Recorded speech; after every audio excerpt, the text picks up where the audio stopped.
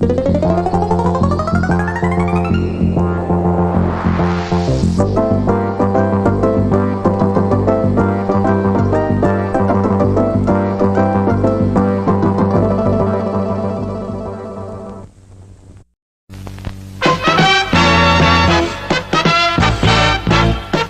now, preview time. So let's take a look at what's coming your way.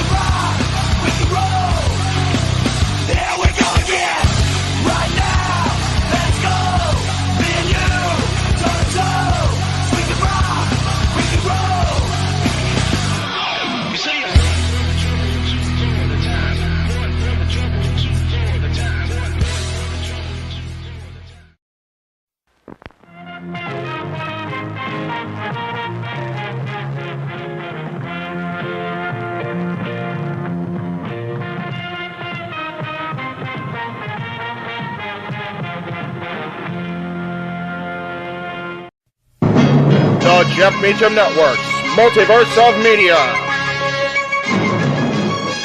For over 15 years, the recognized symbol of excellence and the standard bearer in coverage of sports and entertainment.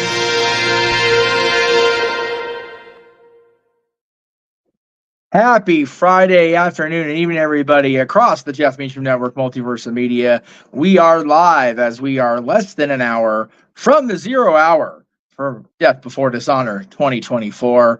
And welcome into our exclusive, unique brand of chicanery and shenanigans that are the Jeff Meacham Network commentary team.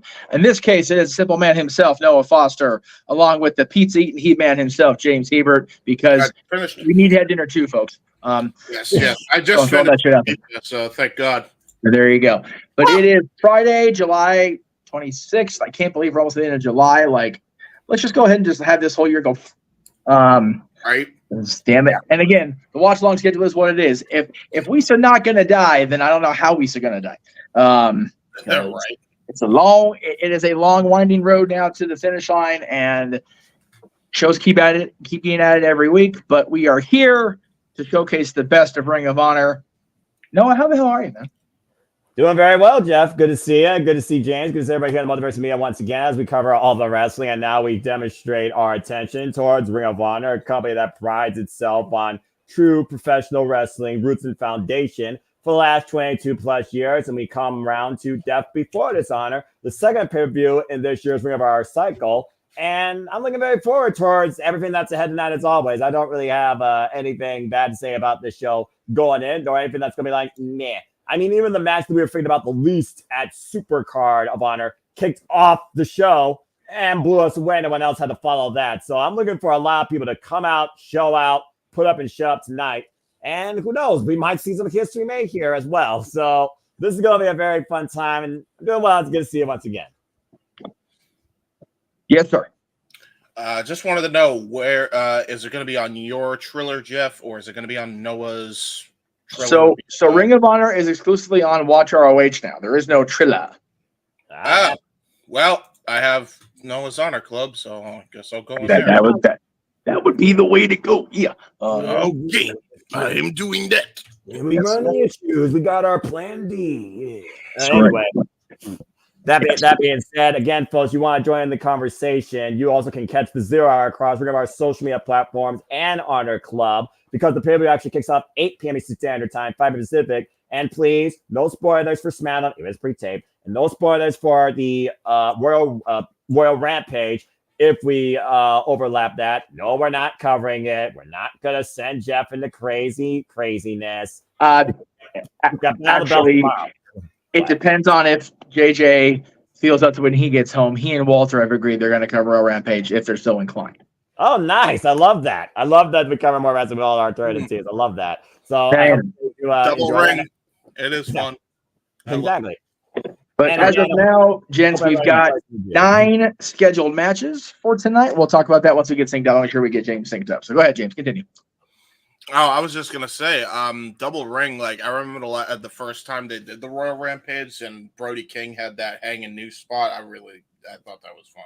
Yeah, with Darby Allin, I remember Yeah. that too. Ring red, ring blue, the whole 10 and 10 dynamic. It was a nut house, but it was crazy and awesome. I like it.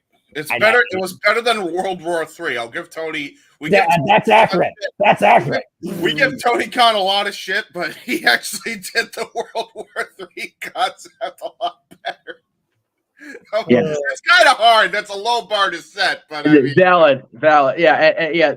That's one of the few times I go, I don't think that was a Bischoff edict, so I can't blame him for it. Other than, well, yeah, your name's on the bill though. But yeah, the Royal Rampage kind of was what it was, is what it is. So hopefully, I try to stay spoiler free unless it's newsworthy where I have to cover it right now. So hopefully it comes off all right, and if not, Godspeed to JJ and Walter when it happens. hey, We've got the wrestling over here on the Honor Club. I'm trying to sign myself in, which is always fun when I have to type it out. Yeah, right. See your passion, but I should figure that out. Like you said, we do have 9 matches, but we also know there will be a 0 hour. I imagine the matches are already announced on either Ring of Honor social media or Tony Khan's social media. Plus, we know one thing for sure: the 0 hour. Yeah, exactly. Right. But we also know during the 0 hour we will get the debut of the MXM experience, Mansoor. Yes. Ah! Sorry, Jason's very excited. my boys. Okay. Well, you saw what they did in Prestige Wrestling. Go check out our watch along in the archives. Plus, and also commentary done by Brian Zane there, Chris Prestige Wrestling, where they had their first arena show, and MXN came out and showed up, came this close, becoming the Prestige Tag Team Champions. It did indeed. It was far more fun on that show than I figured it would be, and those guys were definitely a major contributing factor to that. Before we get into the crux of tonight's card, I do want to bring everybody at home into the conversation that you and I were having this morning, Noah, and then we brought James into very briefly before we went live on the air.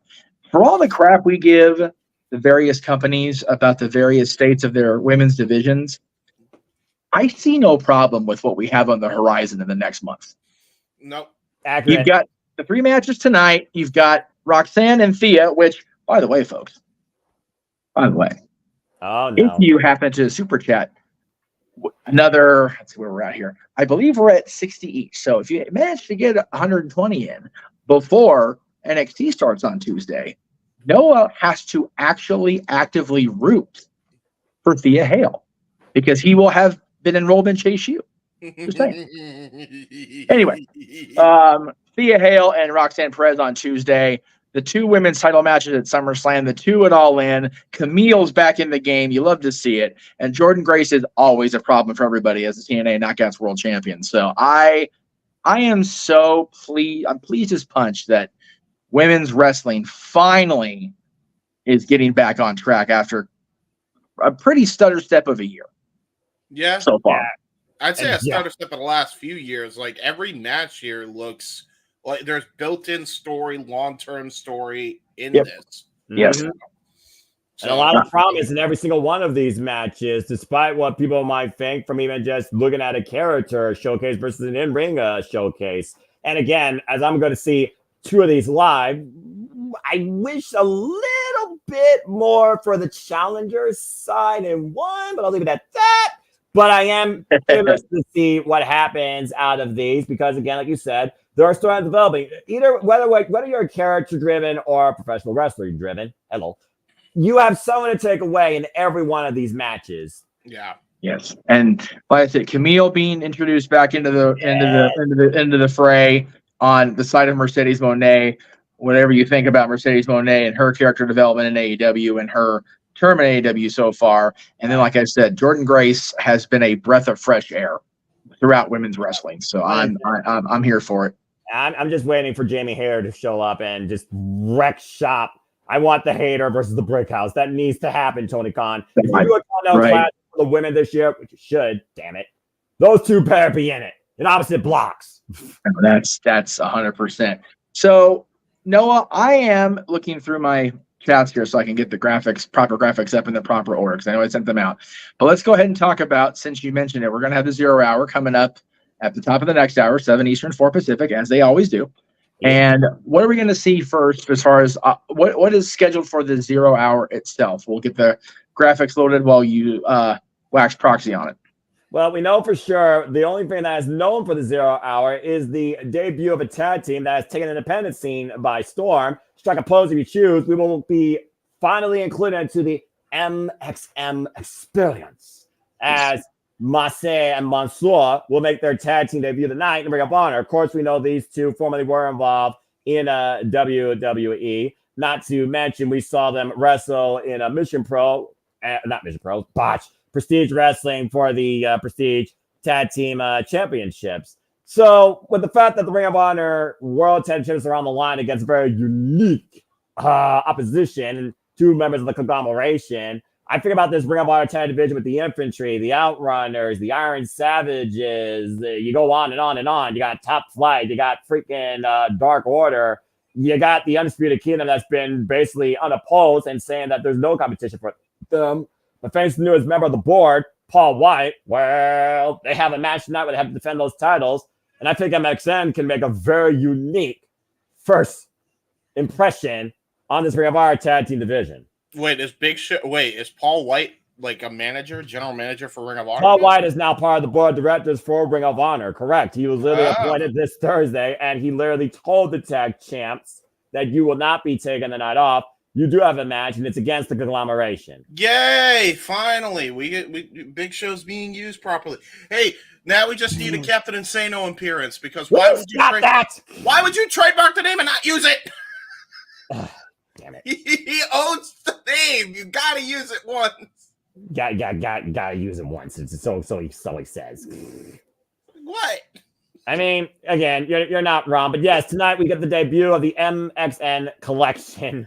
And again, folks, that's tonight Central Standard Time. Jeff, what's been your thoughts of these two since, you know, them coming onto the scene here lately in wrestling? I think Jeff had be frozen. Jeff be frozen. He be frozen. We'll be waiting. Jeff be frozen, folks.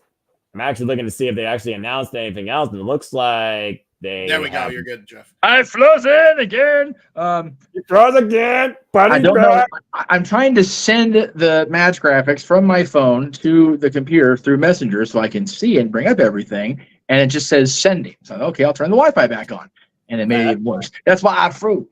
Yeah, that's fair. I mean, hey, he froze. He struck a pose. Yeah. Oh my god! Oh my god, Jeff! What was that? We now move on to the whitest portion of the show. Here's Jeff Meacham. Jeff did the strike a pose like we could dance if we want to. You know what? My name is not the marquee right now, but I can dance if I want to. God damn it, it's my show. Oh my gosh. The safety dance. We do not need to do that here tonight. Safety dance. Wow, the safety dance. There was nothing safe about what I just did, to be fair. No, there wasn't. That echoed the safety dance. That being said, I don't think a few people are going to be safe tonight, but talking about the 0 hour, there was another match announced, and I just spoke about the tag team division, spoken about these two tag teams. We're talking about, well, Jeff calling himself up for what he is. What do you call the Outrunners that call themselves the youngest men to ever exist in Turbo Floyd and Truth Magnum? They'll be in tag team action against Top Flight. Yeah. I know who's winning. Right? No idea. Oh my god. Yeah, all I know is this is not a drill.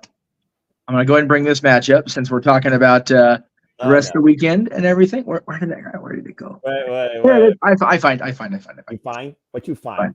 So talk about gosh, the youth of wrestling and the experience of wrestling. Ladies and gentlemen, this is not a drill, because the winners of this match tonight on Ring of Honor are actually going on to tomorrow's presentation of Battle of the Belts that won't change hands.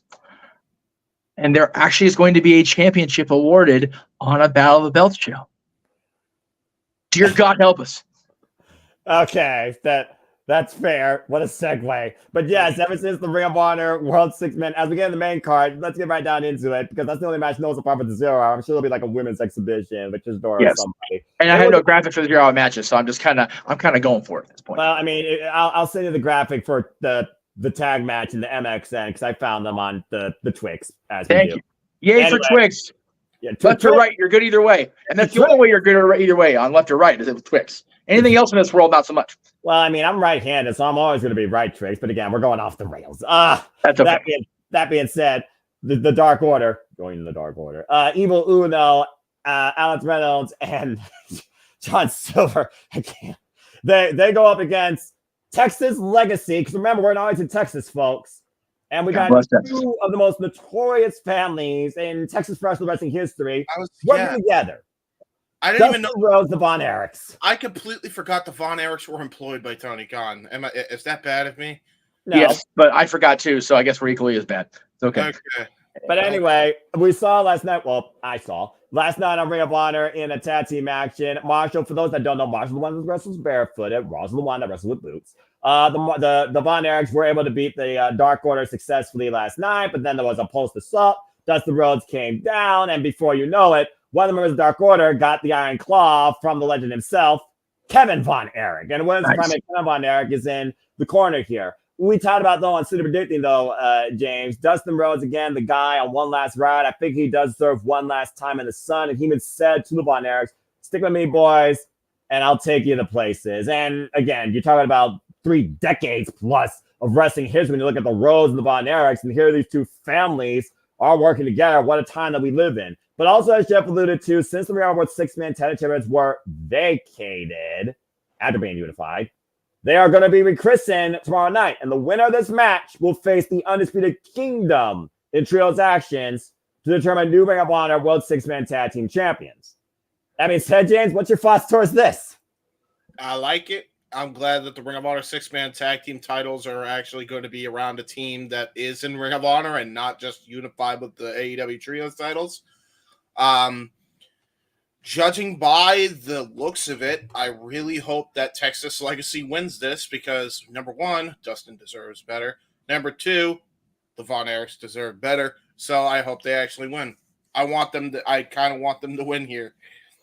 There you go, Jeff. I sent you those 2 graphics. But, Jeff, that being said, again, you being the historian that brought me into the NWA world, you know a thing or two, I'm sure, about the Von Erichs. You could talk all night about the Rhodes as we talk about Cody. Here's Dustin, the older brother. What's your thoughts on this unique trio?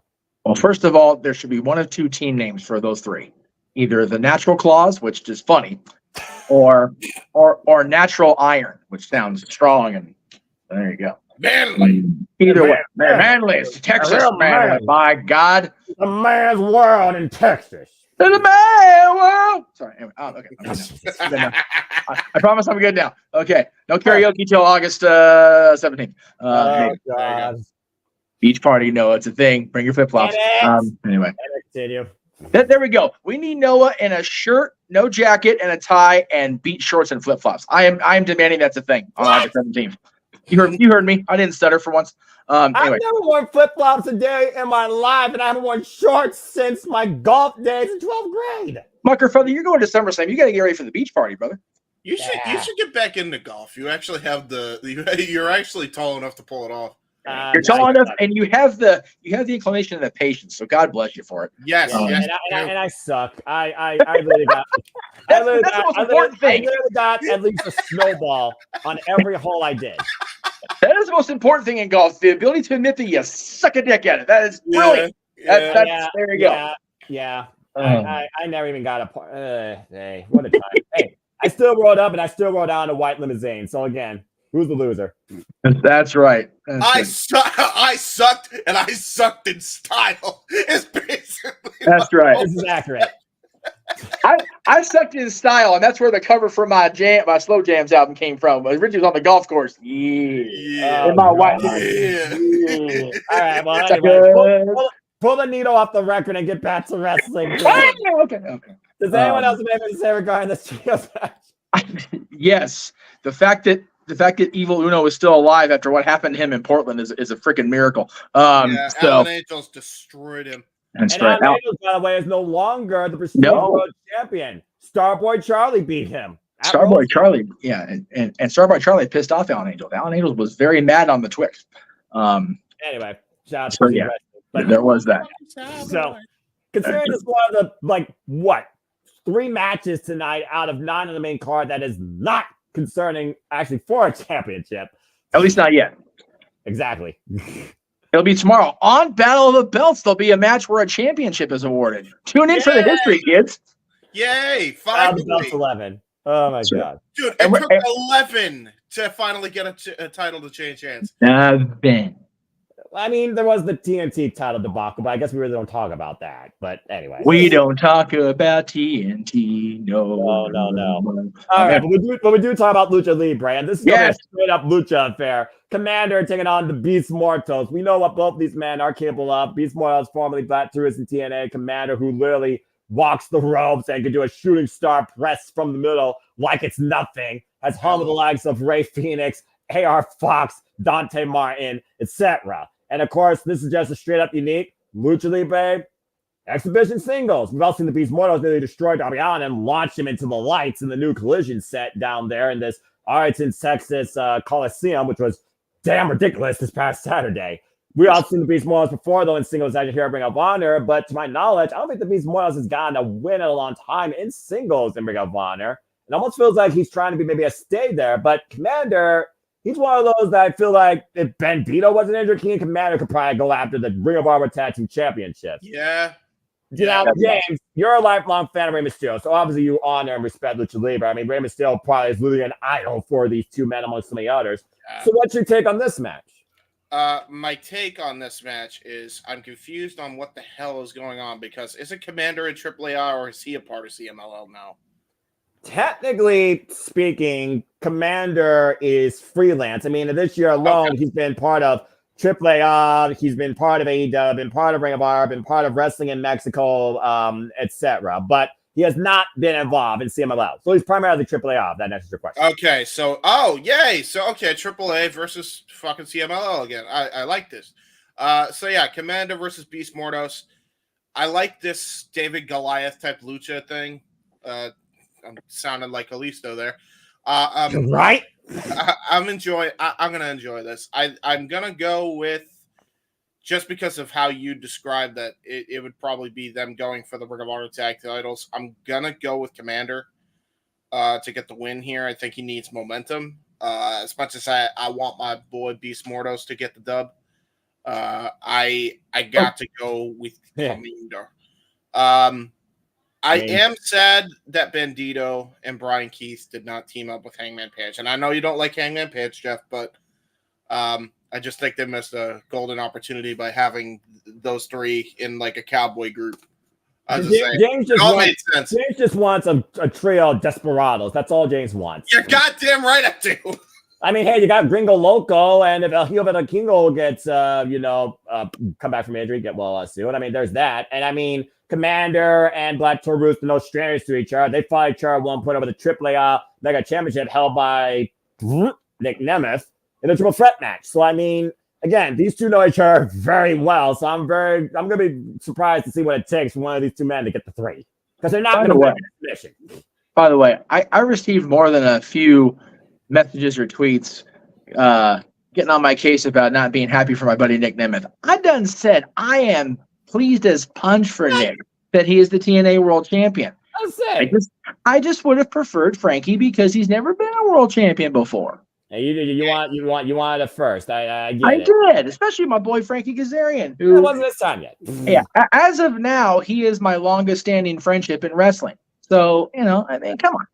All right, as far as this match, having the limited access I've had to Ring of Honor and TNA until literally this week when I actually had some money come in, I can re-up.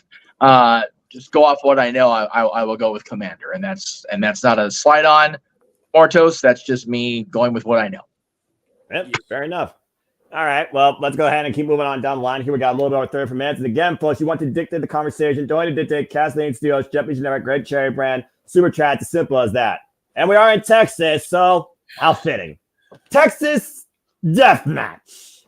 Diamante versus legit Layla Hirsch. If you thought Blood and Guts was bad, these two women going to kill each other. That's accurate. I mean, again, they've been at each other's throats ever since the fallout of the inaugural Ring of Honor Women's World Television tournament, where again both fell out, and also legit Layla Hirsch finally beat Diamante one-on-one in a wrestling match. But then Diamante beat legit Layla Hirsch's ass in a lights out match most recently. Now they're going after each other in a Texas death match. These two have been feuding with one another since 2021 across AEW and Ring of Honor, with both women wanting to contend. Primarily, it sounds like for the Ring of Honor Women's Television Championship, currently held by Billy Starks.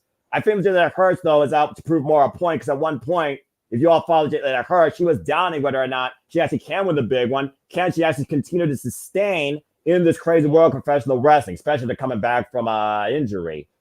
It's also one of those things, though, where Diamante, she does have more experience. She's the veteran. We all remember her from LAX, one of the meanest to come out, of course, of Florida. 16 years of experience, in fact. But last time we were in Diamante's world, a street fight. Here, though, we're taking it to another notch, Texas death match. And I think legit Layla Hirsch might surprise us. Yeah, I'm going to start with you. Your thoughts on this and who you got? Yeah. Again, I'm going off of what I have to go off of prior to them beefing, but I mean, they have been going at each other for quite a while on the Ring of Honor side of things, so it's not very hard to extrapolate information. I have always been impressed with both these ladies. I feel like, Diamante, getting her opportunity to shine, even in the quote unquote subcategory of Ring of Honor when it relates to the AEW family, she's impressed the hell out of me. She really has, in the time I've seen her. And legit Layla Hirsch, she's one of my favorite things about the women's division in the Tony Khan family, because it's one of those.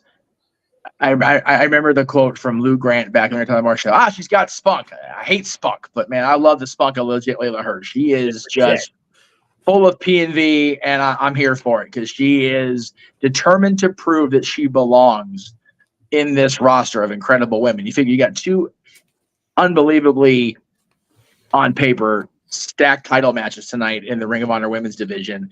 These two women, while not fighting for a title, definitely fighting for pride. And if you're in a Texas death match, you have to be able to fight and just beat the tar out of your opponent. And they're going to be in Texas, so it's going to be hot anyway. So it's going to be a fun thing to watch. And I feel like, based on what I do know and how I feel about both of them, I'm going to go with legit Layla Hirsch, but I'm not unhappy either way here, because both of these ladies are so impressive.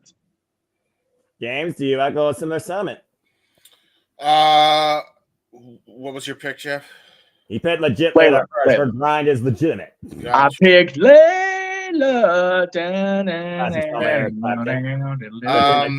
Nice one, Jeff. I'll go with Diamante. I feel you gotta give the heel a win every once in a while. I feel like Diamante needs a push. I love Layla too, but which, by the way, put her in Bloodsport. God damn it, do it. Bloodsport's stacked enough on both gender sides Sunday. We'll talk about that later. Masha Slam, my goodness. Mia Mashita versus Shayna Baszler. I'm just saying. Hey, I'm just saying, you can have Layla Hirsch in a match too. True. And with Texas death match, we know both these women have friends that could come to their aid. Diamante has the former Ring of Honor Women's World Champion, Mercedes Martinez. Legit Layla Hirsch has Rachel Lorraine. So this could be a complete gang warfare that we get tonight. True that. Either way, it's good stuff on the horizon. Damn right. Worker course, piece of dog shit. Anyway, carry on. Right. Nah, you're fine. Correct moment. Sorry, had to. Hey, you know what? It's your network, so you can do what you wish. That's right. Ain't nobody will forget that either. I'm right. But yeah, for me though, I just feel like legit Layla Hirsch again. She has a lot to prove. She's looking for that big moment, and I feel for me, she kind of needs this more just to try to bounce back and maybe renew that confidence in herself, which I do wonder, is that fully restored, or could it be fully restored if Diamante pushes to a point that pushes legit Layla to a spot that Layla didn't know she was capable of. So I'm going with legit Layla Hirsch as well. All right. There you go. We'll get your predictions in. They are finalized in about 30 minutes. And then we are no longer able to submit or change them. World Tag Titles or TV title next, Noah? Let's go with the tag team titles at this point, since we've been talking about them verbatim. I mean, we got the Outrunners and Top Flight and MXN on the 0 hour. It sounds like we know one of these three teams is going to challenge one of these two teams for the Ring of Honor World Tag Team Championships, probably. After the Undisputed Kingdom's already being the likes of the Infantry and, of course, Matt Menard and Angelo Parker, and thought they were going to get the night off, and there's no real competition for them. Paul White says, you are going to be involved here, and you're going to face the conglomeration. Yes, that's what they're called. Former notorious IWGP Heavyweight Tag Team Champion in the Stone Pitbull Tomoshi and former Ring of Honor and NXT Tag Team Champion in Kyle O'Reilly, who again, this the Kingdom said, that's our friend. But too bad. Friends are going to fight because it's about the championships tonight. And we've seen this fall out in tension lately with the conglomeration of the Undisputed Kingdom as a whole. And keep in mind, tomorrow, no matter what, the Undisputed Kingdom as a trio is contending for the Ring of Honor World Six-Man Tag Team Championships, whether or not the tag titles are still on Matt Taven and Mike Bennett, ever since winning them off of tomfoolery and a deal made by Samoa Joe last year, if y'all remember that, from AEW. They have been very prolific champions, and they do literally eat, sleep, and breathe the red, black, and silver that is Ring of Honor. So I can't argue that. But is it time for a change in Ring of Honor Tag Team Division with so many teams in this and another one that's arriving? Jeff, what do you think? Yeah, I mean, the Undisputed Kingdom is going to be busy enough as it is tomorrow with the six-man championship match on the horizon. So I feel like one of two things is going to happen. Either Kyle is going to reveal that he has been in on the dark side again all along and rejoin his brothers, or we may see a major shakeup, because I feel like the Kingdom is going to regain the six-man tag titles, which means I feel they're going to lose the tag titles if that's the case. So for me, it all comes down to Kyle O'Reilly and his decision-making. If he is determined to stand apart from his Kingdom brothers, his undisputed family, then they will win, him and Ishii. If he rejoins the party, then I feel they will retain the tag titles, but then Dustin and the Von Erichs will become the six-man titles on Battle of the Belt that actually will champions. It wasn't for the fact the Undisputed Kingdom is involved in Battle of the Belt tournament for the Trios Championships. I almost am regretting my pick from last night after finding out what the caveat was for this. I almost would think the Undisputed Kingdom would continue to retain, but we've also seen stranger pairings work together and come out with a win in the end, first time out, for the Tag Team Championships in this business. It's not, a first-time occurrence. And James, the first time we saw this team, of course, this is the second time we're seeing this duo together as a tag team. We saw them during that fatal four-way on the 0 hour at Forbidden Door. You were thoroughly impressed with them, but of course, the House of Black, the house always wins. But that being said, James, also your boy, Boston, do you think that they hold on to the Ring of Honor Tag Team Championships? I mean, let's not even beat around the bush. The Undisputed Kingdom has just no words. Now, if you get Kyle O'Reilly in there, then we got new lease on life with that group. The conglomeration just became a thing. You just need to be enjoying that. That's what I'm saying. So I'm torn. I'd say I say give Kyle O'Reilly and Ishii the tag titles here, because you got something that's decent with them.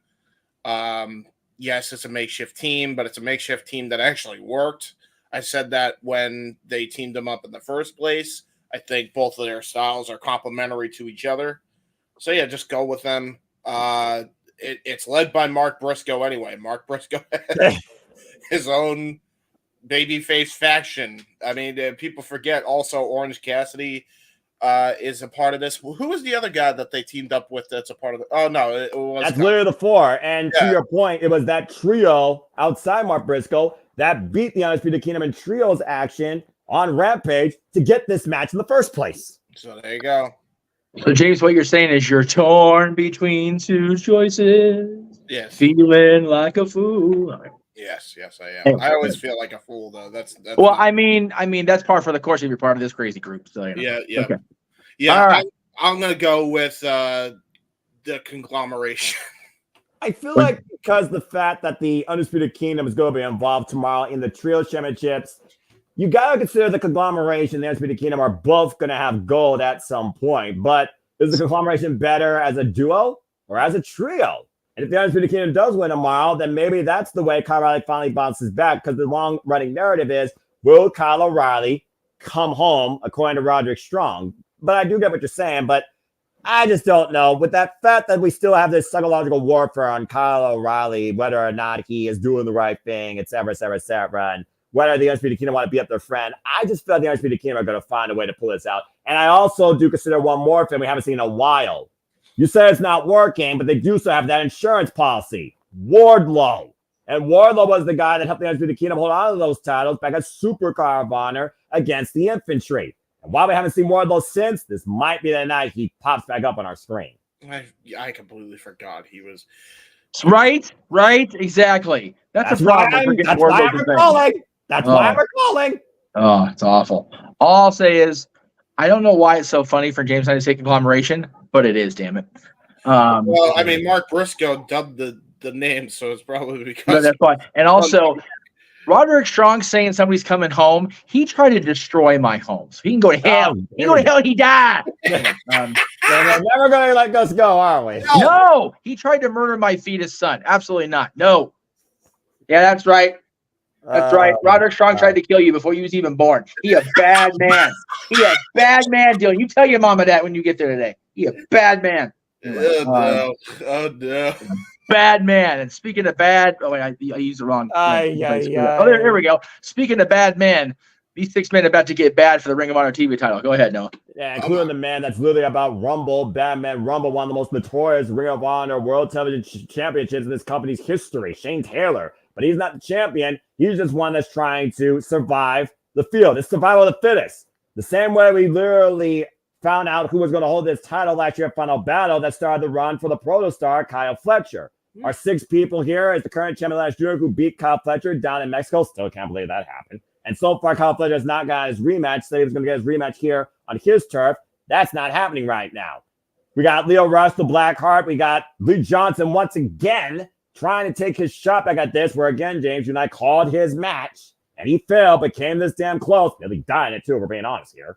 Again, Giant TV and Shane Taylor beat it last year, and Leo Rush in tag action just last night on Ring of Honor. And who better than the Machine, Brian Cage, who literally is one of the most notorious Ring of Honor 6-man tag team champions that hasn't held a singles title since the FTW championship, and prior to that, the TNA World Championship. Yep. Again, for those that don't know Survivor Fittest, it is eliminator based. Last man standing wins. People are eliminated via pinfall or submission. We saw again back at Final Battle last year in December was Kyle Fletcher that lasted the field, and he won in the end. He and Commander nearly killed each other with the most ridiculous amount of power darts we ever saw.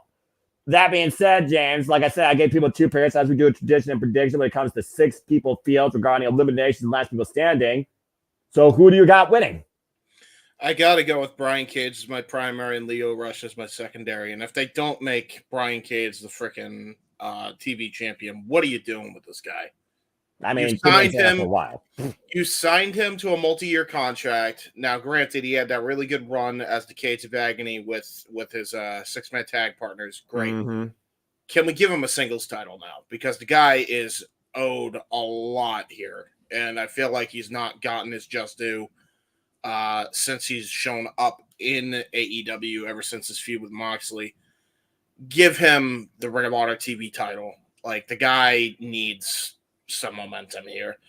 Leo Rush is only my secondary because I feel like I could see them pushing Leo Rush and this new Blackheart gimmick going forward, like where he is in between 2 worlds. Like, one day he's Leo Rush and the next time he's the Blackheart, whatever. You could kind of go along with that. So that's why I'm going with Leo as the secondary.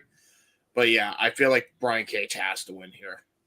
It sounds like, regardless, though, Jeff, it sounds like this might be the one title now, if nothing else changes, that might change hands here. Again, Lance Jr. just came onto the scene, CMLL, but it's not the first time Ring of Honor had somebody from their company holding one of their championships for a short duration. Maya Watani, former Ring of Honor champion. Just to name one example, Norizuki, former Ring of Honor World Television champion, literally at the start of this era of Honor, before losing it, of course, to Samoa Joe, became the most notorious and longest reigning of all time. That being said, California present because I know Brian Cage also, who better? And James, you do bring up a very good point. But Lee Johnson's been taking how many shots towards this? I feel like he has to finally call his shot and win at some point. But I also think Shane Taylor right now, trying to really push forward Shane Taylor Promotions, he's also a huge candidate to take this here, formerly holding this title for over 200 days. So, Jeff, where do you stand on this? Well, personally, I want Brian Cage to win. Right. Then I want LA Knight to win because that way somebody will be smiling down from on high after August 3rd. Yeah. Oh, yes, he will. Please However, let that happen to SummerSlam. Continue. However, unfortunately, I don't think it's going to happen, at least in Brian Cage's case. I do thoroughly believe that LA Knight's going to whoop that Logan Paul ass, and all will be right with the rule again. Right. But as far as this match goes, I tend to believe that Leo Rush is definitely in the conversation. Like you said, James, there's good potential there for him to go back and forth between gimmicks and that crazy head of his. But my top picks are going to be Lee Johnson and Shane Taylor. I really think that those two guys have the what do you call it? The best opportunity, as you said. Lee Johnson had multiple opportunities at the title, and Shane Taylor holding that title for as long as he did. I think he wants to get back to it. As far as the chat, first of all, Eddie, thank you for the super chat from Missing Monday. Never a worry. It's always appreciated to have the $5. I would just also say, number one, make sure we keep things even on the super chat side of things. Make sure JJ gets his fair due later at some point. And also, the more you spend, the closer Noah gets to throwing it up on Tuesday. So there you go. Help out Greg Cherrybrand also. Super chat him. Yes, the Greg Sherry brand. Yes, I know Greg prefers the Streamlabs direct donation because YouTube takes forever on the monies. As far as Walter's message, if I'm going to hire anybody, it'll be Clarence Mason because Stokely Hathaway knows he's a raggedy bitch. He's a raggedy bitch. He's a raggedy bitch. He's a raggedy bitch. This is accurate. All right. Well, again, I do think if nothing else, I really think this title is going to change hands tonight. I really do. I think if any title is going to change hands tonight, it's going to be this one. I mean, this is going to be a crazy match considering 4 high flyers and 2 big boys that are going to be slapping meats. And a man that does parkour and is TV ready. Johnny TV. Yeah. John Hennigan is long overdue to hold something in some company. But I just don't know if it's going to be tonight, to be honest with you. I would love it to be. I love John. Miss John being here on the regular. But, it is what it is. However, can we make him Johnny Mundo and not TV, please? I don't want that. Yeah, I would just rather him be John Hennigan across the board because that name is great enough, I feel. I do agree, but you ruin the gimmick if you do that. Well, I know, but, I just find it so funny that the whole reason the name changes on the regular is because he started out as Johnny Nitro, Eric Bischoff's assistant. People don't even bother to remember that part. I remember. What's not funny, but what is going to be pure professional wrestling, damn it, is the battle for the Ring of Honor Pure Championship. I don't know why that's not loading because I'm on the wrong screen again. Summon a gun. There it is. You son of my gun. Summon a gun. No. Roderick Strong is the son of my gun. We had a discussion last night. Anyway. Yes. Damn him. All right, fair enough. But Wheeler Yuta and Lee Moriarty. If there was any match on this card tonight, it's like, I don't give a shit if there's a story involved. Just turn them loose. Yep. This is the title of the industry that doesn't need a story. It is literally a title defined by pure professional wrestling. Damn it. Yeah. And that being said, Wheeler Yuta, of course, came back most recently from injury and has been the Ring of Honor Pro Champion now 3 times, holding it for 245 days this occasion since beating Katsuyori Shibata with defenses against Matt Sydal, Commander, and Filthy Tom Lawler. For those that don't know, pure rules, it's very different. Each person gets 3 rope breaks, and after that, pinfall and submissions count inside the ropes. Title can change hands, be a 20 count on the outside, knockout, pinfall, or a submission. Closed fists to the face are prohibited. First one gives you a warning. Second one is disqualification. Again, title change hands be disqualification. But closed fists are basically legal everywhere else except for low blows. And if this match goes to the time limit, and I'm sure they'll have our scoreboard at the bottom, then a panel of judges that can range anywhere from Christopher Daniels, Madison Rain, Pat Buck, Jimmy Jacobs, you name it, will decide the winner. So that being said, Wheeler Yuta's had it for a while, but Shane Taylor took a cheap shot in Jack Wheeler Yuta's jaw. And of course, talking about the whips that affect concussion protocols and him literally just going off the mat like a bongo. I do wonder if Lee Moriarty, Mr. Tiger style, will find a way to out-technique Wheeler Yuta, of course, Blackpool Combat Club is forging combat. This is another of those titles, though, that, again, it could really surprise us. Again, all it takes is 3 seconds. But we also know how resourceful Wheeler Yuta can be, especially under the tutelage of Kyle Castagnoli, former Ring of Honor World Champion. That being said, it's the title that defines professional wrestling. Damn it, simple as that. James, who you got? Man, I want to go with Yuta because how long ago did he win the PR title back from Shibata? November 2023. Okay, well, he's had a lengthy reign. I gotta go with Moriarty. I have to, don't I? I mean, yeah, I'm not forcing you. I feel like he has to, just because Moriarty is the next guy up, and I feel like he's one of the guys in limbo right now. So if anything, I think a match like this could definitely gain the respect, especially if he wins against Yuta. And I feel like that could be his in to join the Blackpool Combat Club because he's the only guy that's without a faction right now. And remember, the 3 guys that Danielson originally wanted in the Combat Club were Daniel Garcia, Wheeler Yuta, and Lee Moriarty.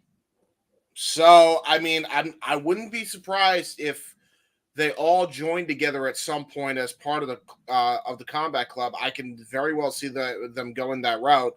I feel like this is the start of that. I really do. I feel like Lee Moriarty wins, earns the respect of Yuta, and Yuta vouches for him to join. Fair. And also, Jeff, the reason that Lee Moriarty has this match is because he lasted against Wheeler Yuta 10 minutes in a proving ground. They were unable to beat each other during that time. Yeah, I find it pretty cool that Shibata, when he won it in Los Angeles, held it for 239 days. Wheeler Yuta is now at 242, so he just passed Shibata's reign as champion, correct, which I think is pretty cool. And again, this is his 3rd run as champion. He is the longest reigning cumulative pure champion at 512 days, maybe and counting.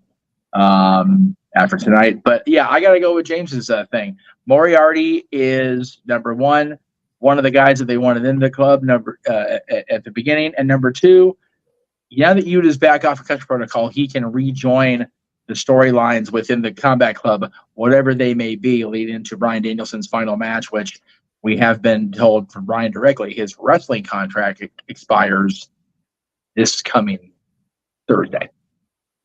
Which is great. 6 days until his wrestling in-ring contract expires with AEW. That's insane. And if he holds true to what he said, anytime after August 1st, it is the final countdown. Yeah, and possibly in the last one, the close of a dream. Not to mention right now, you come up a Combat Club. Thank Christ, the crazy man. Please enjoy yourself. Jon Moxley is finally taking a vacation. Right. Thank you, by the way, to my AEW crew for sharing that with me. I mean, truly the hardest worker in AEW history, being perfectly honest here. One of the hardest workers in the professional wrestling business is finally taking time off. Much needed and deserved. Yeah, even if it's a month and come back for Wembley, like, fine. Like, do that. Jesus. Right. But again, also keep in mind, seconds cannot be involved here. If anyone gets involved, they either risk suspension or termination. So yeah, based on go Clara Castagnoli. But yeah, I would definitely want to see Yuta. I mean, it's weird to call it that, but be unshackled from a championship so he can go and help handle BCC business. And Moriarty as a champion in Ring of Honor I'm here for that. So that's my pick, is Lee Moriarty. Yeah, this is one of those titles I was really torn on because the fact that Shane Taylor Promotions has been feuding with the Blackpool Combat Club, like you said, for as long as I can remember, across Ring of Honor and Collision, it does feel like Shane Taylor really is trying to push forward Lee Moriarty and Anthony Ogogo for that matter. And if Shane Taylor wins the Ring of Honor Television Championship, Lee Moriarty wins the Ring of Honor Pure Championship, that is some stock in Ring of Honor for Shane Taylor Promotions. Rumble, Batman, Rumble. But again, when they deal with the Blackpool Combat Club, they are forged in combat. And Wheeler Yuta, this is his first defense since he came back from injury. Why he's had a long run with it, and how far he's willing to go to get back from Katsuyori Shibata. I'm very curious to see if Wheeler Yuta can get through this. That's why I did go with him retaining. Yeah. And then we move on to the 3 matches left. Yeah. 3 matches left. We have the women's world television title, maybe. And the women's world, and then the Ring of Honor world. No, I was saying maybe because I thought I clicked the link. I didn't. Yeah, I did. Yeah. Both women's matches, as far as the championships are concerned, are directly involved with each other. You've got the students battling the partner of the opponent of the teacher. So it's going to be an amazing pair of matches, at least in my opinion. You got Billy Starks, the women's world television champion, taking on Red Velvet. Yeah, again, the inaugural women's world television champion, where, again, James, I've watched our callback. You called one of the greatest sells in professional wrestling when she fooled Queen Aminata and made his becoming the inaugural Ring of Honor Women's World Television Champion. Already overcoming several proving ground matches. Of course, was previously involved in GCW. We talk about Blue Stars, one of the youngest rising prospects in the business. So notorious for her wrestling. 5 years in the game at 19 years of age, with already multiple championship accolades. Been the Ring of Honor Women's World Television Champion now for 113 days. While Red Velvet, she's been kind of stutter-stepped in Ring of Honor. I mean, she previously challenged Athena even back at Battle of the Belts. That don't change hands. Damn you all for saying that, but you were right. Against Athena, and Billy Starks playing her face in the championship, and Billy Starks really has channeled what Athena's been kind of like since her rise to literally own Ring of Honor since Final Battle 2022, believe it or not. But also, Red Velvet has 2 previous victories over Billy Starks in a different bygone era, AEW Dark. So again, I don't know if you really count those. Now, Red Velvet and Queen Aminata, you have a united front trying to oppose the Minion and Power movement that has owned Ring of Honor for as long as I can remember, Lexi Nair, Athena, and Billy Starks. It's also the first defense of this title on pay-per-view. I ain't betting against this crazy scholar of Athena and college right now. Billy Starks right now is ace of me for this Ring of Honor Women's division and one of my aces in women's wrestling. I'm going with Billy retaining. I agree. I think Billy is retaining as well. I think Red Velvet, as much as I love her, just like Walter, she ain't winning. Billy and Athena are on a hot streak right now. These are the 2 titles I don't see changing hands. I think Billy and Athena retain via shenanigans. Yeah, what sort of sell job does she do here? Dude, that was the greatest fake out in pro wrestling history, dude. Like that was done so masterfully. Oh, good Lord. For her to be 19 years old to be able to pull a heel tactic off like that, by the way, I mean, goddamn. I mean, again, when you're under the learning tree of Athena, which definitely has far more graduates and success than another learning tree that I'm not going to get into. Hey, that just started. Give it time. Dude, you are already on the kids about the bad apple and the red one. Don't even give me that. Oh, no, I think that's funny as hell, though. We're lucky Jericho was able to breathe straight what Minoru Suzuki did to his chest. I'm just saying. That is true. That was but yeah, Billy Starks, again, she is that quirky, unorthodox competitor that really has surprised us ever since being part of Ring of Honor. She said this title was her destiny. I don't think she's ready to let go of that destiny yet. She's going to stir it up in Red Velvet. They're going to mix up a spicy dish. But I still see Billy dropping Red Velvet on her head. Did Jeff give his thoughts? He did not yet.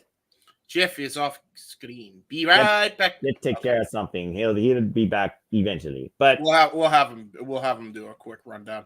Yeah, that's no problem. I mean, again, I didn't do anything private, but it's just one of those things where, again, I look at Red Velvet, again, AEW original Nightmare family member. She's been stirring it up, mixing it up. Previous challenger for the TBS Championship against Jade Cargill. And, of course, came back from injury and then tried to, renew her career going down to Ring of Honor. She just has a star step. She's kind of been out there since she lost also out on the Ring of Honor inaugural tournament to the very person that's challenging for the World Championship, to your point, Queen Aminata. It was that night that really Red Velvet and Queen Aminata earned that respect for each other. It was a very competitive match. But Red Velvet's been on a hot streak with 3 matches in a row. So we'll see, but I just don't see Billy losing. No, and I don't think Athena's losing to Queen Aminata either. Even though I think you could make an argument it makes sense. Athena's she is the longest reigning champion in TK Promotions right now. So yeah, in the business right now, that's not named Roman Reigns, 595 days. Dude, it's so crazy, dude. That's so absurd. 21 defenses. She's also she's dethroned Jade Cargill's reign now, right? Yes, she surpassed. Yeah, so good for her, man. Like I'm so happy for her after everything she's gone through. Jeff, who do you got for Billy versus Red? I got both to retain, Billy and Athena to retain. Cause and effect. I mean, that's it. Really is just that simple for me. So since I said what I said, and I made my prediction quick and dirty, if you will. Okay. There's the. You sent me the MXN. Okay, and you even said you did that, so clearly I was paying attention. Well, I mean, again, there's a lot happening tonight. I mean, we got Ring of Honor for Honor. People are going to watch SmackDown main has for free. People are going to watch Royal Rampage. Please main has does for free. And then we go into tomorrow with Battle of the Belts 11 after AEW Collision. So there you go. So Noah, are you also going with Athena to retain? I am not going against my fellow gamer and my minion overlord, the fallen goddess Athena. She is, again, the most superior women's champion right now in the wrestling business, the Western Front. No disrespect to Roxanne Perez or Jordan Grace, but she has been on top, holding down this company, putting it on her back, facing every opposition possible in and out of Ring of Honor, AEW, and Joseph Pro for nearly 600 days, including 2 out 3 fall tables match and a Chicago street fight at one point. She has been unopposed on her throne, and that is not something you could say for anybody else right now in this business that's a woman holding a championship as long as she has. The dominance continues. This show is Athena's domain. We thought Hikaru Shida was her undoing. We thought that was her final boss. And outside Billy Starks, Shida was the second longest championship match in Athena's run. Wow. If Billy Starks and Shida can't do it, no disrespect to Queen Aminata is going to try and drive her boot as far as possible for Athena's head. And you know exactly what I'm talking about, James. But Athena and Billy Starks are Ring of Honor, period. Yeah. Athena is to Ring of Honor what Obafemi is to NXT. The ruler. And motherfucker. Yeah, and the ruler. Now, go ahead. I'm going to start off the predictions for the main event. And I say that because I'm going to shock the world here. I don't like him. He an attempted murderer. But he is your next world champion. And it happens tonight. Really? Yep. Okay. Well, then. And then when he wins the world title and starts getting world champion money, then that lawsuit will go into effect. Walter was talking. I see. Motherfucker's going to get sued for attempted fetal murder. You know what? I'm gonna be on just side. I want Roddy to win so that lawsuit can go in effect. Let's make it happen. Let's make it happen. All right, that's just long overdue. There is no statute because I got it on video still. Let's do it. I'm not going to show it because I just don't want to get down the rabbit hole with minutes to fucking go. Let's just put this in context, though, to be fair from a wrestling standpoint. Honestly and truthfully, I do think Roddy's going to win the title tonight. I will also say happy birthday to Roderick Strong. What a birthday gift that would be. The problem would have a whole different thing on her hands besides Mother's Milk as of late. That being said, Roderick Strong is a former Ring of Honor World Champion back in 2010 for 2011, beating Tyler Black, Seth freaking Rollins, until losing it to Eddie Edwards. So, again, don't rule out the side of the backbreaker. Former NXT North American Champion, former NXT Tag Team Champion, and, of course, former AEW International Champion. Mark Briscoe, who, again, fought for this for 11 years, who matched up against Eddie Kingston back at Supercard of Honor. I do wonder how he is physically, and that's what Roderick Strong may exploit like he did with Orange Cassidy back in Revolution. Remember, Mark Briscoe, he's coming off blood and guts. Yep. So we'll have to see what happens here, but I think for me, just because the fact it's first, again, we got to say, guys, the first pay-per-view since Supercard of Honor, and that's really where all these champions are going to shine the brightest. And if we're going with the Undisputed Kingdom tomorrow for the trios, I don't think you need to drape everybody in gold. Hello, Switchblade Jay White, get well soon. I think Mark Briscoe is going to retain here, despite all the shenanigans, all the backstage attacks, all the tomfoolery, and the fact that Roderick Strong beat down and counts into injury, get well soon. I just think right now that Mark Briscoe is still our no front two-faced, smiling redneck kung fu man chicken man of Ring of Honor. I go with them boy retaining. James, where do you stand? In all seriousness, I do stand with Roddy retaining. I only say that because he is Mr. Ring of Honor, and what better to win the Ring of Honor World Title on your birthday? So. Well, Roddy should celebrate his birthday. He almost cost somebody else their birthday, so he might celebrate his own. Yeah. But anyway, as I get the feed ready, there's Caprice Coleman, there's Amber Kabani, as the Zero has officially begun, and that is our Ring of Honor card, folks. So let's go ahead and get things underway. Welcome to the JMN production. And we haven't even officially started yet. This is the 0 hour, which you guys can follow along with us on Ring of Honor, watch ROH, and Ring of Honor social media platforms. Again, Death Before Dishonor is only available exclusively on Honor Club for Honor Club members. Come on, remember tonight if you want to join us. That starts 8 p.m. Eastern Standard Time tonight. We have a stacked show. We just went for the entire 9-match main card. We got a tag team debut. We got tag team match here on the 0 hour. And my vibe is kicking things off tonight with Angelico and Serpentico. As we have Aubrey Edwards in the ring. James, ready to go tonight? I'm ready to go. I guess we're getting an impromptu matchup. You can't go without one of those on a Tony Khan pay-per-view card.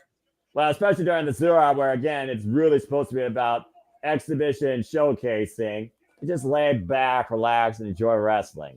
Again, and Angelico and Serpentico, though, there had their fallout, though, with Griff Garrison and Cole Carter over Serpentico's mask, which I believe Maria Kanellis is still in possession of.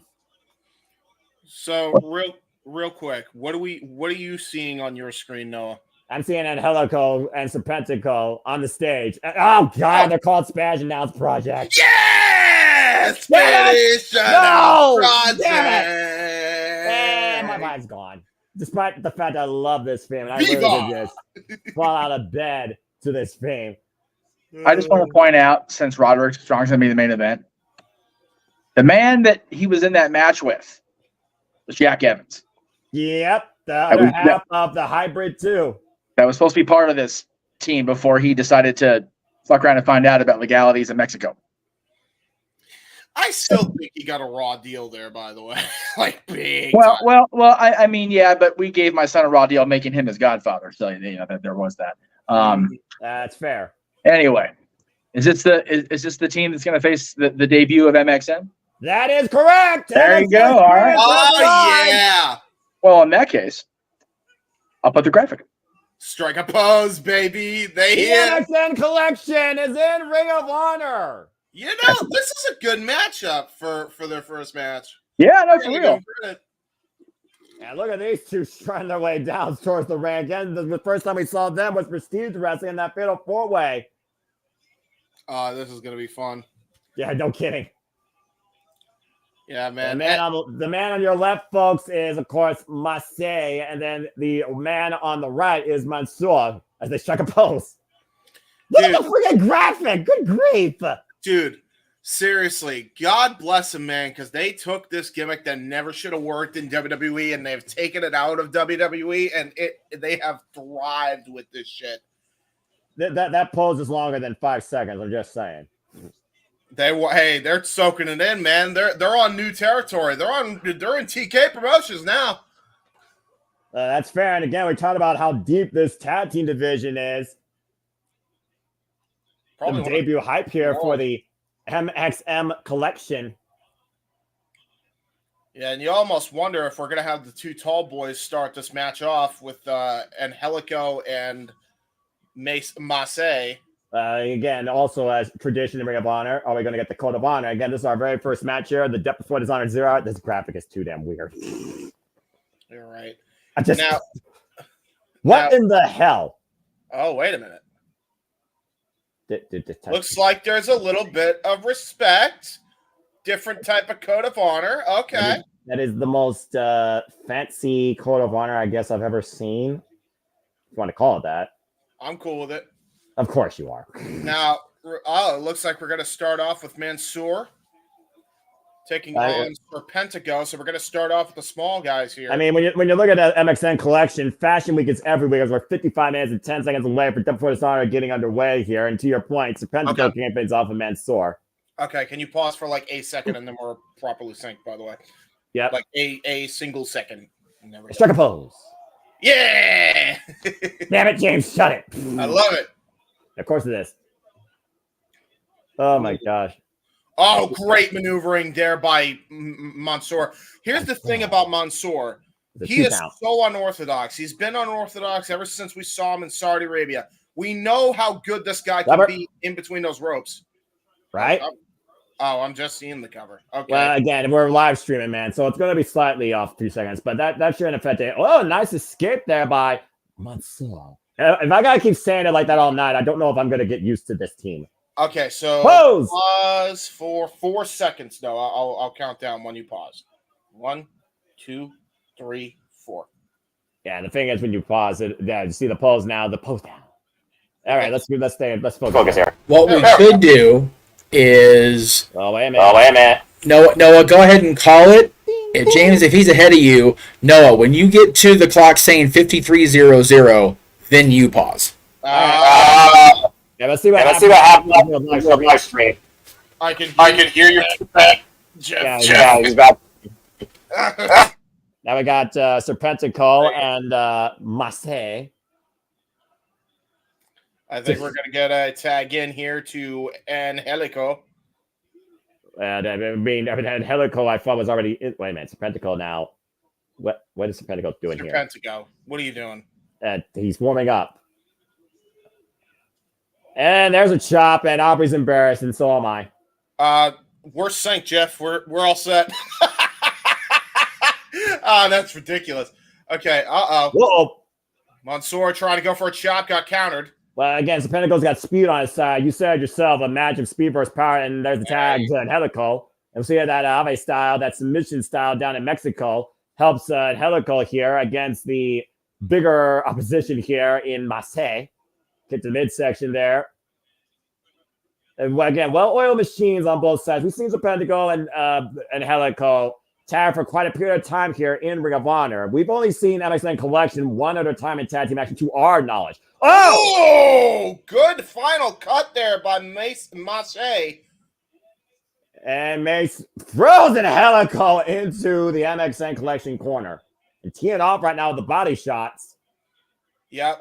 And look at the way he's got the is he literally just chopping his ribs? Yeah, he's doing palm strikes to his ribs in the most feminine way possible. And now here we go with a double team move here by Mansoor and Mace. I think RuPaul would love to be the manager of this team. Oh my goodness. Strike a pose. Right after a hip check by Marseille. This is definitely the most unique showboating case I've ever seen for our tag team. Ooh! Oh, wow! Little Team 3D action with the leg drop side slam combo. Every move they do, they strike a pose. What the hell? Hey, you know what? Hey, Tyler Breeze is pissed. You're probably right. And oh no! You got to give the people what they want. Get your Kodaks out. They're not a hair out of place on Mansoor. No. And for those that are wondering, this is too damn weird for me. The MXN Collection, by the way, have been a tag team across GCW, Dubot Pro Wrestling, HOG, and of course Prestige, the independent scene, since literally January this year.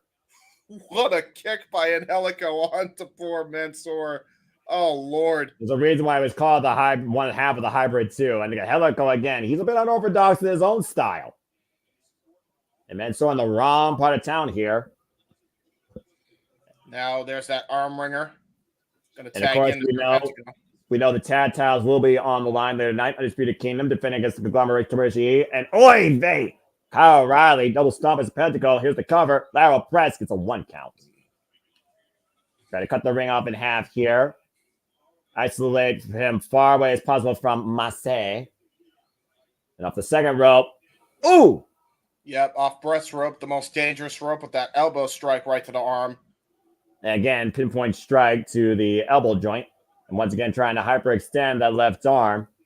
Clearly, Angelico has found a target. Yes, he has. But what? And double team effort here by SAP. Serpentico with the drop down. Angelico with the drop down. The hip toss. Serpentico. Hip toss by Angelico. Using his own partner as a weapon. Cover by Serpentico. Just the 2 count.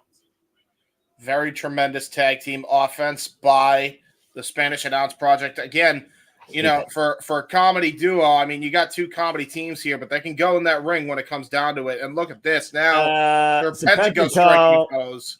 I don't think Serpentico knows how to strike a pose. Oh my God! What a drop kick! I think Serpentico's dead. And I think Mansoor is angry. Yeah, you think? This ain't gonna go well. Mason now, and excuse me, by the way, it's Mason, not Massey. Yeah, it is Mason. My apologies. Yeah, it's all right. Mason and Mansoor. All the posing is throwing me off guard here. This match is fashionably very flashy. Whoa, it's a pentacle. Uh-oh. Oh, no. Oh, Jesus. Nice. Give him a seat. Uh-oh. Oh, God. Oh, my Lord. Open hand shot for poor Serpentico. Buster. You gotta love it by Mason and Mansoor. Again, welcome to Ring of Honor, the MXN collection right now, showing what they offer. And there's not stopping network. There's a choke slam German suplex. Ooh. And Helico comes in time. Oh my God. Jesus, what a headbutt by Mason. Oh my God. Yes, Serpentico seeing stars. Yeah, just cracked the skull and Helico. Serpentico though taking Mason out at the leg. Yeah, kicked his leg out of his leg. How many times you said that before? Oh my! Wow. Okay. Whiplash effect for poor Mansoor. And now look at this. Double teams. The Pentacle flies. The Tobin Cena White's Mansoor on the outside. And now here we go. Ring of Honor in full display. Again. And right now. The money, the protect the face. Yeah, good luck with that. Oh! Great flatliner. Now going for the cover. Serpentico goes to the legal man here. Big splash out of the corner. Cover. 2. Kick out. Great tag team synergy by the Spanish Announce Project. Again, both teams, they may have that comedic flair to them, but when they go in that ring, they can go.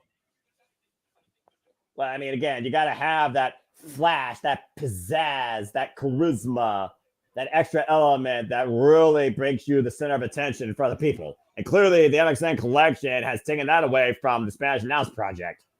And now look at this. And the ankle away, though, from Mansoor. And again, trying to fight back. Up kick. Sends him into Serpentico, though. Quick tag made. Serpentico. Finger. I don't know if the finger counts as the tag. I'm just saying. Oh, Jesus. Going to over for a double back suplex. Got countered. There it is. He tapped a finger. I did not think I was going to call that tonight. And Mason just literally got over the top rope. The mahogany hunk, really, Riccaboni? Oh, Jesus. Oh, my God. The height of this man is ridiculous. Mason, who stands at 6'7". Oh, what a Harlem sidekick. Are you kidding me? And now it was there. And again, had a background in football. Yeah, he did. Tag made. And now they're going to go for it. Their tag finisher. Choke slam German incoming. Double underhook. Oh, this is something different. What's this? Oh! Elevated Death Rider! Lateral press, whip a pose. MXN Collection wins their debut in impressive fashion. Wow, okay. Well then. Great tag team match to open things up.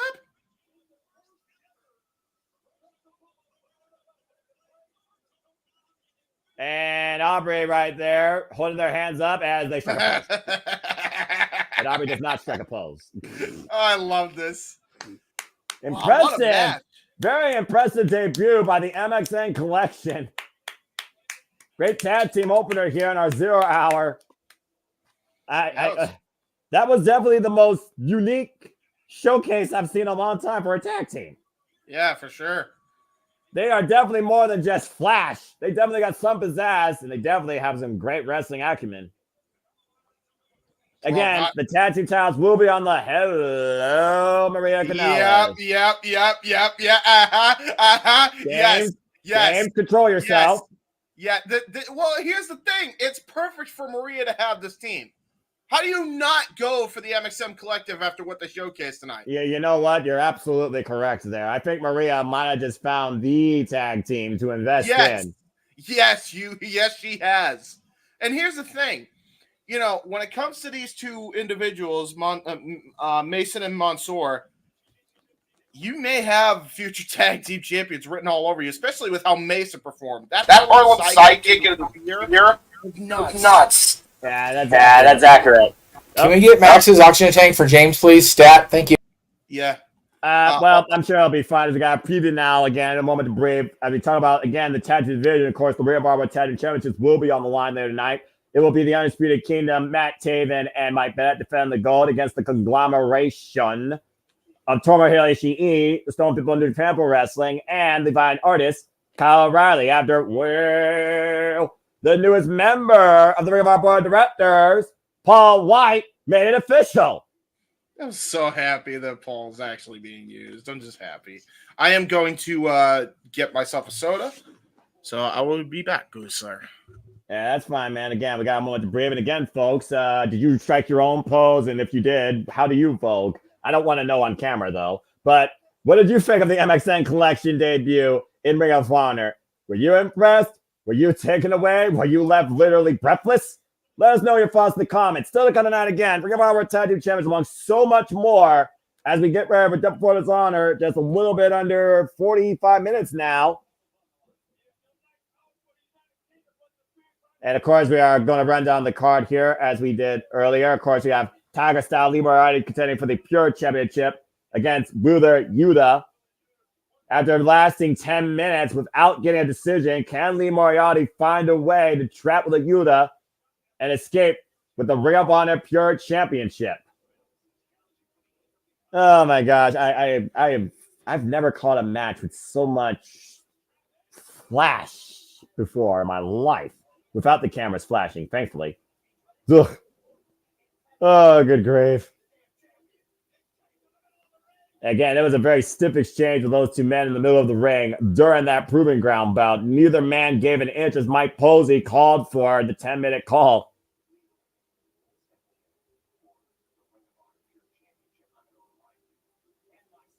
Will Yuta have to prove a point here, remind himself, and damn, did Shane Taylor knock him out the last night.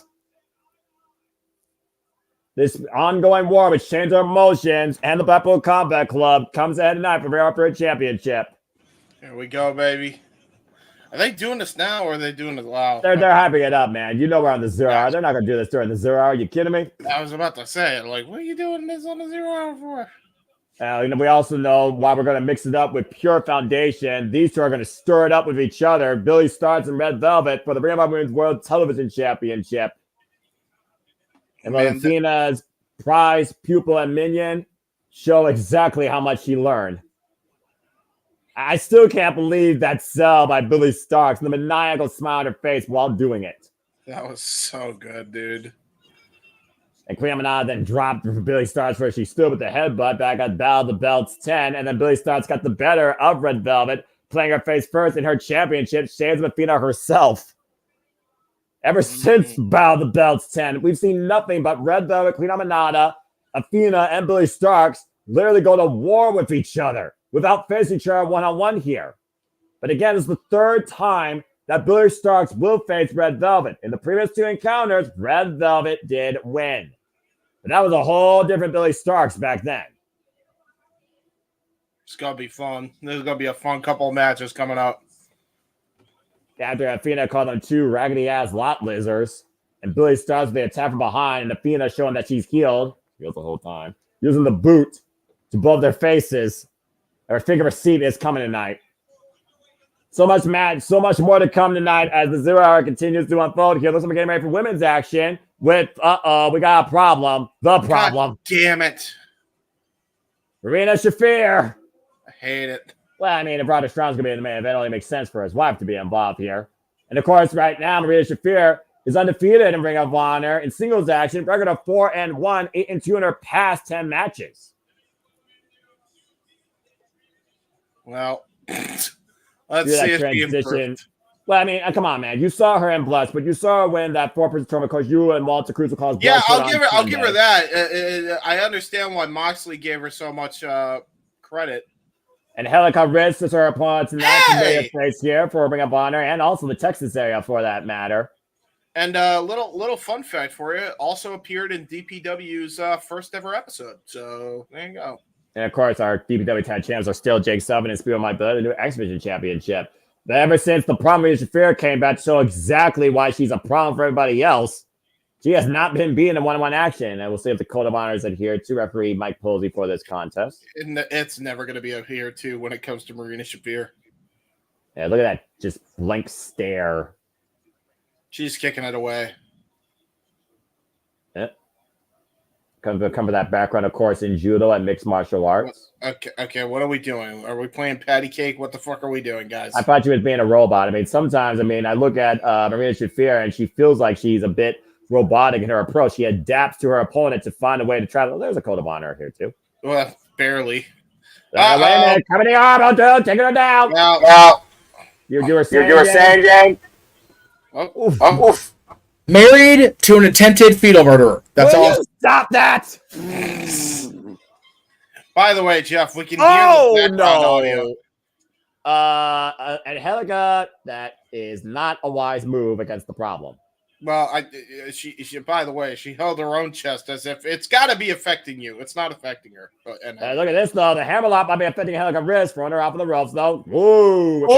She almost got a high kick. Okay, and now we're going for the fall away slam?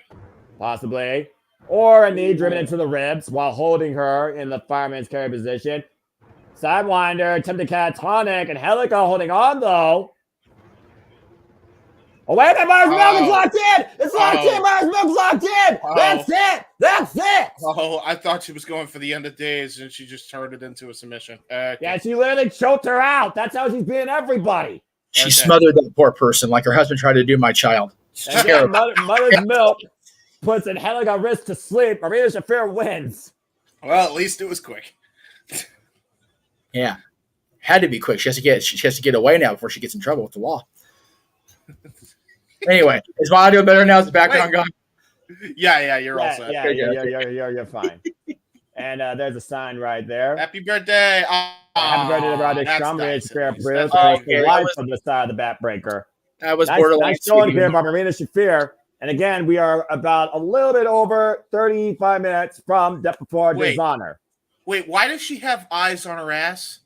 I just noticed that. Because Diamante goes one-on-one with the Jit later first in a Texas death match. Be the women's action. You're want to talk about two women that are going to go fierce and hardcore against each other. Diamante, the Jit later first. Texas death match. That's how personal it's gotten with these two. Yes. Wouldn't you want eyes in the back of your head or your ass if you were living with the attempted murderer, James? I sure as fuck would. That's fair. That's fair. You know what? Absolutely. Okay. God damn it. I'm just saying. You have a point. You're out of line, but you're not wrong. Despite the belief of my ex-almost in-laws, I generally have a decent point when I do make it. Jesus Christ. This match is going to be a brutal one. And this ain't a wrestling match. This is a fight. And to Diamante's point, the only time Legitimate Kurtz has beaten Diamante is a wrestling match. Last time they fought each other was a street fight. And they literally broke each other. But it was Diamante in the end with that Cobra for the table that got the win. God damn. Okay, these two women are definitely going to hurt each other. Can I ask? Why can't we just go back to Universal Studios in Orlando? Because that was like the perfect venue for this. I have no idea. I should do that. We're going to see who literally outfights the other here. This is not going to be a wrestling match. This is going to be a war of attrition. And still to come tonight also, regarding what Jeff said earlier, history to be made. Von Erich's talent side Dusty Rhodes to take on the Dark Order. Ring of Honor World 6-Man Tag Team Championship Eliminator match. The winners get to face Infinite Kingdom tomorrow night at Battle Belt 11 for those very titles. Come on, Texas Legacy. Please win. Please. I mean, again, you talked about MLW. Baby. You talk about MLW. I mean, again, the Von Erichs are notorious MLW Tag Team Champions. Dustin Rhodes, of course, one of the most seasoned vets in the game. And, of course, the history with the Von Erichs and the Rhodes, you can literally go back in the archives of Texas wrestling history to look back at that. Well, keep this in mind. Golly! God, what a clothesline. Keep this in mind, too, folks. When it comes to Dustin Rhodes, former Intercontinental Champion multiple times over, former WWE Tag Team Champion multiple times over. Former U.S. Heavyweight Champion. Sure that. And of course, the Dark Order, of course, this true trio has been in AEW since day one. But again, Dustin Rhodes will not take the disrespect.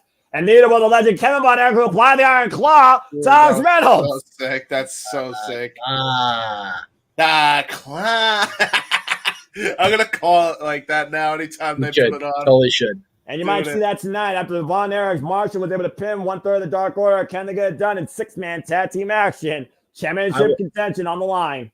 I will say this, Noah and James. There's a reason I brought up Dustin holding both championships, and it may have had something to do with yesterday's episode of Dads. If you're going to go back and watch that in the archives. Throwing that out there. Corporate synergy. And that's what we're all about here at Multiverse Media. By your powers combined, we are not Captain Planet, because that way we won't get lawsuit. Anyway, Captain Planet, man, there's something I haven't heard since. I am fucking glad you recognize that. I have hope for the youth of America that you knew what the fuck that was. Hey, listen, dude, I was all over that Captain Planet theme in that show when I was a child. All right, I was watching Dad, and cartoons actually mattered, and television was actually worthwhile. But I didn't say fuck towards it. I remember those shows. It's educational, by God. Listen, all I'm saying is, if you're gonna have, I'm still wondering who's the better equal-friendly person. I always wanted to see a match between Captain Planet and Master Bison, because Master Bison, he's a hero. He's gonna take the pollution down to zero. If you get where the hell you get that from? Street Fighter. Master Bison's a villain, dude. Yeah, you didn't know that the whole reason for his villainy is because he was trying to reduce the world's population of pollution? Right. That's right. A villain has to believe that what he's doing is right, whatever anybody else thinks. That's from Freebird Michael Hayes. He's just Joseph Stalin, except he's for the environment. And Billy Starks is for herself and Athena defending her Ring of Honor Women's World Championship tonight against Red Velvet. Finally looking to beat Red Velvet in one-on-one action. That's right. And Bison is Joseph Stalin without the communism. Exactly. He's only communistic when it comes to the environment. And once Maria Kanellis coming out with Griff Garrison. Share. That's not communistic. We should all share and share alike with Maria Kanellis. I agree. Maria Kanellis coming out here tonight with Griff Garrison, coming off Honor Club Trios win. No, it's not. It's not the Outrunners versus Top Flight yet. I realize it, so I'm back on. Never mind. There's too much. Impromptu. This is an impromptu tag team match here between Griff Garrison and Anthony Henry, one half of the Workhorsemen with JD Drake. Why are the Workhorsemen not teaming? I'm confused. Because I think JD Drake right now is not here tonight. And Maria Kanellis has kind of been looking. We saw earlier she took an interest in the MXN collection. I think Maria Kanellis, who's always scouting, has probably been looking to see who else she could add to her repertoire of agents that she's managing. And she's been managing Griff Garrison and Cole Carter for quite a period of time here at Ring of Honor. She's got a weird group that she's got. She's got the King. She's got some members of the Kingdom. She's got the Workhorsemen. She's got Cole Carter, Griff Garrison. She wants to get MXM. What the fuck is this merry bunch of misfit toys bullshit? Something that Maria Kanellis believes that she can control, manipulate towards her own self-game, being the first lady of Ring of Honor. But never fear, the infantry's here. She can manipulate me any way she wants to, Noah Foster. Yeah. Carly Bravo, Sean Dean, and Trish Adora on a 3-match winning streak. And of course, the previous challengers been through the Kingdom. I got Supercard of Honor. What are these glasses? What are these outfits, man? They're their own style, man. You don't have to go along with it. What is going on here? We are trying to hang on to whatever sports entertainment we can. We don't know why either. The infantry has their own style, in case you haven't figured it out. Yeah. So I guess it's an impromptu match, Jeff. I don't know if you have a graphic. It is impromptu. He doesn't have a graphic. TK wants to fuck with me because he hates me because I hate him. Yeah. The Afro Punk, the Captain, and the bad news with tattoos. Carly Bravo, Captain Sean Dean, and Trish Adora channeling X-Men. It looks like tonight. It's like Captain Jack Sparrow. Put some stank on it. So yeah, on now, Jeff, is the infantry taking on Griff Garrison and Anthony. I'm here for it. I'm just going to sit here and call with you because I have no idea what the fuck's going on. I mean, hey, welcome to the 0 Hour, Jeff. If you want to be part of the main show, I'm more than welcome because this is as impromptu as it gets. And if Nigel McGuinness can bring his own color commentary to Ian Riccaboni and Caprice Coleman, I'm sure you can for this entire show where You go as far back as Ring of Honor in its early days in inception. Talk about the history of Ring of Honor and Death Before Dishonor here tonight, and still to come, of course, literally 30 minutes from now, practically. We're starting up, looks like, with, I believe that is Captain Sean Dean and Ebony Henry. No, that is actually Carly Bravo and Carly Bravo's the Braids. Okay. Yeah. Oh, wait, I see the DB. And the reason JD Drake is not here is because he's still trying to audition for the next Larry the Cable Guy lookalike contest. Oh, my God! Cover off that right. What a North ball. I jumped totally under the radar, and I'm okay with it because that was a what the fuck move. Dude, that was absurd. That was a great fake out by Carly Bravo. Yes, it was. Pop that boy in that jaw. Yeah, I was Now- double team here by the infantry. There's a unique synergy here. A leaping form strikes in the corner. Ebony Henry down. Cannonball! Jesus Christ. Captain Sean Dean launches himself, and Ebony Henry gets a 1 count. Sudden impact.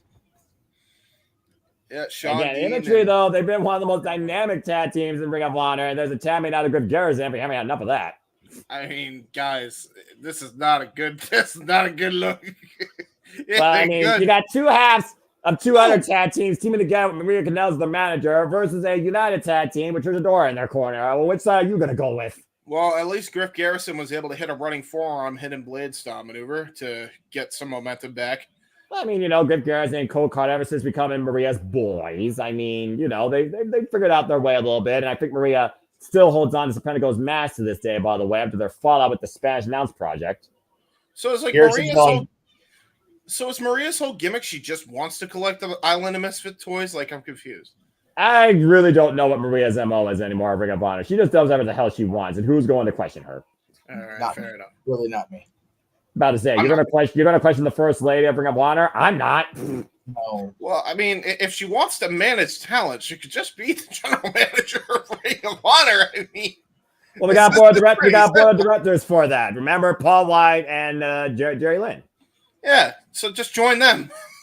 Well, yeah, the thing is, Maria's hotter than both. Oh my gosh. That's true. And for those that are wondering how this match came about, it was back in trios action. Anthony Henry, Cole Carter, and Griff Garrison beat Serpentico and the Infantry back in June.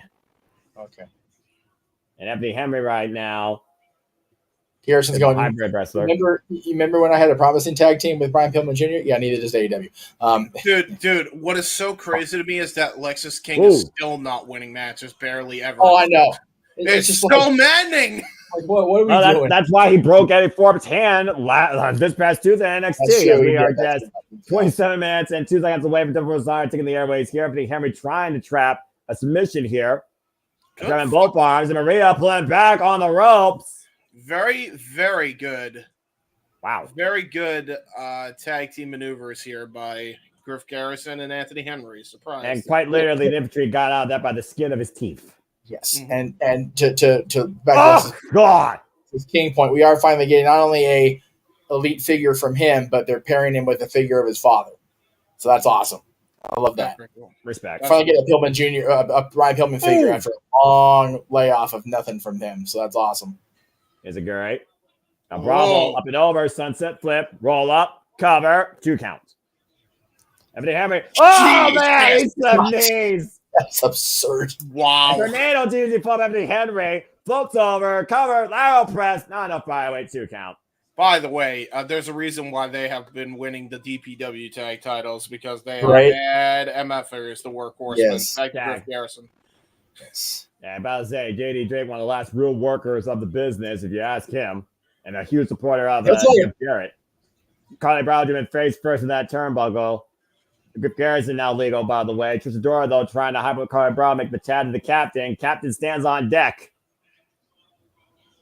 The back of Carly Brown is sent hard into those turnbuckles right now, crawling to the wrong direction.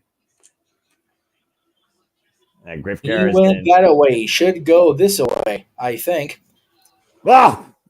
Look at the snap suplex. Float over. Cover. 1 count. That was a snap suplex. That's here, look up snap suplex. There it was. Yeah, literally. Exactly. Just instant impact. Somebody's been playing WrestleMania 19 for the GameCube. Yes. There's a throwback for you. Fucking playing Benoit on loop, snap suplexing everybody. Oh, God, and just ate a boot to the face. I'll give Griff Garrison's at least doing some better wrestling. I'll give him that. I mean, he's got more reach, which definitely helps as well. There's a tabbing out Anthony Henry. And can you imagine Anthony Henry and Griff Garrison as a tag team based on their win tonight? Maria might have something here. Maria might have something because she's like, well, the more misfits I get, God, the better combinations I have to win the tag titles. It makes sense. Right. Well, that's if she can actually make those formulas work. And so far, Anthony Henry and Griff Garrison have been able to isolate Carly Bravo. So, stupid question: is she not managing Taven and Bennett? No. What's so confusing? It's almost like she's letting them do their own thing. I'm not exactly sure where Maria Kanellis stands with the Kingdom. Like, oh, what a forearm to the back of the head, by the way. Escapes out of the bat, though. Oh, zigzag! Hey. Zigzag! Yeah, it's modified zigzag of sorts. I'm not sure if it was going for a net breaker or a backstabber. Got enough of it, though, to allow an opportunity to make a tap to his corner. Anthony Henry, though. Danger zone. Well, again, the danger zone is in TNA, so that's probably copyright. Front face left by Griff Garrison, though, preventing the tag to Captain Sean Dean. Now the waist lock applied. Bear hug. Still trying to crawl over. Griff Garrison, though, sense of urgency. Went for a cheap shot. Captain, throws him off. Wow, man! Flapjack. And again, Carly Bravo. Critical moment here to make a tag. Anthony Henry, though, pushed off, and Carly makes the tag. Captain's in. Uh-oh. Captain Sean Dean with the big-time clotheslines here in the early going. Whoa, man. I'm not sure what happened there. Whoa, God, that's hilarious. Griff, are you okay, bud? Anthony Henry's like, where am I? What were you saying, Jeff? Sorry. I was saying, Griff, blink twice if you can. Yeah, exactly. God damn, he landed still on his own 2 feet, able to make his way to the other corner, though. Nice combination by the infantry. Jesus. Plunge by Anthony Henry, covered by Captain Sean Dean, and a 2 count. That was a great tag team offense. Okay. That was. Very good. Getting very close to the victory here. Again, this is our third impromptu match here during the Zero here of Death Before Dishonor. Big G up in the house. Hello, Big G. And yes, congrats everybody for time at the Olympics and the opening ceremonies and throughout the next 2 weeks. The Olympics are some of the most awesome things ever. So yeah, exactly. Good luck to, of course, Team USA and everybody that participates in that, even though I'm not watching none of it. And right now, Carly Bravo sidestep repairs and wants out his own partner with the Tobe Suicida. Oh, no, Griff. Uh-oh. Carly Bravo. Oh, no. Might be clear for takeoff. Look at that take flight. Jesus almighty Christ. He damn near flew over both of them. Yeah, but I was saying, he got Griff Garrison with that tope con low, bringing him back inside towards center. Sean Dean going for the top rope here. Oh, wait, Anthony Henry. Oh, no. Oh, man. Drop right on his captains. Oh, Captain, my captains. No. Oh no. And Griff Garrison right now looking for something big out of the corner. Inside second. Superplex. And double shove Anthony Henry. God. Christ. Corner 2 and broken up. Wow. First his nuts get slipped and his stomach gets stopped. He's having a bad couple of minutes here. Yeah, defended the sign of defiance, though, by Carly Bravo. Escape, tip up, off the ropes. Oh! Anthony Henry was like, I got my get back. Yeah, no kidding. What a so right. Tip up now, Muckerfuther. Yeah, he called it to and said, got ya. No, you did. You got. Maria Kanellis, though, right now. Jaw jacking Maria. Why are you screaming at Anthony Henry, Maria? It's not why. It's a schoolboy. Roll up. Oh, Ooh, 2 count. Kicked out. Oh, no. Whoa. Good catch by Griff. Hello. Nice catch, Griff. And Anthony Henry might have just made the biggest mistake of his life. Oh, no. Here it comes. Boot camp.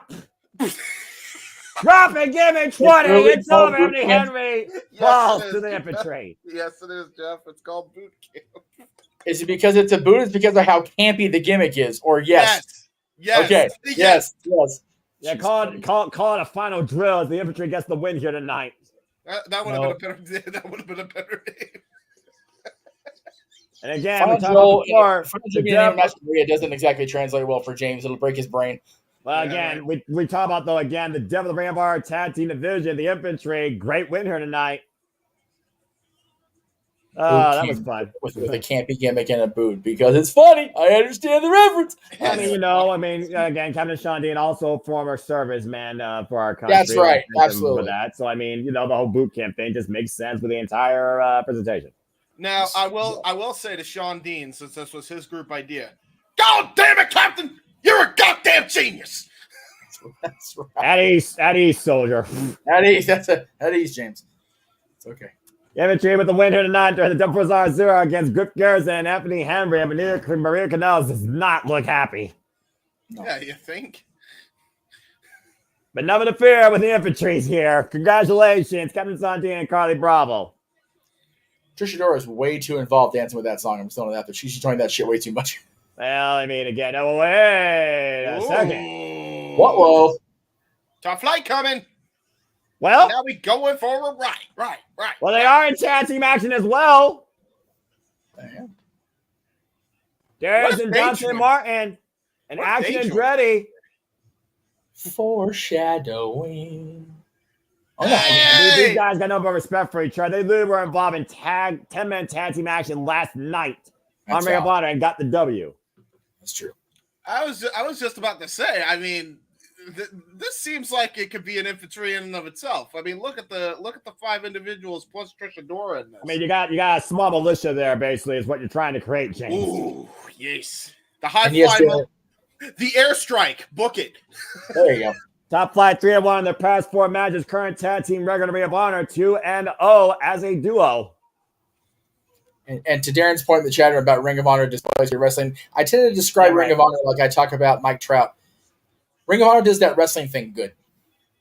Yeah, the actual word professional wrestling at its heart. The word that some people don't fully understand what that means.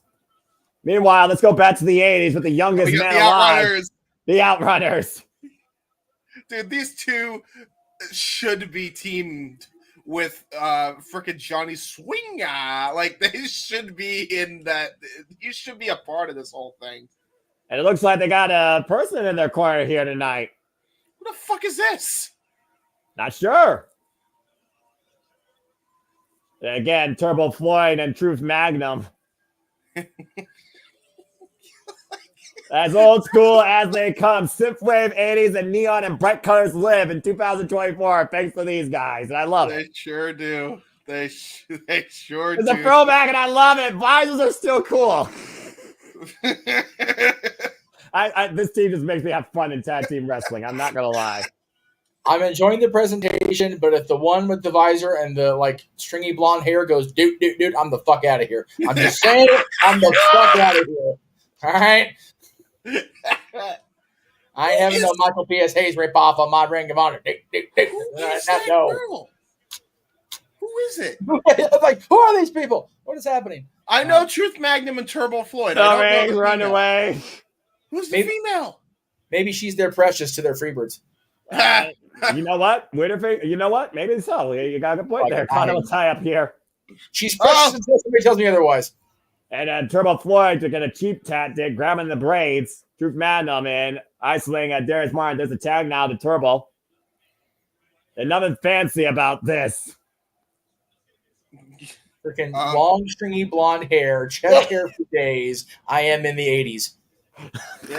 Yeah, dude. The 80s lives forever. They truly do. Nice shoulder blot there.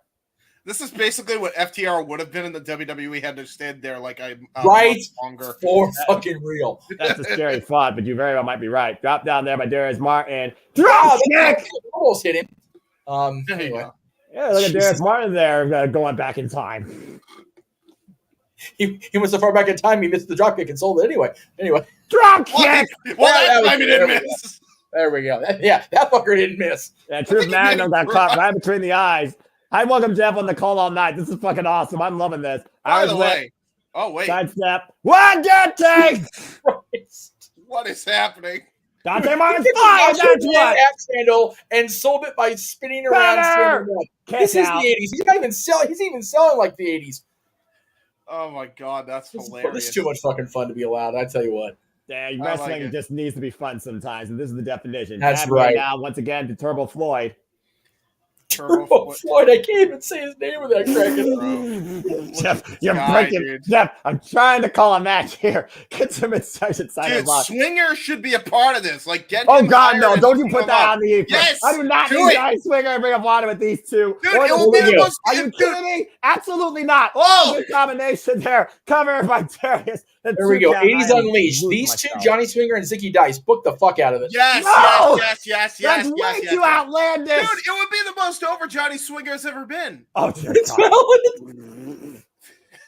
With all respect to Simon Dunn, We have wrong. lost our damn minds. The Oh. Irish Whip. Look at this. Good grief. Up and over. Darius. Oh my God. The Turbo Floyd face first, the second turnbuckle pad, caught on the side headlock. What is Oh happening? my gosh. Top Flight, though, again, one of the most explosive, high octane teams there in Ring of Honor. With the highest of heights on their leaps. In Ring of Honor, in AEW, and TK Promotions, period. Whoa! And there goes Truth Magnum. Up the second rope. Back elbow strike. Oh, Wait. yeah. Great His name was springboard. Bruce Magnum? And oh, wait a minute. And Stephon Smith checking on Magnum distracting the referee. 80s heel tactics. And Anyone? Turbo Floyd, though. Oh, there's that girl. Precious. She tripped him up. And now, Freaking Precious Freebird. Dude. God damn her. and now you got Turbo Floyd tagging in Truth Magnum. Oh, Well, I mean, no. again, the Outrunners, they created an opening for themselves. These names. Runs in with the shoulder block. Guys, keep yourselves together. I Snap can't. there. We're trying. Step back. Whoa! Again, that snap of the neck. And by the way, in case you're wondering why they constantly spin, that's how they stay the youngest men this century. So Oh, what? They okay. what? Their whole idea is they're spinning and they're like, we're going back in time, Turbo. Exactly. Does this spin like make the space-time continuum like rotate back on its axis? Is that what's happening? Oh, Hey, double body slam. 80s tag team move. Freaking Superman style. oh good lord. If I keep flying backwards, it'll be O-tick. Cover. B-O-tick. Oh my gosh. What the fuck are we doing? I can't with you all. These guys truly are living the 80s in the current century. Who the heck is the chick with him? It's pissing me off. I must know her name. That's it. I'm going on Wikipedia. Unreliable or not, they will have the answer. Up and over, sunset flip by Darius, looking to bring down Turbo Floyd, who refuses to fall. Tab made a trip Magnum. The roll up, pins out legal. Oh, God. Oh, forearm right to the back of the head. Yeah, the shot you don't see coming, even if it comes from the 80s. Turbo Floyd is given the old Canadian flip off. Again, Battle of the Bells, the Undisputed Kingdom will contend against either Dark Order or Dustin Rhodes and the Von Erichs to crown new Ring of Honor six-man tag team champions. Uh-oh. Oh, no. The girl. She's getting involved. She's choking him on the middle rope. 80s heel tag team offense, I tell you. 80s heel tag team offense. You know what? Top Flight should have kept Action and Andretti in their corner. Maybe this wouldn't have happened. I'm just saying. The numbers game. Yeah, that's true. Again, going back to the eyes right now. Turbo Floyd isolating Darius Martin in their corner. And referee Stephon Smith marching in. Darius trying to fight back, though. Trying to get back to the present here. Tag made, though. Truth Magnum in. Jeff is researching right now. That's his research. I am finding out this woman's name if it's the death of me. I swear to God I am. Well, I'll tell you her name is not Olivia Newton-John, but it looks like she wants to get physical. Oh, man. Falling across body by Darius Martin. Gets the 2 count. Damn it, Noah. You can't ask us to not act like fucking kids and say shit like that. You wrong for that. You Back elbow strike. Son of a I have bitch. officially succeeded in what I wanted to do this entire night. That's right. Oh, the shot to the body. At least you broke him during the 0 hour. That's the important part. I'd rather do it sooner rather than later. No, valid. I appreciate that. There's that the was next, though. hilarious. Back elbow strike. Tell me if I'm telling lies, That's though. good. Thank you. I may not be on that list of commentators, the color commentators, but I'm a class of my own, clearly. Good to Yeah, be you are. affected by Turbo Floyd. We love the fuck out of you for it, for the record. Yeah, y'all nice. Irish whip. That's not Sleeper. nice. So slipper hold here applied. An 80s wrist hold. No. The Are most you going to put devastating 80s in wrist front of hold. every move the Outrunners do, You're damn James? Yes. You're damn Yes. right. 80s wrist hold. And the next thing you know, devastating James is wrist going to hold. wear a pink visor and make his virtual background look like something out of a Superwave music video. Something! Wait, what? I'm sorry, go ahead. Sorry, And right now, you see Dante Martin trying to wheel his brother back in this. Turbo Floyd, though, keeping Darius isolated middle of the ring. Nice snap air, though, by Darius. Turbo back to his feet. Back to the sleeper again. He got caught in the 80s hold again. Not the dreaded sleeper hold in the middle of the ring in the 80s. Forearm underneath the jawline. Whoa, man! Oh, Elman with a backdrop suplex. Critical moment. He's going to make a tag. We're back in 2024, folks. It's okay. Oh, I'm not going with the sleeper. You're not Roddy Piper. And Esports Arena right now, wheeling Top Flight to get back in this fight. Tab made the Turbo Floyd. Tab made of Dante. Oh, jeez. This is where we're going to pick up now. We're going to pick up speed here. Yeah, we are. Forearms connecting furiously by Dante Martin. Rocking Turbo Floyd. Oh, damn, okay. He's like, you're good. You're coming back to this decade. You're coming back to this decade. You're not in the 80s. Rip, You're in the Martin front of the corner. 222s. Turbo Floyd needs the turnbuckles, though, and Dante springing up and around. Kenzan Izaguri. Jesus almighty. Thing is, James Board crossbody. Pumps the leg for the win. 2 count. What were you saying, Jeff? I was saying the way you phrase it, if we're in 224, we're always in 227, then we're back in the 80s again. It's a fucking loop. No. Oh, no. And not Turbo Floyd down with the buzzsaw kick and Truth Magnum. Oh, dear. Not saying anything. Press kick to Truth Magnum. Body strong cradle by Turbo. Cover on Turbo. 2 count only. Now, listen. Frowned upon in the 80s. Just saying. Knee strike. I'm not one to judge Truth Magnum gets a 2024. However, that's pretty gay. And Darius and Dante double teaming Turbo or Truth Magnum in their corner. Tab made of Darius. Darius Martin now leg up the fireman's carry. Goes Truth Magnum. What they're looking for here. And Dante. Oh, God. Turbo Floyd back to the 80s. He almost broke his leg again. Truth Magnum taken down, and Darius with the win. Oh, they won. Yay. Thank God. You're both okay, seriously. No. I have no idea what just happened on my television, except that we went first class, and Top Flight got the win tonight against the Outrunners, despite the lady in the corner. Who's the lady in the corner? You're going to have to rewind and get her name. What is her name? What the hell is her name? Personally, I want to see more of this woman, though, in the Ring of Honor Women's Division. Yeah, so long as we got a fucking name. Seriously. Well, again, we'll definitely see women we do know by name soon enough on the Death Before Dishonor pay-per-view that literally is just minutes away. Congratulations to Top Flight here with the win in the last minute 0 hour, as we are just a little over 6 minutes away from Death Before Dishonor taking the airways here on Honor Club exclusively. Jeff and James can recompose themselves. Now we finally came back from the 80s in the 2024 wrestling. If we're going to go ahead and be in the 80s, welcome to the Honor Club. What's her fucking name? Nice. Jesus. Ring of Honor World Championship hangs in the balance, as well as the Ring of Honor Women's World Championship hangs in the balance. The Fallen Goddess unopposed, unpinned, unsubmitted, undefeated for nearly 600 days. Athena defends the gold against Queen Aminata. Will Queen Aminata be Athena's queen tonight, or just another porcelain hussy? My freaking trust level is going to be hanging in the balance if I get this broad's name. Like, this is driving me nuts. Oh, my gosh. Well, why don't you tag Turbo Floyd and Truth Magnum and ask them directly on the Twix? I don't even know if they're on the Twix. They are, because they literally have liked my tweets before. Oh, Jesus. Oh, okay. So, yeah, okay. Truth Magnum and what's the other guy's name? Turbo Truth Floyd. Magnum and Turbo Floyd. Turbo Floyd and Truth Jeff Magnum. is broken. I repeat, everybody, Jeff is broken. Can you tell they really like Magnum PI? Can you tell? I kind of got an idea about that. I mean, to be fair. You want to talk about throwbacks? All right. While we're doing hype for a match that we're going to get hype for again later because it's TK.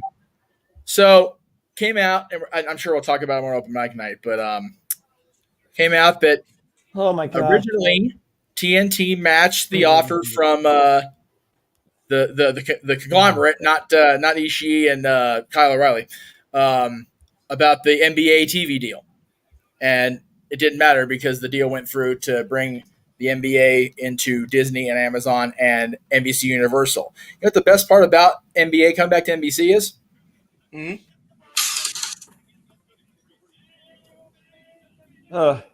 I heard a little NBA on NBC, bitches. That's right.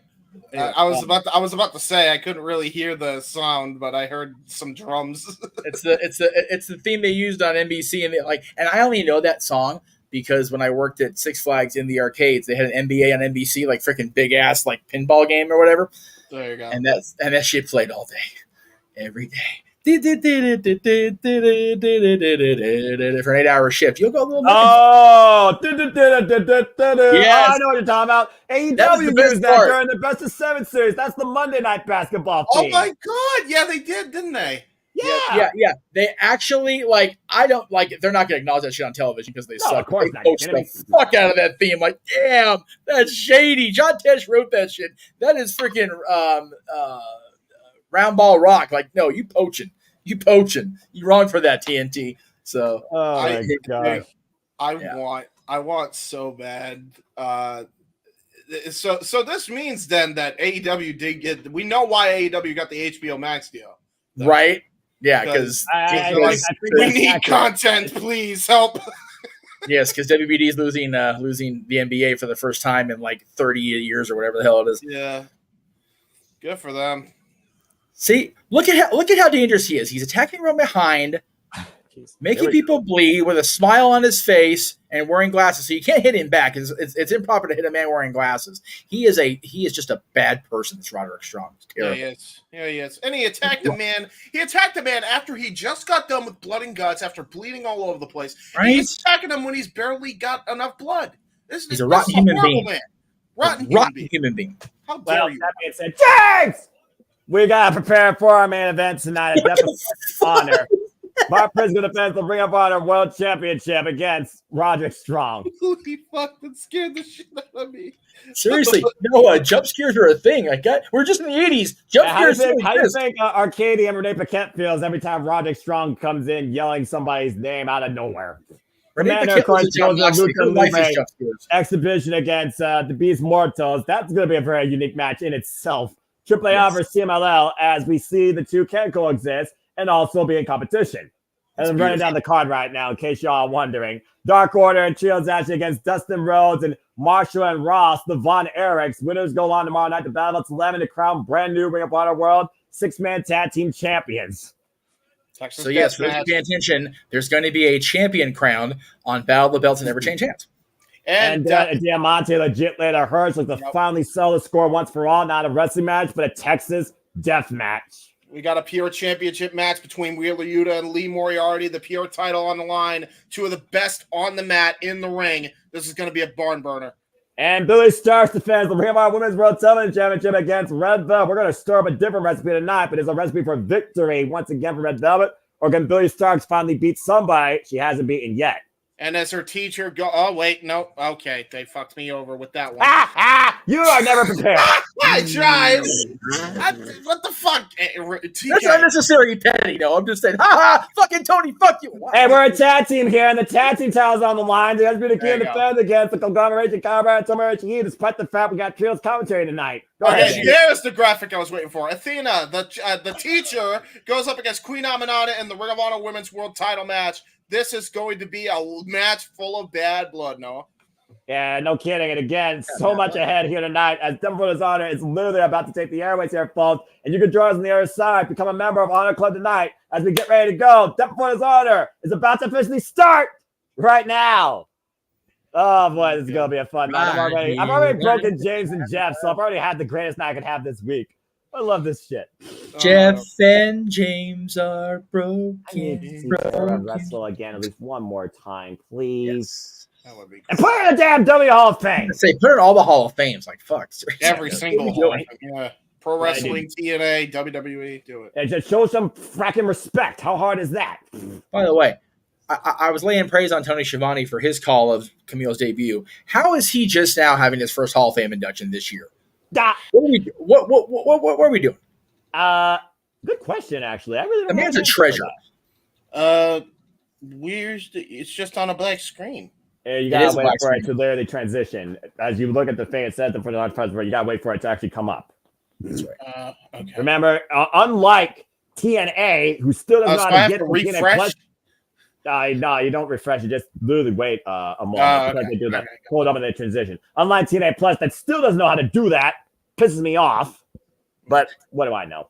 What's really funny is TNA Plus and Ring of Honor Club almost have the exact same user interface, and yet one does it great, the other doesn't. It's like it looks like they're using the same thing. What the fuck? You kind of. I know they're not.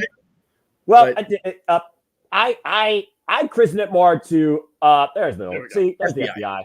And again, folks, we do not pirate here. We simply give alternative commentary and our humor and coverage and our jokes. And again, if you are speaking out of term or play sports or stove, you will be banned by the man himself. You've been warned. There you go. Kung Fu Chicken Man. I love Mark Briscoe, man. This guy's spirit is the greatest thing I see for weekend wrestling. This guy could talk all night and I would not give a shit. He's the chicken man, I see. I mean, I like chicken man. I like chicken. I like chicken too. Chicken's great. It's fantastic. And of course, Roderick Strong and Mark Briscoe are no strangers to each other in any era of Ring of Honor. I like chicken. I like liver. Meow mix, please deliver. Oh, wait, sorry, wrong shit. Oh, wow, Nice. Jeff. You really went back there. Yeah, you did.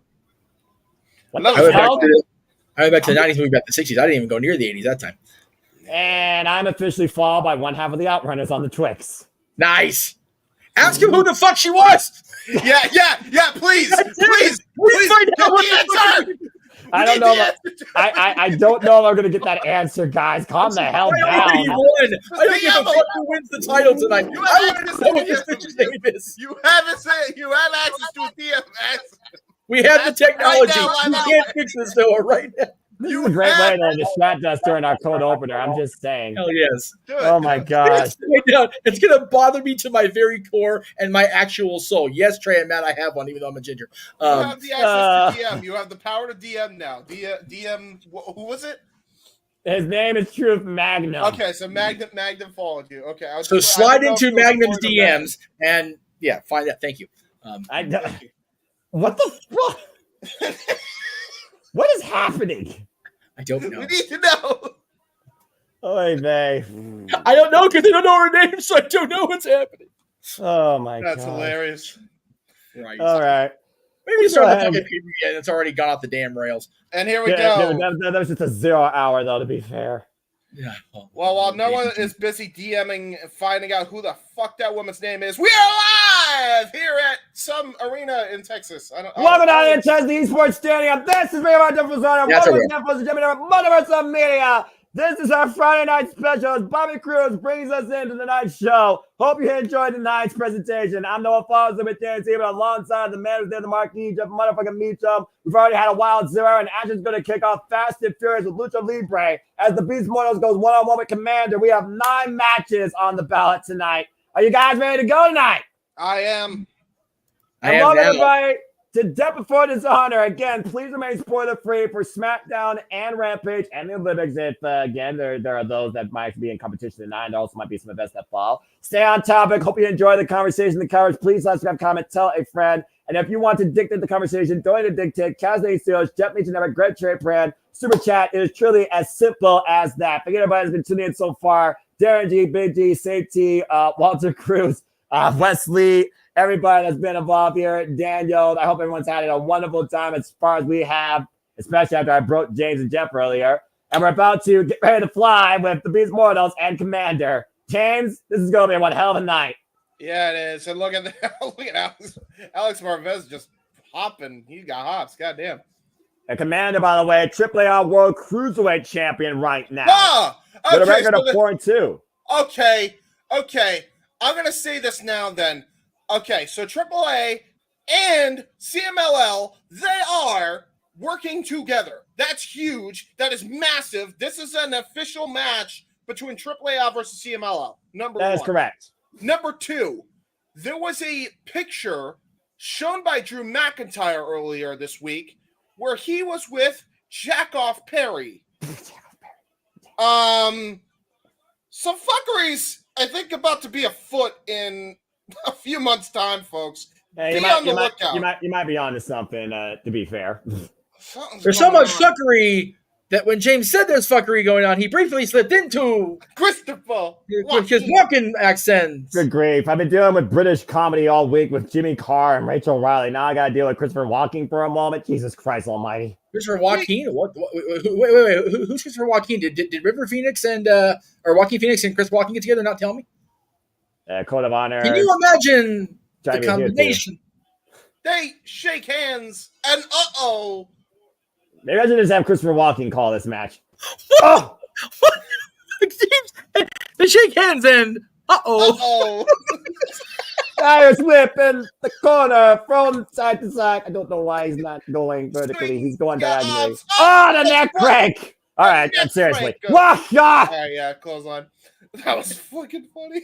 If someone wants us to super chat, if someone wants us to literally go Joaquin There you all night go. long on a show. oh my God! Please Yeah. super chat that. Super chat, We need to have Joaquin Phoenix and Chris Walken calling this show. Please super chat that for real. Jesus Christ. What the hell? I'm what? Anyway. Anyway, Back to wrestling. We're losing our damn minds again, and the show just officially started. And now here we Combination go. offense here by Commander. And by the way, Black Taurus also comes in here currently as a champion. He is the BOP Ultra champion for Lucha Libre Boss.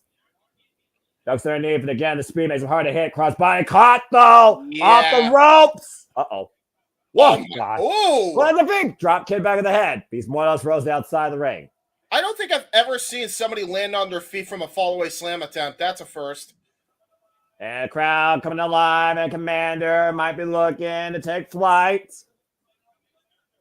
Have you seen the upright position? Oh, man! Oh, got caught. Oh, Jeebus Criminy. Oh, Lord. This He is caught not him out of midair! He's just holding him. He's just making Alex I Marquez hoisted him. suffer here. Oh, no. Oh, Jesus. geez. Ah! God! Oh, no! Oh, no! Marvez down! Commander Marco down! bomb into the barricade of Alex Abrahantes. That's not good.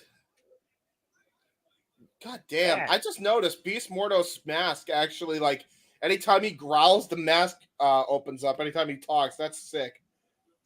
Oh! God damn, what a right hand. And that right hand was sick.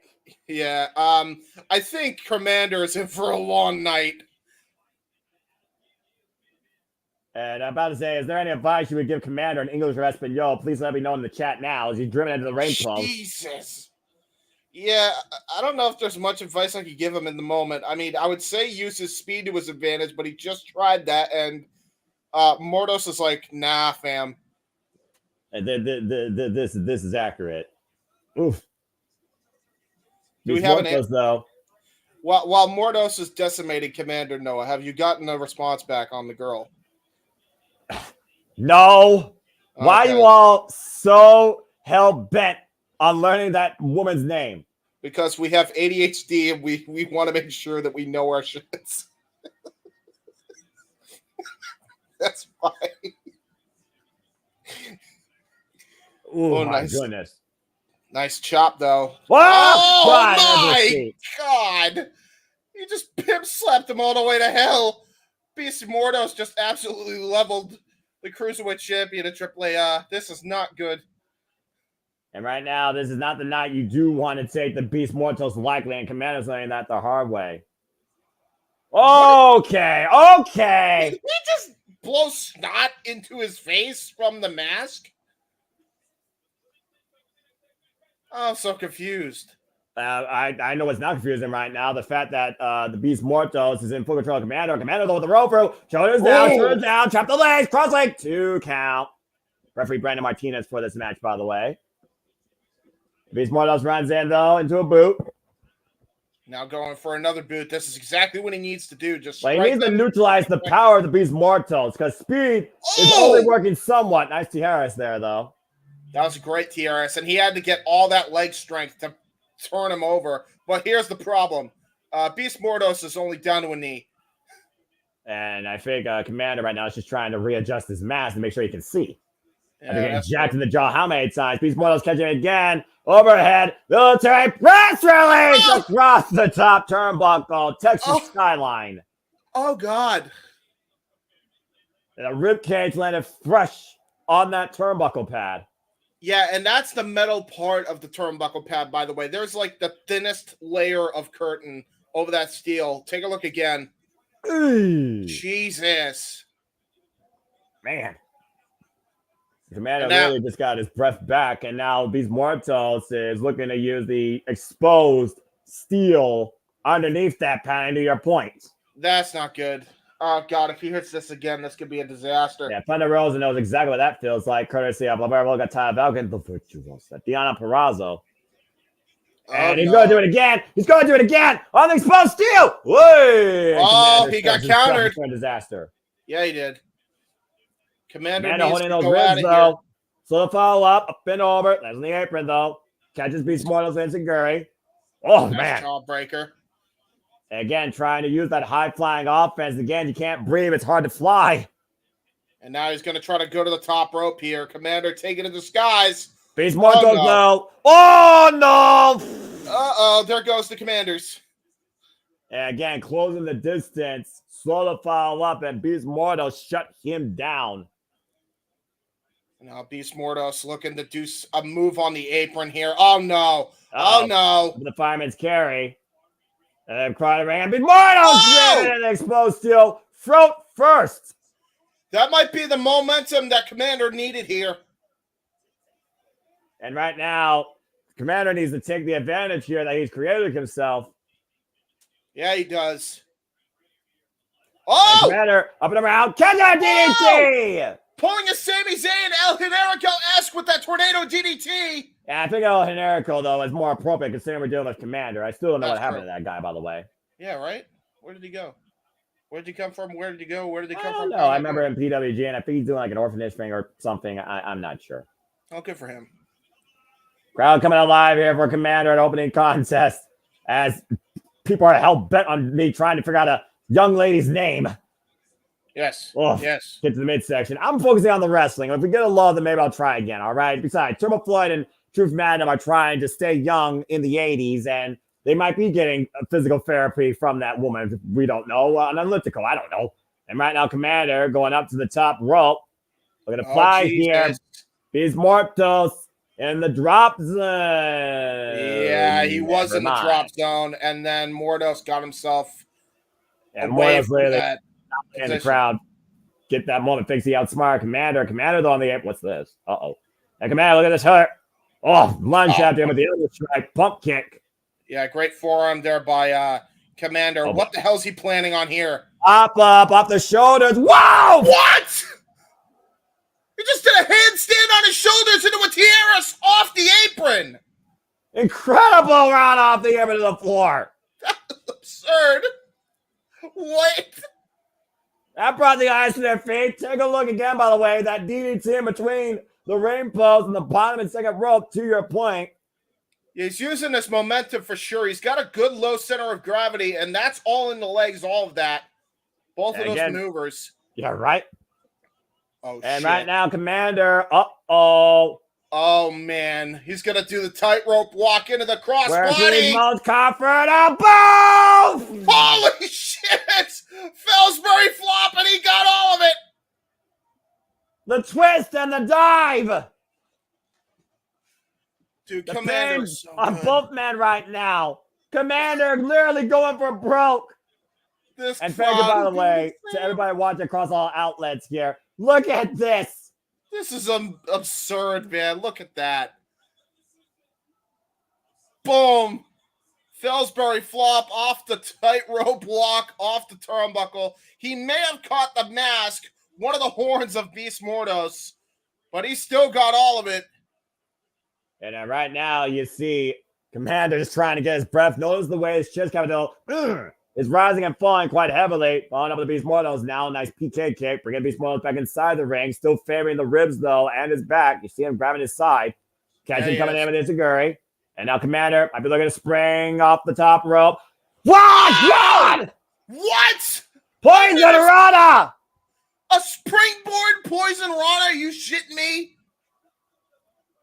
Desperation here covers. Enough! No! I'm shocked that Mortos is even conscious after that. He spiked him with that. Yeah, but Look again, at this again. Does Commander still have enough in the tank after that? Again, using his momentum, using his leg strength, all of that. That was brilliant maneuvering by Commander. Do you realize how athletic and how smart you have to be to pull off a maneuver like that against a bigger opponent? That's not easy. And Commander right now going up top to the top rope. Once again, going for broke. Oh! Sky Twister does not land the mark, and now Beast Mordos in control after the boot Pop up, small and drop. Good night. Damn. Hooks the leg. No. Some heart shown there by Commander. Beast Mordos, I think he's even shocked with the fact that Commander kicked out of that one. Again, figure about the impact again to those ribs. Not going to win on Commander once more. Tilt-a-whirl. Oh, Jesus. Got him in the torture rack. Accordion rack here. That backbreaker. Meanwhile, wow! Crucifix bomb! That was a great counter by Commander. That crucifix driver, but unable to fall for the cover. Commander, though, once again, finding life preserve in this matchup. Looking to follow up. Beast Mortos, though, catch him. Commander, though, springing up the top rope. Look at it once again, take advantage. Commander Destroyer! That was tremendous counter again by Commander. Swing around to the Mexican Destroyer. Excuse me, Brad, being naturally accurate. Wow, what a spear! Both men down! Golly, he did not ole on that.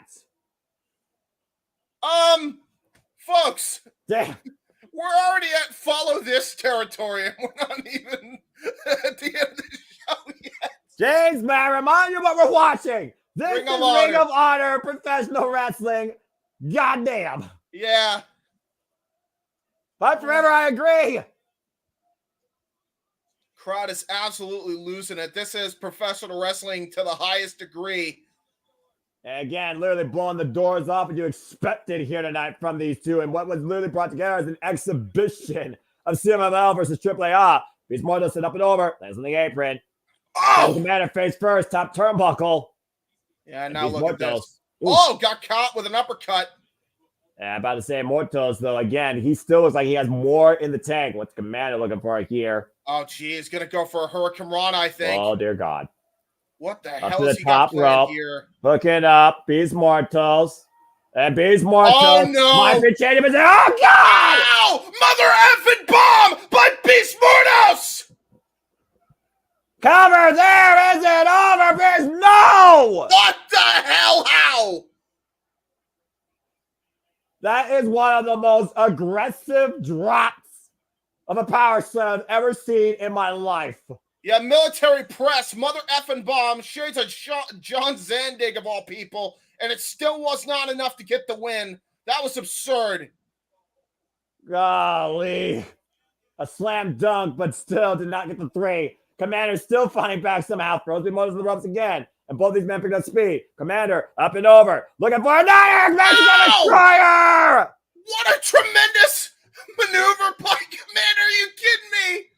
And Commander, once again, look at the high-risk district. Going for broke here.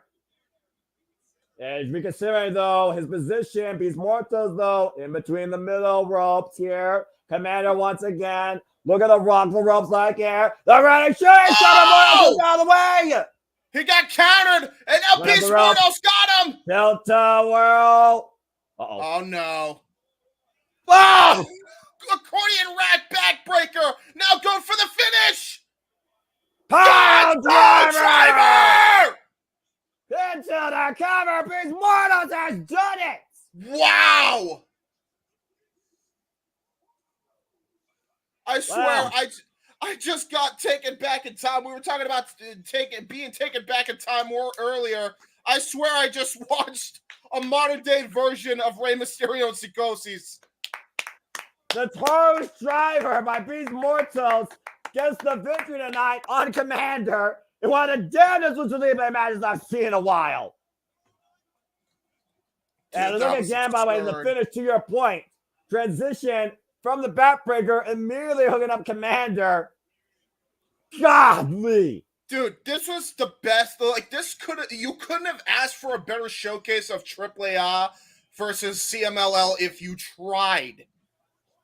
Like, that was fantastic. And think about this. By virtue of that victory, he may have qualified for a AAA Cruiserweight Championship match. And the Beast Mortos will be in action again tomorrow night against the latest Lucha Libre sensation on the scene that ran a collision, Hologram. What the hell? Oh, And let's go backstage to our newest backstage commentator, Melissa Santos. That was fantastic. Wow. Welcome, Melissa Santos, to Ring of Honor. And for those that don't know, the wife of Brian Cage, as she's about to interview the MXN collection. Why is that Melissa Santos? Haven't seen her since TNA Impact. Oh, these guys are crazy, man. Crazy bastards. Yeah, that's putting it up politely.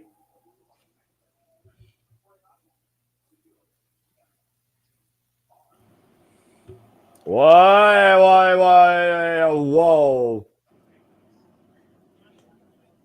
What did they call out? FTR. And they turn it one way order. Huh. Okay. MXM want the top dogs. Okay. Well then, make it official, TK, if you please. Strike a pose, baby. Okay. Ladies and gentlemen, MXN collection. Well, thank you for that, Melissa Santos. And again, it looks like the finish tomorrow night. It's FTR versus MXN collection. Remember, FTR are on a crusade to beat everybody from the bottom to get to the top for the AEW Tag Team Championships. Oh, man. Speaking of tag team titles, coming up next on the line here tonight are the Ring of Honor Tag Team Championships. Mike Bennett and Matt Taven defend the gold against the conglomeration Tomohiro Ishii and Kyle O'Reilly.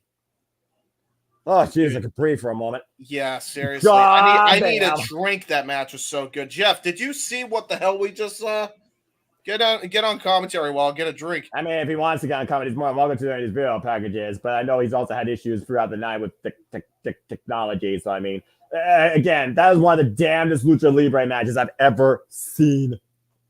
That was amazing. Also, I don't like you because, damn it, I got that wrong. That being said, one match down, 8 to go. Again, it was Paul White, the newest member of the Ring of Honor board of directors, that made this match official last night. That the Undisputed Kingdom will defend against Conglomeration after the Conglomeration beat the Undisputed Kingdom in trios action on Rampage, literally just a few weeks ago. Which means tonight, the Undisputed Kingdom has to fight somebody to look at as a friend in Kyle O'Reilly. Here we go. Oh boy. The Valiant Artist, no stranger to the Ring of Honor or Tag Team Gold. 3-time Ring of Honor World Tag Team Champion, of course, Red Dragon. What a game! Alongside Bobby Fish. So great seeing Kyle back in the ring, man. And back in Ring of Honor. This is 2024 Ring of Honor debut. Yes, that's true. And look at the partner he's got. Right? Oh, man. If there's anybody that knows I'm a professional wrestling fan, you know how much I fucking hold this man up to in professional wrestling. Ishii! Stone Pitbull! Former Ring of Honor World Television Champion, former IWGP multiple-time Never Openweight Champion, former six-man Never Openweight Champion, probably one of the most sensational six-man trios teams ever in New Japan Pro Wrestling, alongside Hiroshi Tanahashi and Kazuchika Okada. And prior to that, Hiroki Goto and Yoshihashi. The fact of the matter is these two have only tagged one other time, back at Forbidden Door during that fatal four-way buy-in match, James, speaks dividends towards the potential of these two coming out tonight as the Ring of Honor Tag Team Champions. I mean, they're two of the most decorated wrestlers that have ever been a part of tag teams, so that's definitely not something to scoff at. By the way, what did Jeff think of that last match? I think he just came in for a moment and didn't really give a thought. If he wants to say something in the chat or wants to come back on the call, I welcome it. But here comes the Undisputed Kingdom, record of 12-0-1. See, he's trying to, he goes away. He's trying to go his avatar, man. There. Hi, Jeff. Dude, that lucha match. If that's you pushing the button, that means you still logged in. I'm going to have to whoop your butt again. No, that is not me. Okay, good. Maybe in his past. Cool. That's good to know. I love that first match. That first match was awesome. I was just in and out of the laundry room. That's why I missed it. Well, commentary for it, but I was watching it. It was awesome. So great stuff. Looking forward to this tag match. Like I said when you stepped away, so good seeing Kyle O'Reilly back in the ring. Good to see him back in the ring tonight. And Ishii going for that gimmick infringement on King Kong Bundy, lack of neck since 19 whatever. Good on him. Yeah, that's fair. Yeah, if you want to add a collision to the call tomorrow, we got FTR versus the MFX Collection. Yeah, like what the hell? And Like, okay, let's just stack that. Like, let's just stack Collision too while we're at it. All right, so I have to officially plot Tony's murder again. Cool. Okay, good to know. I'll get on that. And in the meantime, enjoy the call of this tag team title match. Yeah, Aubrey Edwards, our official for this contest. Let's have Aubrey. Aubrey Edwards. God damn it. You stop that. Ring of Honor Tag Team Championships on the line here tonight. The first ever female official, might I add, officiating a Ring of Honor World Tag Team Championship match. By the way, I do love that they have the Briscoes as part of the side plates. That's awesome. Well, considering they are literally the Ring of Honor Hall of Famers and the most influential tag team in our history, it only seems fitting. And Tomoshi not here for the Code of Honor. Kyle O'Reilly did give the Undisputed Kingdom the Code of Honor, though. Oh, boy. Talking about Ishii has no neck. People that insult Ishii's neck wish they didn't have a neck when he chops your freaking larynx out. Yeah, The rings are underway. Ishii, my boy. I love this guy. I my love favorite person the rest of the business. I love my boys from Boston, but this is not going to go well when you're in the ring with Tomohiro Ishii. I'm just saying. Yeah, again, the biggest fight you'll ever see in one of the smallest individuals in this business. And again, we'll see if the Undisputed Kingdom is able to take advantage of Stone People and they're going. Uh-oh. Oh! Now you're going to test your might. Yeah, you ain't winning a chop battle with Tomohiro Ishii. Ooh, oh, he didn't stun him. And notice the heavy bandage right arm, by the way, on Mike Bennett here. Ishii unamused. Oh, gosh. Okay. Oh, boy. It's Chris Jericho and Minoru Suzuki all over again. Don't put that out there. I mean, we're in a tag match, not a singles. I'm just saying. There are two other men that are currently not in the ring that could definitely stop this at any time, as Ishii and Bennett are lining each other up quite furiously and quickly. I was about to say, you sure about that, Noah? Oh, my gosh. And finally, Bennett gives way. I mean, to be fair, Jericho's always looking out for that next big evolution of his character and in projects. He's trying to become the new Hamburger Helper spokesman with his chest. Oh, my! Yeah, he did that. There you go. So, again, but look at Ishii already showing the scars of battle. The blood vessels rising on the chest. And time made now to Matt Taven. And just these guys and their strong style and their chops. I'm good. And then you got Kyle O'Reilly, the Blind Arms with Matt Taven in the ring now.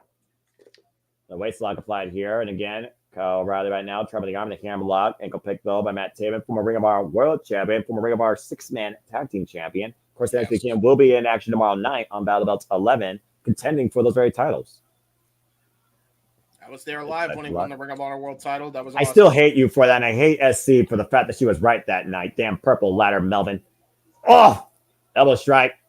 And Matt Taven, Kyle O'Reilly with the drop down, though. Trying to take control for her team. Sunset flip. Kyle O'Reilly prevents the fall. She's a Katami. Crossarmbreaker. Yeah, this is what makes Kyle O'Reilly such a dangerous and Kyle shows down.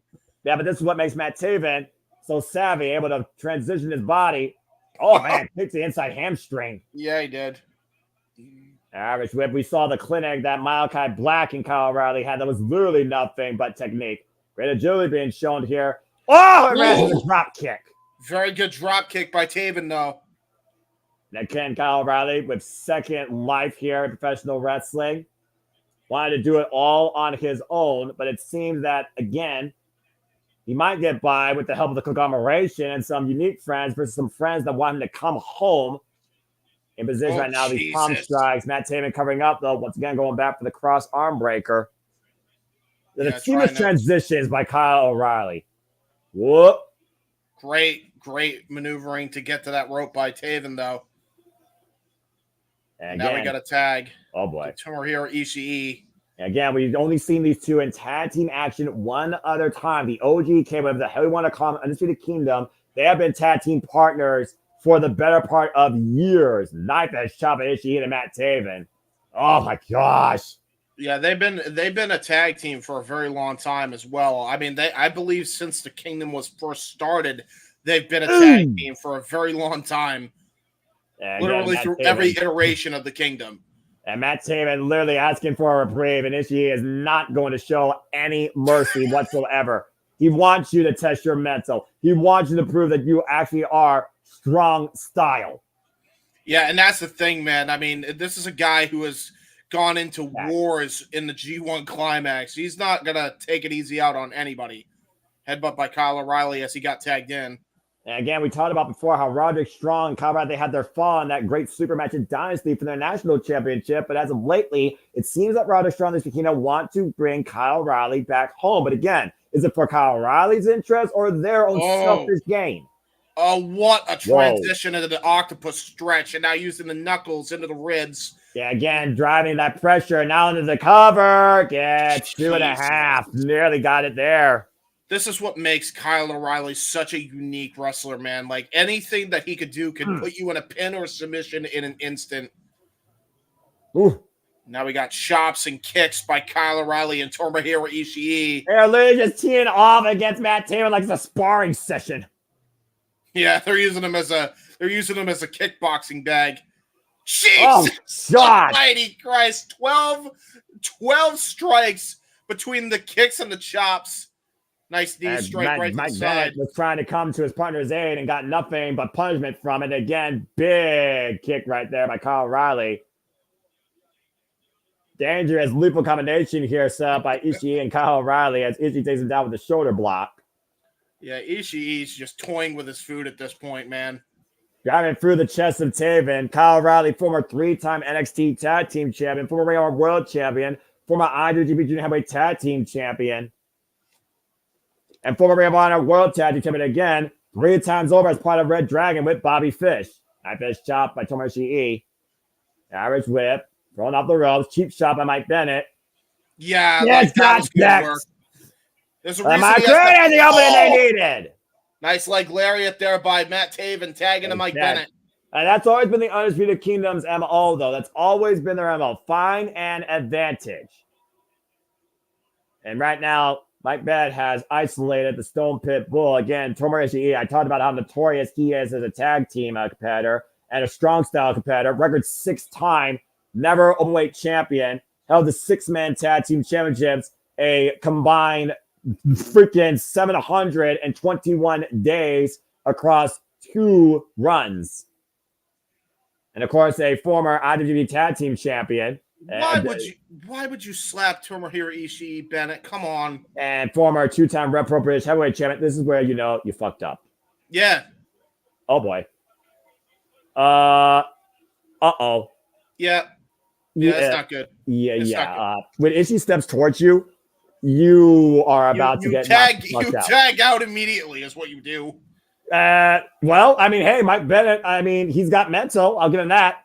Oh, goes right in the eyes. He got him. Okay. Tag. He used the dirty heel tactic. And Matt Taven is a knife edge chop because of that. Yep.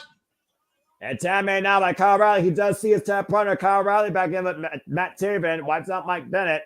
Undisputed Kingdom, by the way, coming into this match, their 4th defense. And again, Kyle O'Reilly, combination offense, teeing off, sweep the leg. God damn, the martial arts background of Kyle O'Reilly is something to behold. God. Damn, that move has to suck. And Matt Taven's up with the ropes, catches Kyle O'Reilly coming in with the Azaguri. Front face lock. Oh, the arm right up across the top rope. Did a dragon screw arm whip. Kyle O'Reilly runs off the apron with the knee, wipes out Mike Bennett against the barricade. And Taven now looking to take control. I was whip. Throwing Ishii, takes him down with the shoulder block. That was great tag team offense there by Ishii and O'Reilly. Undisputed Kingdom are 68th tag team champions in Ring of Honor history. Currently tag champs now for 213 days. Ooh. Rebound forearm strike. Ishii, though, rebounds with the lariat off the barricade. Now Matt Taven dives. Tope Suicida sends Ishii to the barricade. And Kyle O'Reilly rides it again with a knee strike and all from men down the outside of the ring. That was a great exchange by everybody involved. I love that. And Wrestling. ROH chants ran out loud and proud. This is where you know honor is real. And nice to see you, RYN, and I do agree. And for all we know, that could be something that happens down the line. By the way, condones to the Cash Cup, phenomenal run so far in the G1. Jake Lee, not so much. And right now, again, it kicks teeing off against Matt Taven and Kyle O'Reilly right now. Matt Taven pleading. Kyle, again, that's not your friend. That's your opponent. Think about what's on the line here. Uh-oh. The ankle lock. O'Reilly's got locked in deep here in the middle of the ring as well. And there's nobody coming to Matt Taven's aid right now. Up kick, though. Kyle rolled off. Went for the PK. Matt Taven ducks. Back to his feet. Nice that kick on the inside. Looking for the rebound lariat. And Mike Bennett, though, hooking up Kyle O'Reilly, hanging in from the apron. Oh, boy. Slingshot job! Holy shit! And the crash that Kyle O'Reilly got on the way down off the hangman's position. Yeah, and if anybody knows the Kyle O'Reilly fake out when it comes to that rebound lariat, it's the Kingdom. And they scouted that picture perfect and got him with that hangman cross body plancha. And nasty landing for Kyle O'Reilly there. You see the shoulder right now, and Kyle O'Reilly gasping for air. And look at Mike Bennett again, going to toss him back into the ring. Two legal men here. Tag. As tag is made to Mike Bennett. Undisputed Kingdom, of course, who won these tag titles last year against MJF and Samoa Joe after some underhanded business. And now Mike Bennett's got the full-on advantage here. Going for a knife-edge chop on Kyle O'Reilly. Forearm Undisputed shot. Kingdom successful defenses against Cool Hand Ange and, of course, Matt Menard and the Infantry and the Iron Savages. And now Mike Bennett just lining up Kyle O'Reilly here in the corner. Jesus, what a forearm shot. Absolutely crumbles Kyle O'Reilly tag back into Matt Taven. Yeah, we're talking about also two of the most influential men in the Briscoes history as Mark Briscoe defends the Ring of Honor Championship against Roddy Strong main event. Drop kick off the combination in the corner, and Matt Taven with the cover gets the 2 counts. Yeah, Matt Taven and Mike Bennett, they are a very well-oiled machine when it comes to tag team wrestling. They've proven that for years and years. And right now, that chin lock applied middle of the ring, wearing down Kyle O'Reilly even further. Ishii nowhere to be found, just finally getting back up to his knees. And again, we talk about the tag team chemistry, the experience level here, heavily in favor of the champions versus the challengers. Nice stalling suplex. Ball's over. Arrow press. Cover. 2 count only. Aubrey says it was 2. That made. Again. And Ishii right now still down. Now quick cover followed by Mike Bennett. It's a 1 count there. Yeah, trying to expend energy. That's all that was by Mike Bennett. Yeah, but we know Kyle O'Reilly will always continue to fight. That's been his MO his entire life. Oh, another forearm shot. And Taven right now in position off the catapult. Oh, it's Izaguri. Lands over the knees. Step up off the top rope. Drops the elbow. Double impact cover by Taven on retain. 2 count again. And that time, Kyle O'Reilly just tried to pop his shoulder. He didn't even try the full kick out. And again, Aubrey showing the margin to the decision. Again, the Undisputed Kingdom thought they were going to get the night off tonight. And here they are getting one hell of a fight. They demanded competition. Arguably, this is their strongest competition to date. Into the ropes. Kyle O'Reilly brings the boot up, though. Matt Taven falls up. Gets the boot again. Kyle O'Reilly once again trying to fight back. Cover the Izaguri. And Mike Bennett might be looking to set him up for that backpack stunner. Oh, Jesus. Whoa, God. Backpack stunner. Hooks the leg. Is enough to return? No. That's straight out of the Honor No More playbook, by the way. That's a blast from the past a couple of years ago.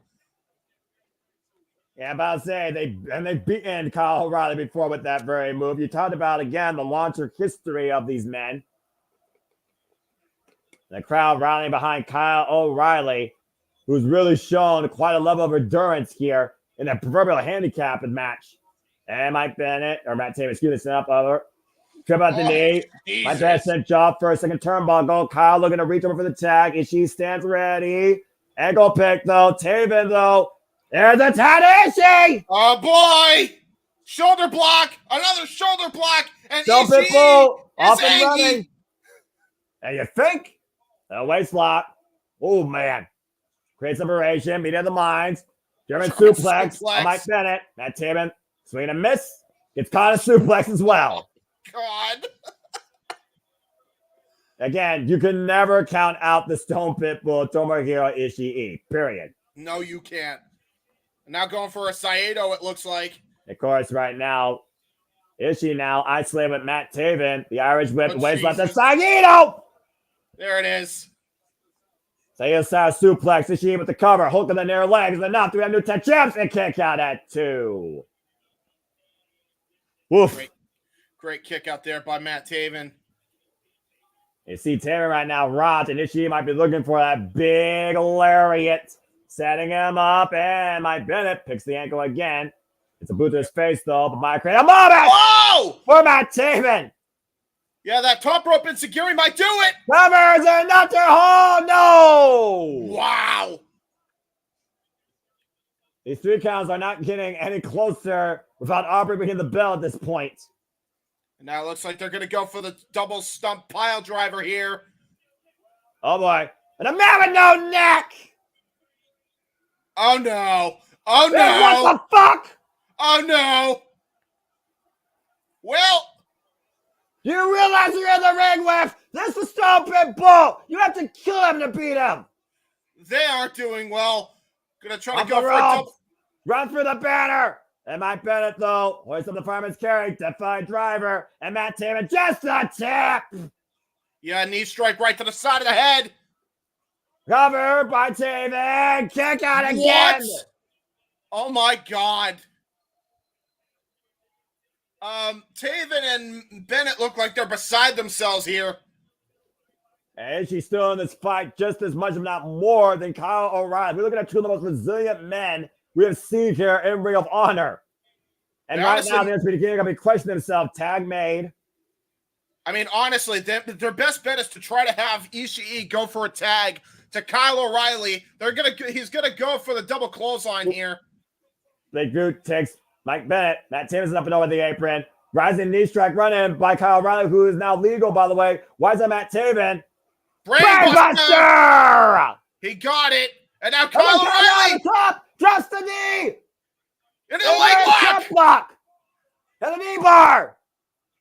But Taven, sliding lariat, but Taven splash! Wow, are you kidding me?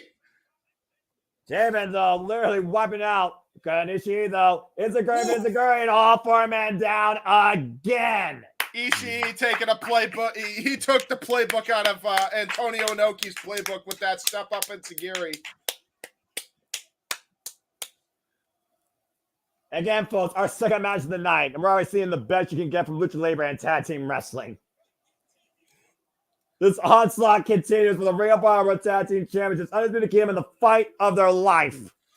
What the Undisputed Kingdom have to do here, Noah, is they already have Kyle O'Reilly tagged in. He is the legal man now. All they have to do is hit that springboard doomsday device, the suicide doomsday device on Ishii on the outside. Then they can isolate Kyle O'Reilly and get the dub and retain the tag team titles. And that is the strategy they have to employ here.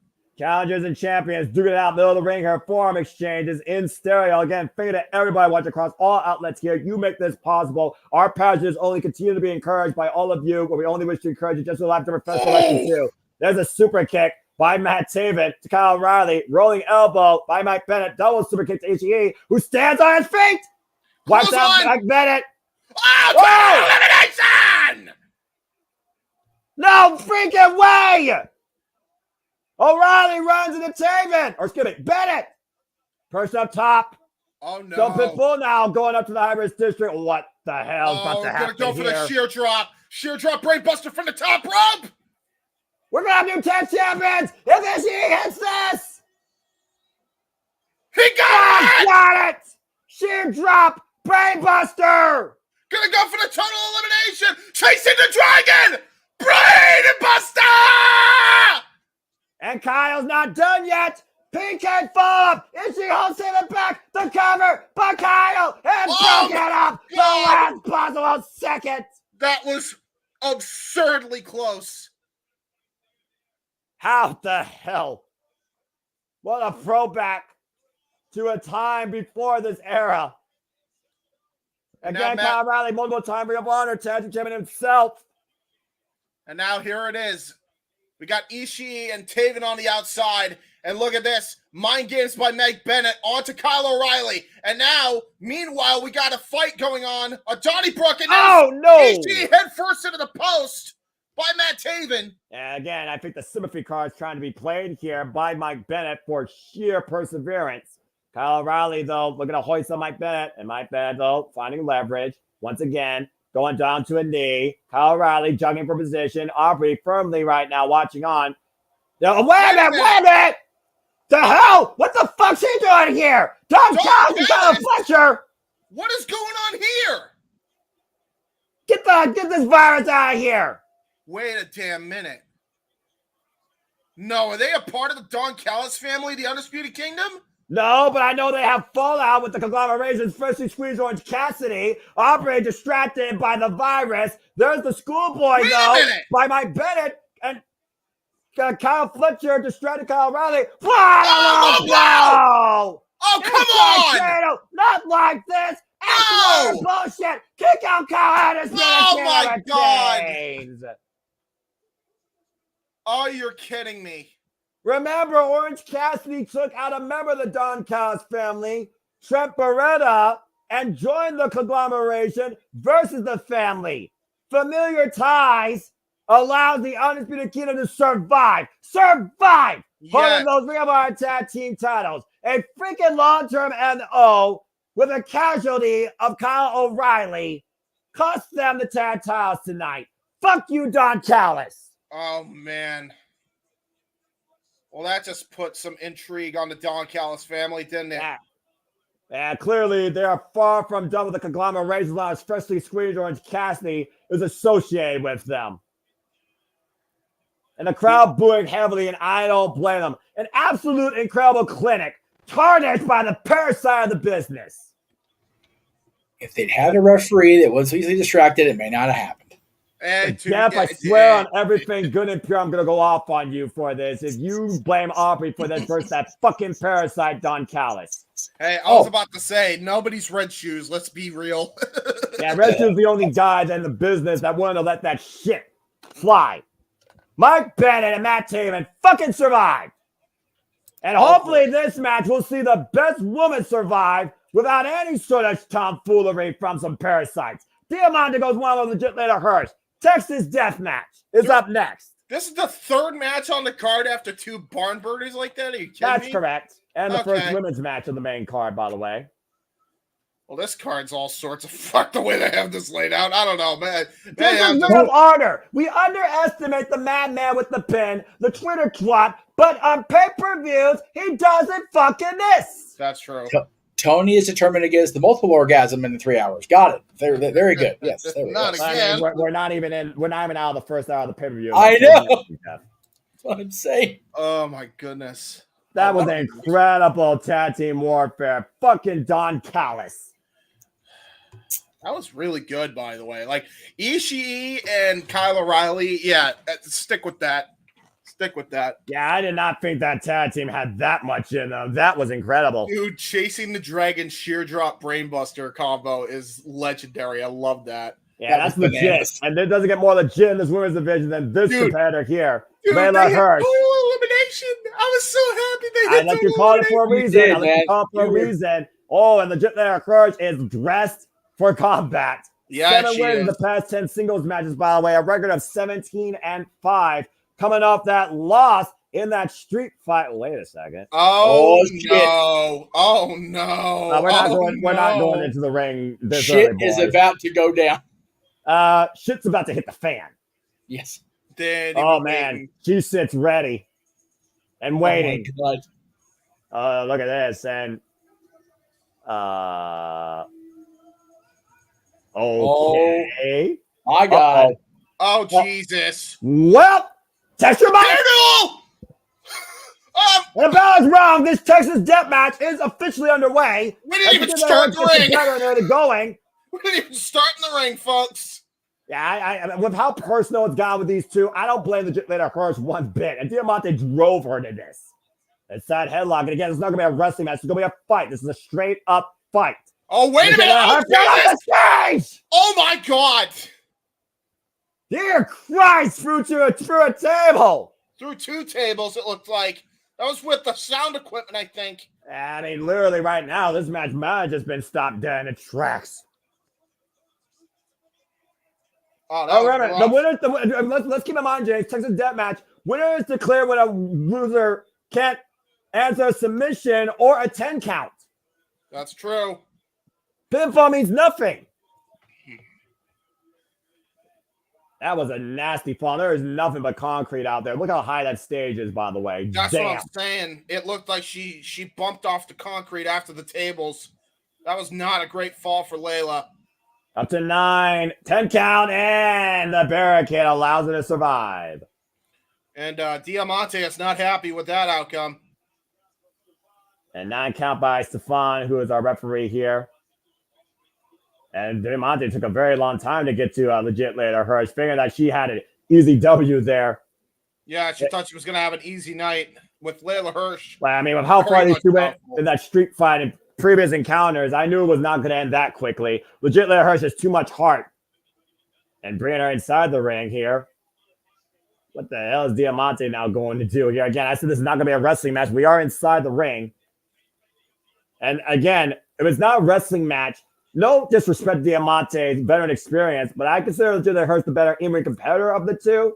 But Diamante is the more dangerous, reckless fighter. Yeah. And this is going to be a fight, not a wrestling bout.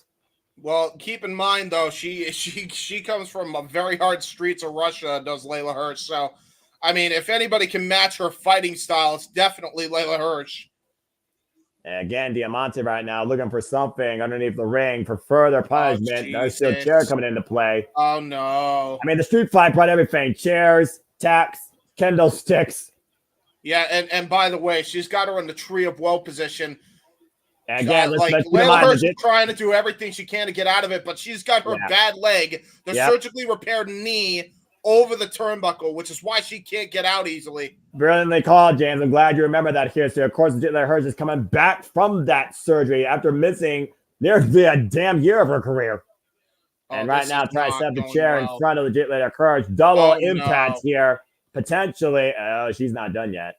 Oh, my God. 3 chairs? Why 3? Why are you trying to... Think about the ringing effect here, James. I think I sense a big-time drop kick coming in the corner. Oh, no. With triple the impact and coming. Oh! Oh, my God. Oh, my God. It hurts with all the vibrations, all the negative vibrations from those chairs to the face. Yeah, she bent off that, too, and that's what made her get out of the tree of woe. That could have screwed up her knee, her back. I mean, we know her face is compromised. And take a look at the replay here. This. And the referee's starting his 10 count again. What? God! Oh, my God. And her ribs actually landed on the chair after she got out of the tree of woe because of that drop kick. This is not good. Diamante in full control. She wedges a chair into the corner. Again, we're in Diamante's world. This is not a world familiar to Legit Layla Hirsch. And to your point, we have blood. Legit Layla Hirsch is busted open. And again, Legit knew that she was going to a fight tonight. Oh, these two have been fighting each other for the better part of 3 years. And right now, Diamante just teeing off against that open wound. Yeah, the wound she just hit, she just opened up with that drop kick. Man, Layla Hirsch is bleeding profusely. And Diamante just drinking it. Diamante is pretty sick, I'm just saying. Uh-huh. But we also talk about when a wrestler sees their own blood. They either freak out or they channel an even darker, more violent nature.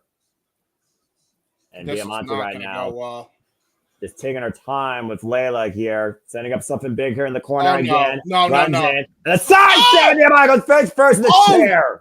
Oh, God. A victim of her own device. Oh, my God. Her head smashed off. That's so hard.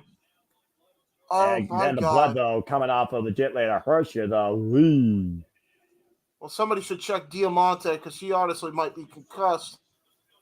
Again, well, we now, know both women are concussed after the chair shots. well, who's gonna Oh, freak out? God. Who's gonna freak out first, or freaking do something more reckless here?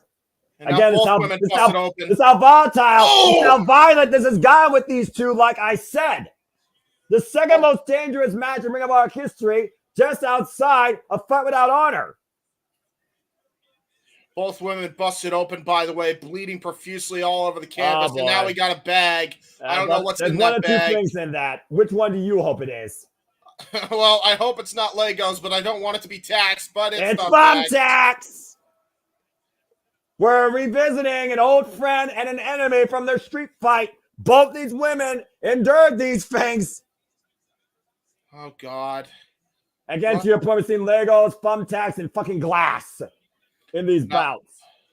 Again, the champion unwedged from the corner. Legit later Hirsch looking to take Diamante for a hard ride from the top. Now well on the way at her back. Both these women shedding red and seeing red.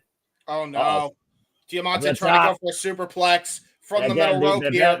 The advantage of Legit later Hirsch is prior position, despite the fact that the height differential with Diamante gives her extra leverage.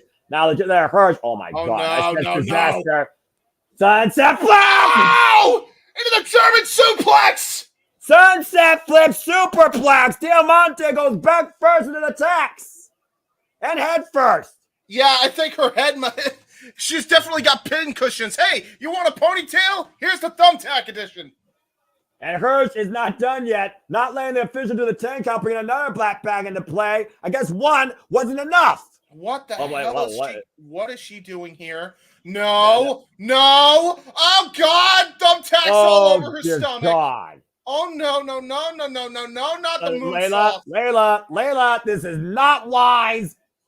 Oh, God. That moonsault's gonna hurt you as much as her. Oh, no. Oh, no. Oh. Oh, no. Got photos in her knees, her chest, her abdomen, as Diamante rolled out of the way. That's in the stomach, baby. her face, every front part of Legit later Hirsch right now has been pin cushion. That's in the baby maker. Hey, Mom, why do I have holes in my head? Now look at this replay. Golly! Oh, no. That was flush on that first bit of tax. Wait a minute. Now Diamante's got duct tape. Oh, God. Oh, no. That might be the most lethal weapon you could use in this match. Yeah, because you can trap your opponent. Clement shot to the back right now. And a kick to the side. Diamante again has been dealing with, Legit Hirsch been dealing with compromised ribs ever since her last wrestling match with Diamante. Oh, no. Diamante might be looking for a citizen's arrest. We're going to Yeah. trap Legit Hirsch against the ropes and further the punishment. Oh, God. That's about 5 or 6 different rolls. Oh, God. Oh, It's to the God. back. That was the lip end of the chair, by the way, into the back. That's the hardest part of the chair. Legit Hirsch right now trapped by a wrist covering duct tape. Oh, no. She's got another bag. Oh, no, that that's a that is a slipper. chakla. That is a chakla. Oh! Oh, no. Well, that's just some pure punishment from that Puerto Rican. Yeah. Oh, no. Good grief. But The violent- wait, there's more. The most Oh, violent no. individual from the 305.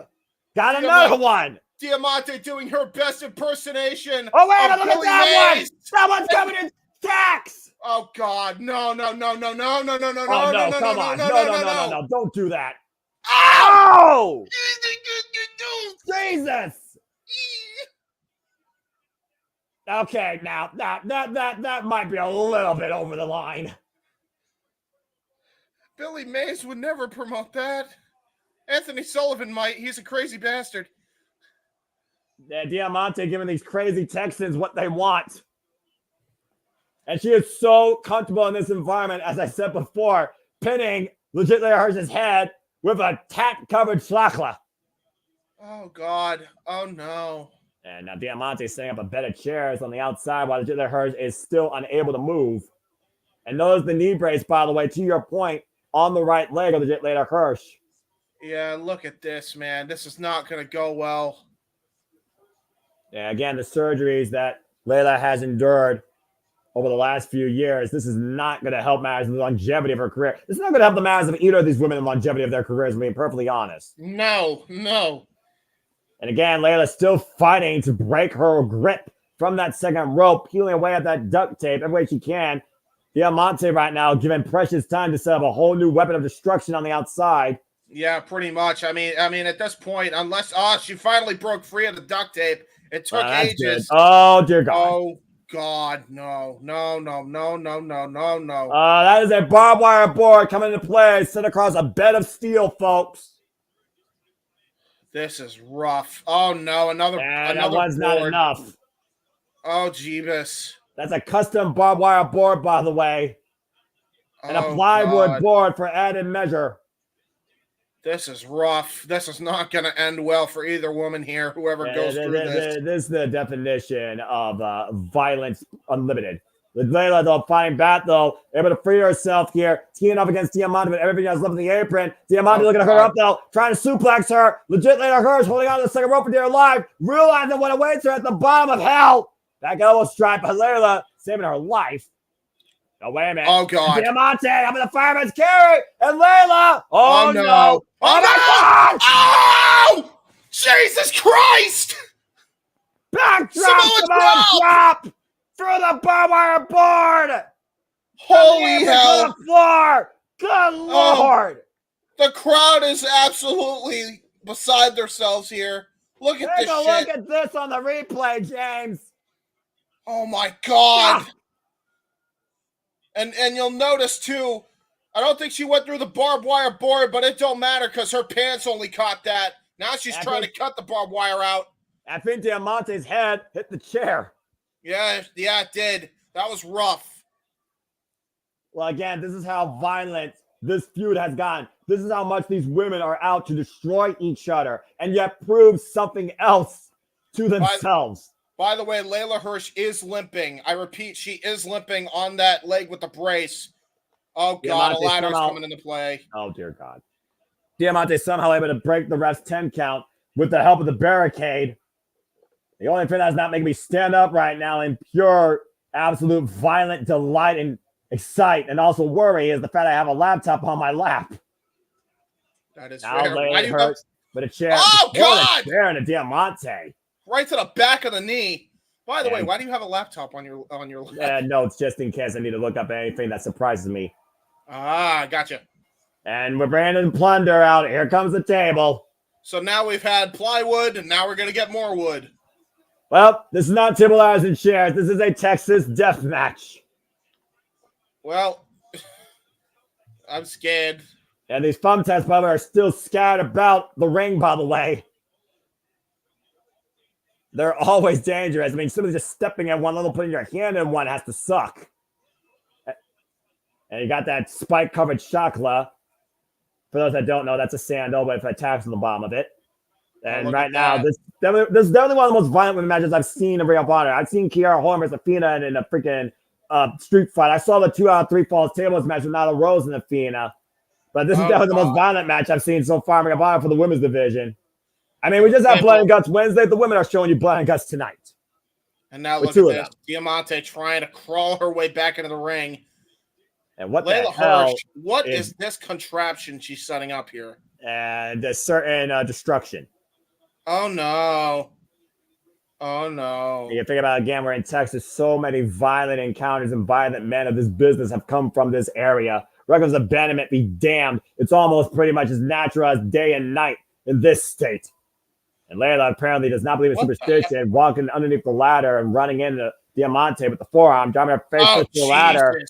Oh, she's got a roll of duct tape herself. Layla Hirsch just pulled out a roll of duct tape. She's going to tape her to this table, taking a page out of Matt Hardy versus Jeff Hardy. Back also, 9, heat your heart out.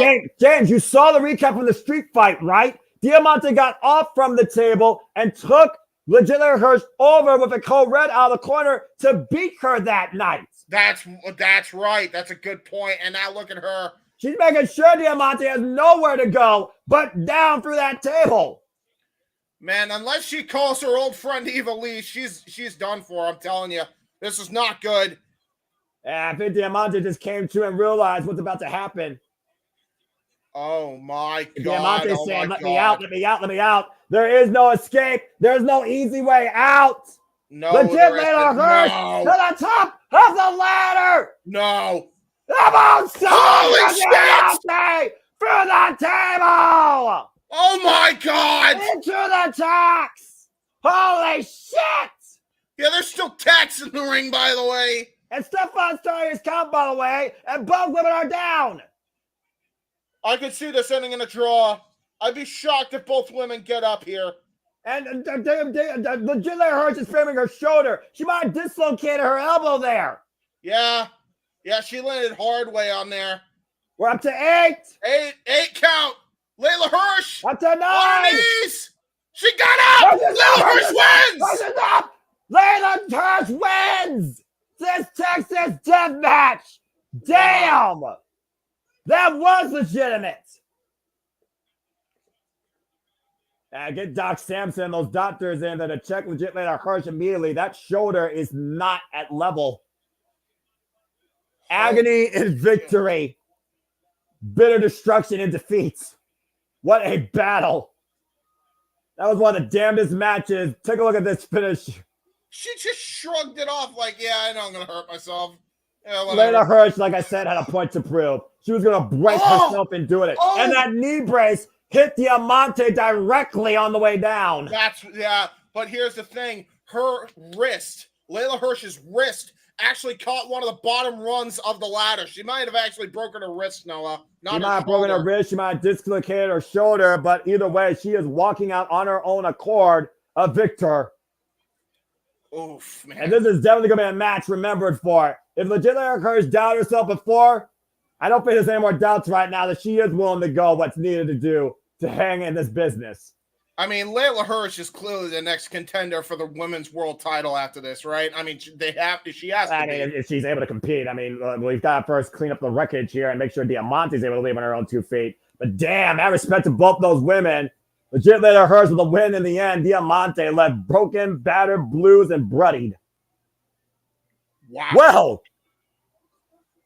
as we have a commercial break here, allow me to just once again thank you everybody for tuning into our coverage up to For This Honor. What's been a phenomenal show so far. And we are not even halfway through this. Please let's go comment and tell a friend, as this is brought to us by Jazzwares Vault. These are custom-made action figures, new reveals, courtesy of Jazzwares in partnership with Ring of Honor. Feel free to collect them today if you choose. Jerry Lynn McGibbs will also be coming soon. So if you are a collector, that's pretty cool.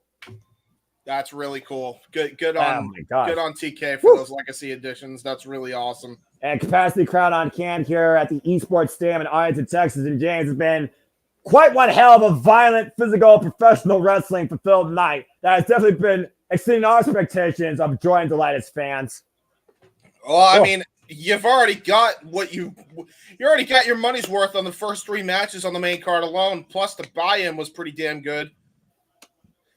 And but I'll say, though, we talked about before about both women were trying to show during that match. I mean, Diamante, again, this was her world, and legit Layla Hirsch left her broken in it and herself broken out of it. Dude. Well, as we try and recollect ourselves, the man is barely speechless, we're going to try and slow things down from destruction and reckless abandonment to strategy and approach. The Ring of Honor Pro Championship is next with a unit defense against Lee Moriarty. Again, take this video package, just clean up here that crazy shit. My God. Dude, that was like crazy. I know Jeff doesn't like death matches, which is basically, I mean, it was a Texas death match for a reason, but I mean, those women are bad asses to do that shit. That was crazy. Again, and literally Diamante pushed legit Layla Hirsch beyond limits that legit Layla thought was possible.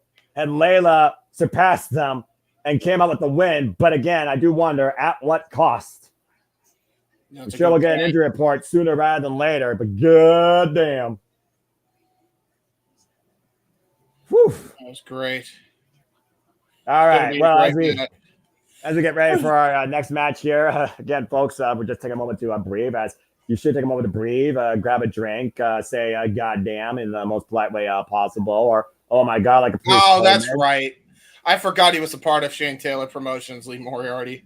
Well, let's go ahead and get ready for the foundation of Ring of Honor. That's not Texas Death Matches, but pure rules. It is time for the Ring of Honor Pure Championship match. For those that never watch Ring of Honor or don't know what a Pure match is, allow me to explain it to you. First off, let's say hello to our judges, Paul White, Jerry Lynn, and Christopher Daniels. They will be here in case the match goes to a draw, which has not happened yet in this era of Ring of Honor. By the way, Paul White, the newest member of the Ring of Honor, board of directors. So I guess he's getting re-signed if they just made him a board of directors, right? Let's go ahead and talk about the rules here, James. Each wrestler has 3 rope breaks to stop submission holds and pinfalls. After a wrestler exhausts his rope breaks, submission and pin attempts on or under the ropes by the opponent are considered legal. There are no closed fists to the face permitted at all. Open-handed slaps and chops to the face are permitted. Punches to the rest of the body are allowed, excluding low blows. Duh.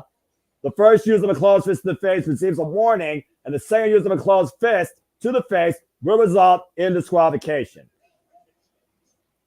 Oh, man. And, of course, the title can change hands via countout, submission, pinfall, or disqualification. It is the Ring of Honor Pure Championship, the foundation of pure rules that this company was founded upon, held by the all-time greats, Nigel McGuinness, Bryan Danielson, Daniel Garcia, Katsuyori Shibata, and, of course, right now, for the third time, Wheeler Yuta, as Tiger Style looks for his first piece of gold in Ring of Honor. Lee Moriarty is a multiple-time champion already in his young career in MLW as well as other places in the world of pro wrestling. So he can get it done when it calls for it in those squared circles, but has not been able to get his dub here in TK Family Promotions. Now, ever since joining Shane Taylor Promotions, though, it's literally created a whole new world of opportunities for him. And remember, Lee Moriarty got this opportunity in the first place, lasting with the champion, not finding a way to beat him. He lasted the 10 minutes during a proving ground. And that's why Lee Moriarty finds himself here tonight. Jeff, wrong graphic. Botch. It's all right. I hate this fucking computer. I told you Chromebooks suck. Anyway. Chromebooks are pretty fucking trash. But to do that here tonight, he's got to go against a guy forged in combat, representing Blackpool Combat Club. Here comes our current Ring of Honor Pure Champion, Wheeler Yuta. I'm going to piss off JJ and Josh, but fuck it. Y'all want to super chat to buy me a new computer. Super chat for that shit. There you go. Anyway, it's still the wrong graphic, Jeff. Yeah, make the freaking super chats more. Hold on. I got you, Jeff. God damn it! Lord, forgive us. Sincerely, forgive us. Okay, Chromebook. The current holder. There we go. Yeah. the current holder of the Ring of Honor Pure Champion, Wheeler Yuta, is the 14th, believe it or not, the 14th Ring of Honor Pure Champion in this company's history. The very first champion was AJ Styles. This title has been held by Samoa Joe, Jay Lethal, Doug Williams, Nigel McGuinness, Josh Woods. In fact, Josh Woods was the first time Wheeler Yuta won the Ring of Honor Pure Championship. Yeah, and which was an incredible match. And prior to that, I believe that Josh Woods was the second longest Ring of Honor Pure Champion in history. And that's who Wheeler Yuta defeated. Nigel McGuinness currently still holds the record, though, at 350 days. Katsuyori Shibata, though, came very close, 239 days. Wheeler Yuta, his third run now, champion for 245 days. Code of Honor adhered to our Pure Official Course, referee Mike Posey. Bell rings, we're underway. There's your scoreboard at the bottom. Here we go. And again, this match is really a match that just lets you study wrestling. This is pure wrestling. Connor will tie up here. We're going to finally slow down the mood, brave, and really bring people into a study of professional wrestling. Damn it. Armringer here. And no, I'm not Bob Ross. I don't know how to paint, but I will paint you a picture blindly of pure wrestling here. And now, right now, Wheeler Yuta jogging for control. Great wrist control applied. Driving a knee across the arm and trapping Lee Moriarty down there. Yeah, great pressure onto that joint. Whoa. That counter. Great into the Indian deathlock of sorts here by Lee Moriarty. Going to try to go and transition it into an STF, pulling on the hair. And but again, you only can bend the rules so far in a pure rules match. But we've also seen Wheeler Yuta as of late do that. Again, he's already defended his title against the likes of Filthy Tom Lawler and Matt Sydal. And right now, jogging for wrist control. Wheeler Yuta brought down the mat again. Knee driven to the side of the head. And Lee Moriarty with a little bit of joint manipulation. Yikes. Oy, babe. Oh, man. Minoru Suzuki would be proud of that. You did talk about before what Tiger Style brings and how dangerous it is. Pressure on the rotator cuff, double wrist lock here. Yeah, both of these men went a full-on hour, by the way. I mean, we talked about hour-long clinics before, but both of these men have history with each other. Going for a leg lock again. Snaps through and that's one rope break used by Lee Moriarty. Yeah, now going to try to get some feeling back into his leg as Lee Moriarty. And we talked about before. Yeah. Oof. Yeah. And again, I just want to point out, I mean, both of these men know each other so well. They have had hour-long clinics against each other in the Indies. That's one of the reasons why Bryan Danielson touted these men so highly. So these two are not slouches when it comes to in-ring psychology and joint manipulation. And again, you do wonder, though, when you think about both men from a technical background, what can both men do to surprise one another? Lee Moriarty already lasted against Wheeler Yuta for 10 minutes, but didn't find a way to get the win. You almost wonder if Lee Moriarty is going to try and literally run the clock as far as possible, or if Wheeler Yuta is going to try and beat him before the 10-minute mark. Collar and elbow tie up again. Headlock there by Lee Moriarty. Going to try to maintain some control here into a nice headlock takeover. And again, MJF knows a thing or two about that. Yes. We talked about before about clinics, hour-long clinics, of course. Let's not forget Wheeler Yuta and Daniel Garcia did that. Wheeler Yuta and Daniel Garcia feuded over this title. In fact, Daniel Garcia previously beat Wheeler Yuta for the championship, and vice versa. Look at this. Transition right now into the headlock, trapped between the legs, and cut up the oxygen. And Yuta right now knows he's firmly in control, but Lee Moriarty again finding a way to escape, rolling out, now looking to elevate, slips out. Oh! Pressure applied to the knees. Into a headlock. Yuta transition, key lock. Well, Yuta right now might be looking for his own joint manipulation here. You talked about before tying up the arms and the tendons. Let's figure out what both men bring here as far as the finish goes. Both men very technical. You almost wonder, what is the most dangerous weapon in each man's arsenal? We know that Wheeler Yuta has the seatbelt pin, but what does Lee Moriarty bring? What's his ace in the hole? Let's drop down there. Good agility shown. Ooh. Oh, look at that. Caught the schoolboy reversal. Oh, STF into the crossface.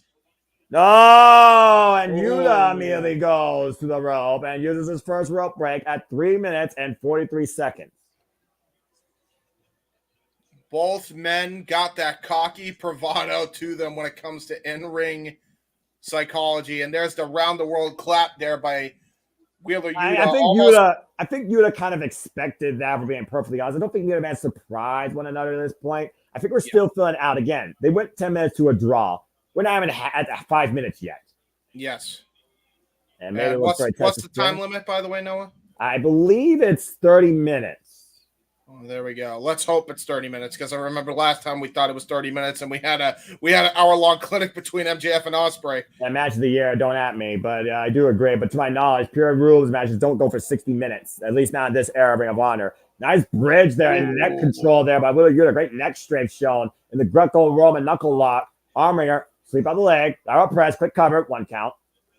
Both men right now, we got 2 rope breaks left, and both men now looking for the quick pin.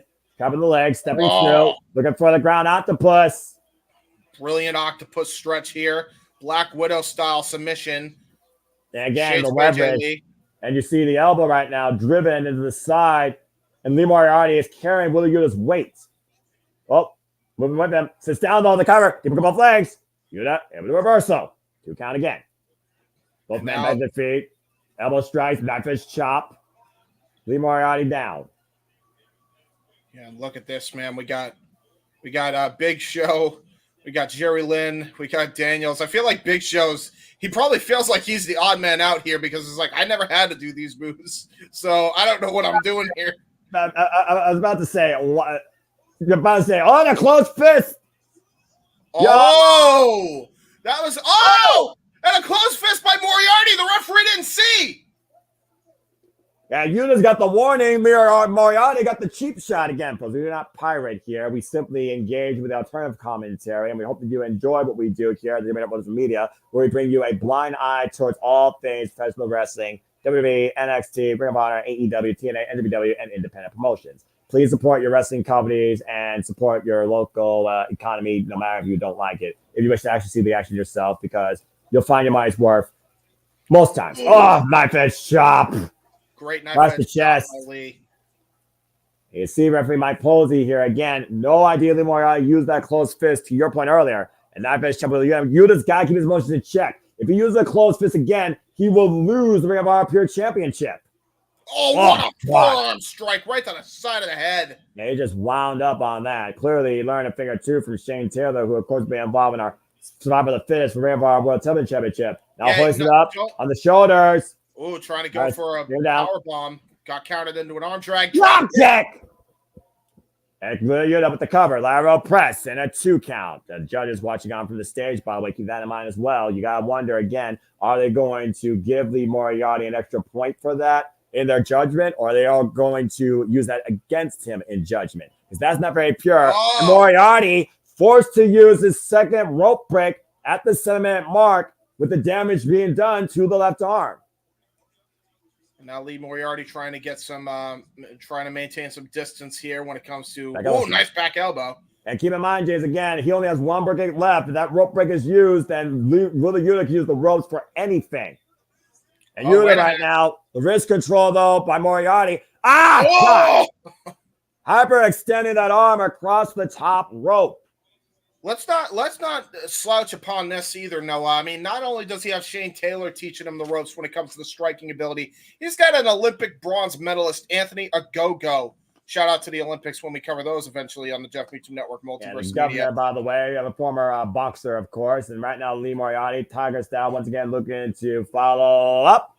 His big shoulder block turns Willie Yuta up and over, and Willie Yuta right now trying to regain feeling in that left shoulder, to your point. And now the cover gets a 2 count. Meanwhile, we got Wheeler Yuta has been trained by some of the greatest in pro wrestling. We know he has the best friend training of Orange Cassidy, but he also has great trainers in Bryan Danielson, Claudio Castagnoli, and at one time, William Regal. Look at that arm wringer, though, by Lee Moriarty. And again, stays with control the entire time, and Willie Yuta is in the center of the ring, by the way. Nowhere near the ropes. He wanted to use a rope break. And Yuta in trouble here, getting back up to his feet, though, trying to grab Moriarty's head. Nice snapmare takeover, forces the release, looking for the sleeper hold. Moriarty able to scout again and trap the Kama's arm in a key lock. Great formula, great approach here by Tiger style. He's picked the target and he's staying on it. Yeah, look at that. He's got the knee right onto that hand on the small of the back. And again, I don't know if that's cocky or if that's effective. Again, you see the judges watching on Christopher Daniels, Paul White, and Jerry Lynn. Jerry Lynn has had tremendous rivalries with Rob Van Dam, technical affairs between the both of them. Meanwhile, Christopher Daniels has had great rivalries with guys like AJ Styles. Nice snap nair takeover by Wheeler Yuta to get out of that arm wringer. First ever of our Grand Slam champion, I might add as well. Boot follow-up, though, by Lee Moriarty, followed by a missile drop kick. Turns Yuta up and over again, and a hard impact on that left shoulder has been constantly grasping. There's a hook on the far leg, but Moriarty gets a 2 count. We are at the 9-minute and 30-second mark here. Willie Yuta with 2 rope breaks left. Lee Moriarty with 1 rope break left. And by the way, this is where I say Big Show probably feels like he's left out here because, like, he's probably thinking, "Have I had technical affairs with anybody?" No. But again, Big Show, Paul White, student of the game, he's seen all art forms of wrestling and respects them. So I think it's rather fitting that he's part of the Ring of Honor board of directors here. He's learning as much as he is leading. And again, these forearm strikes, though, and I'm Willie Yuta right now trying to bring him to the right arm, less damaged arm. Both of these men just meeting in center. There's a front of the eye. And again, Yuta cannot use a closed fist. If he does, he is disqualified and will lose the championship. He's already bent the rules all he can. Yeah, exactly. He has not used a closed fist in the referee's eyesight yet, so he does have at least one in the chamber. Falls in, collapses the larynx of Yuta with the clothesline in the corner. Moriarty in control of the Irishman again, and we are over the 10.5-minute mark. Oh, nice leapfrog there. The agility being shown here right now. Yuta picked up speed and runs through Moriarty. Great clothesline by that was a Danielson clothesline if I had ever seen one by Wheeler Yuta. Well, considering who this man is with, John Moxley, Ward William Regal, Bryan Danielson, and of course Claudio Castagnoli. Nice step in security here. Again, seconds are not allowed at ringside for this. If anyone gets involved, they risk termination or suspension. Nice Miz-style clothesline, but he turned it into a forearm Now going to try and go for a top rope maneuver here. Big risk. Ooh! Wipes him out, though. Catches him, and a great tip-up. Yuta once again feeling something here. Yeah, taking a page out of Will Ospreay's playbook with the hip cheerio forearm. Now looking to hoist him up. Scoop slam. That's Moriarty down. I always love pure matches because they just are a great way to really change the approach of the show. I love this. And now it looks like he's going to go for a top rope maneuver here. Got cut off by Moriarty. Can you imagine Ricky the Dragon Steamboat and Ric Flair in a Ring of Honor Pure Rules match? Affecting the equilibrium right now of Wheeler Yuta. The wrist there being applied here. And again, the grip manipulation heavily in play across the digits left hand. A headbutt though by Yuta to the torso. Headbutt underneath the jawline. They were right behind the head of Wheeler Yuta. Oh, boy. Didn't pay though John Moxley's playbook, who is right now on vacation. Take your time and enjoy yourself there, Friar. Thank you for everything. Big risk here. And a superplex! Great superplex by Lee Moriarty. Both men down. Lee Moriarty can't even go for the pin cover. Both men exhausted. And the judges are watching on. Paul White taking notes. Jerry Lynn talking to Paul White. And Christopher Daniels, of course, watching on very astutely. Both of these men, to your point right now, we are at a reset. Neither man able to capitalize. This capacity crowd, though, on can, looking to see who could win this pure championship. Looking for that half and half counter. Caught once again. Chris, but unable to with the compromised arm. Looking for a pile driver.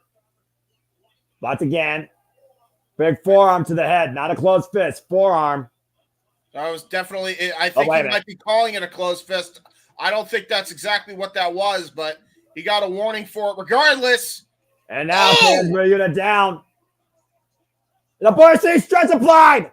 Yeah, on the damaged arm.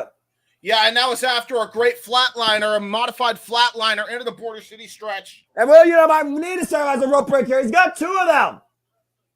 Yeah, he doesn't have much of a choice here. But look at this. Oh, brilliant maneuvering by Lee Moriarty. Putting the pressure on Wheeler Yuta here. And it's all the way in the center of the ring. Again, hyperextending that already compromised shoulder. But Yuta, reversal, shoulders down. And Moriarty again able to maintain the hold.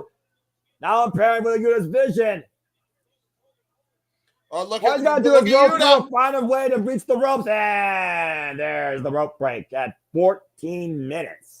All he would have had to do there, though, was actually put his foot underneath the bottom rope. That would have still counted as a rope break. But he chose and elected to go for the foot on top of the rope. Now both men with one rope break apiece.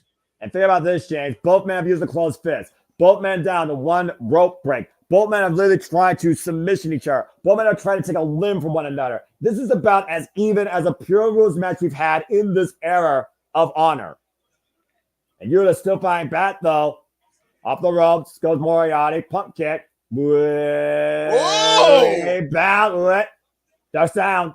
Waist lock. Standing switch. Both men jogging for position right now. Moriarty with a Yuta. Either man can grab a hold. Oh, my. Sends him to the outside of the schoolboy roll-up. And we're going to fall on the tope. Got it. And he got all of that, driving Moriarty into the barricade. Both these men going for broke. As I believe we're at the halfway mark at this point. I've never seen a schoolboy roll-up go to the outside for a suicide dive. That's a first. Yeah, again, both these men showing how innovative they can be under pure rules and how much they're willing to risk. Certainly a very innovative move here, but Will Yuta needs to capitalize on this. Yeah, going to try to go to the top rope here. Possibly going for a frog splash of some kind. We've seen Wheeler Yuta utilize that in the past. Go for broke, and he might break him some of the prods if he misses here again. Still trying to fill out that left arm. Big frog splash! Deep hook, both legs to retain. And a kick out by Lee Moriarty. And Lee Moriarty had to use his entire core strength to kick out of that, and you could see him clutching his stomach there after that tremendous body splash from the top. Again, Iron Man here right now is literally just a pinfall away from winning this. Now the hammering of the elbows with the damaged arm coming into play by Wheeler Yuta, unable to continually deliver them. Oh, look at this, though. Going to try to change up strategy. Oh, wait! Moriarty's got it! Moriarty's got it! Look for the clutch! Clutch pin! That Count was only. tremendous. He should have gotten that. I'm surprised Wheeler Yuta was able to kick out of it. Ooh, Arm wringer, though. Right back to his strategy, though. Back to that left arm. Now hooking him up.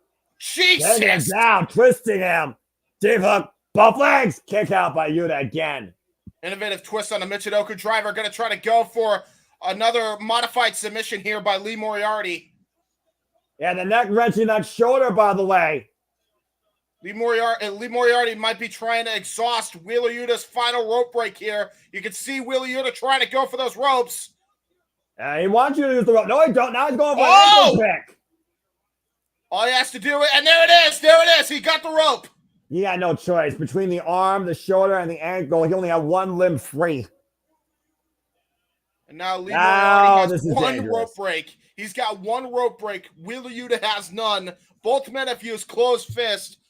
Lee Moriarty has to maintain that rope break if he's in a dangerous situation. But also, think about this. Now Wheeler Yuta has no rope breaks. This means... Oh! Bridging German! Bridging German! Cover! Kick Whoa. out. Moriarty could use the ropes for pins or submissions legally. Yes. Oh, wait a minute. Combination. A submission here. Moriarty, though, trying to roll his body to the ropes. And, wow. Okay. The cattle mutilation exhausts Lee Moriarty's final rope break. Shades of his mentor, Bryan Danielson. He'll be in the main event at All In London for the AEW World Championship. You know what this means, right? Both men have used a closed fist. Both men have no rope breaks left. And we are in the longest pure championship match in this era of Honor. It's basically anybody's game, and the ropes are legal for anything.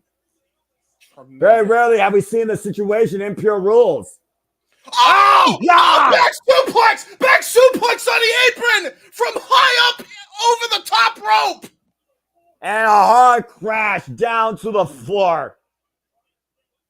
Oh, God, that was rough. And again, what does Lee Moriarty have to do to become the new Ring of Honor Pure Champion? That move right there might be the death note. Look at this. Jesus! Oh, Jesus Christ. That's how you rearrange a spine and a tailbone. Look at that. And feel out the pain shooting up to your point, the spine, the ankles, the back of Yuta's neck. Lee Moriarty smells blood. This might be Lee Moriarty's moment. All he has to do is go for joint manipulation tactics. Gonna go for the Border City stretch off the flatliner. Oh, flatliner, cover! Kick it! All he has to go for is the Border City stretch or that modified submission he had locked in earlier where he had his leg and arms trapped. Again, he's got to give his best shot and more if he's going to beat Wheeler Yuta for the Ring of Honor Pure Championship. How many minutes left? 1 minute? 11. All right. I was about to say. And right now, Moriarty, again, and Wheeler Yuta showing what Pure Rules is all about. Yuta may have nothing left, though, seriously. Well, Wheeler Yuta might be playing possum as well. Keep in mind who has trained him. Oh, into the Danielson special! Into the Danielson special Fujiwara armbar attempt! And trap the arm, though, and go puzzle for the bell lock here, though. Moriarty able to scout it. Moriarty trying to escape, though. Wheeler Yuta, though, maintaining hold of the arm. Remember, no more rope breaks for either man. And the rope, there is no rope breaks. There is no rope breaks. Yuta going on to as long as he wants. Oh, God. Trap! Holy shit! Moriarty did it! Moriarty did it! Moriarty did it! Moriarty used the ropes to his advantage, by the way. He used the ropes to his advantage. The referee wasn't even paying attention. He was paying attention to the shoulders on the mat. He literally trapped the outside leg. And again, it was perfectly legal. I don't believe it. Lee Moriarty is the new Ring of Honor Pure Champion. That was Tiger tremendous. Style did it. Tiger Style wrestled the perfect Pure Rules match to capture the Ring of Honor Pure Championship. His first singles gold in AEW and Ring of Honor since joining the promotion back in 2021. And since joining St. Taylor Promotions, by the way, Rumble, Batman Rumble, split-second margin of error right there by Wheeler Yuta, unaware what Lee Moriarty was doing. I mean, you got to give respect to Lee Moriarty and Wheeler Yuta. I mean, both men have to adhere to the Code of Honor after a match like that. That was the best Pure Rules match I've seen in this era in Ring of Honor. That was tremendous, man. Oh, look at this. Wait a minute. Trying to take it from Mike Posey here. Not being a code of honor, but given the title itself. Wow, that's awesome. That is respect, and that is pure wrestling, damn it. Congratulations, Lee Moriarty. You did it. Two of the best in-ring technicians. Dean Malenko smiling proudly. And Jerry Lynn, for that matter, and Christopher Daniels. Hell, Paul White is like, I feel exhausted watching. I think I feel with you calling it and me calling it. We just called it a pure rules match, a 20-minute classic.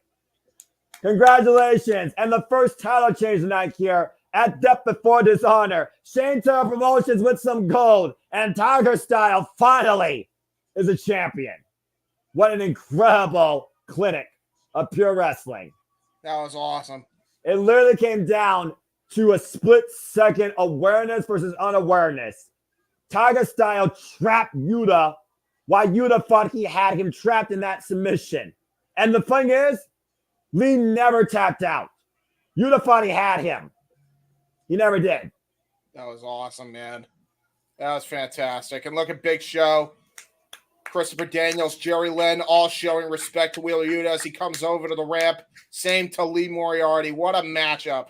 The 15th Ring of Honor Pure Champion is Tiger Style Lee Moriarty, just under the 20-minute mark. Congratulations. Awesome match. And this match right here might also give us a surprising upset. With 2 wins already against the champion here. It's Billy Stark defending the Ring of Honor Women's World TV title against Red Velvet. What an incredible transition from a text match, by the way, to a pure in-ring tech clinic. This is such a good match so far. Like, every match is delivered. I mean... again, this is Tony Khan, who does not miss. Simple as that. Why others might give you... To be fair, he's got some of the best people on his roster. It's kind of hard to put together a bad pay-per-view card. Well, I mean, again, you look at our promotions, they need to run 250 minutes of advertisements with undermined amount of wrestling, despite the wrestling being good, but I digress. That's true. There's a balance between in-ring wrestling quality product and branding and marketing. True. And meanwhile, we're focusing on the company that truly is defined by the word professional wrestling. As we're looking at the first half of this developing feud against MEM, Red Velvet looking to snatch that title off Billy Starks and stir it up. Does you have a recipe for victory? Ring of Honor Women's World Seven title on the line. Lexi Nair, our ring announcer, bring us in. Oh, wow. They're going to have their own female ring announcer. That's cool. I mean, she's been part of MEN for the longest time, you know. Oh, Lexi. Oh, I forgot Lexi Nair is a part of it. And meanwhile, here comes our challenger first. Looking to stir it up. Red Velvet. Man, people who don't watch Ring of Honor certainly are missing out on some phenomenal professional wrestling. Yeah, man. Like, what a match. Red Velvet on a 4-match winning streak, by the way. Ring of Honor record 9-2. 2 victories over Billy Starks back in the era of AEW Dark. When we've seen Billy Starks develop this whole new level of aggression and hunger after season what she believed was her destiny at Supercard of Honor this year. By the way, is Red Velvet also a part of the infantry? Because she has the exact same colored gear that the others had. Nope, her and Queen Amina just their own duo looking to take down the seemingly impossible, if we're being honest here. Okay, fair enough. I love that she has her apron, by the way, because she's, she Red Velvet. Straight out of your mama's kitchen, boy.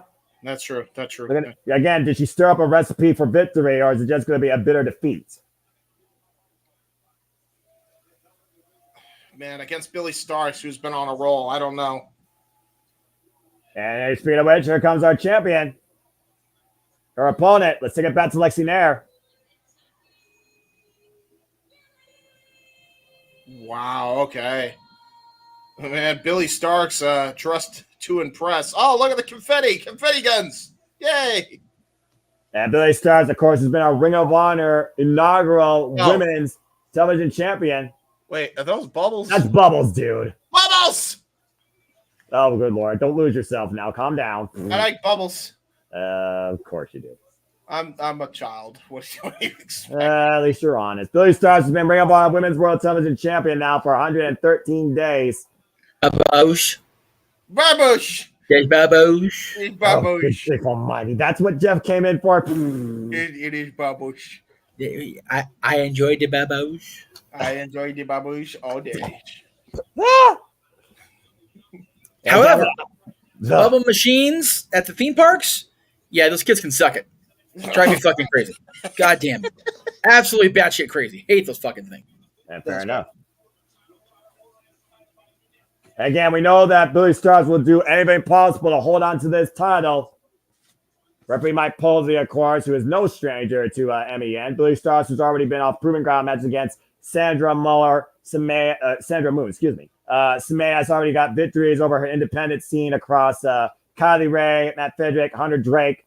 Recent proving ground match against Mackenzie Morgan. And just coming off a match in GCW with a victory over Rachel Armstrong. Oh, wow. The Code of Honor is here too. And there you go, folks. It is official again. What happened earlier. And there you go. Code of Honor here too, as we do here in Ring of Honor.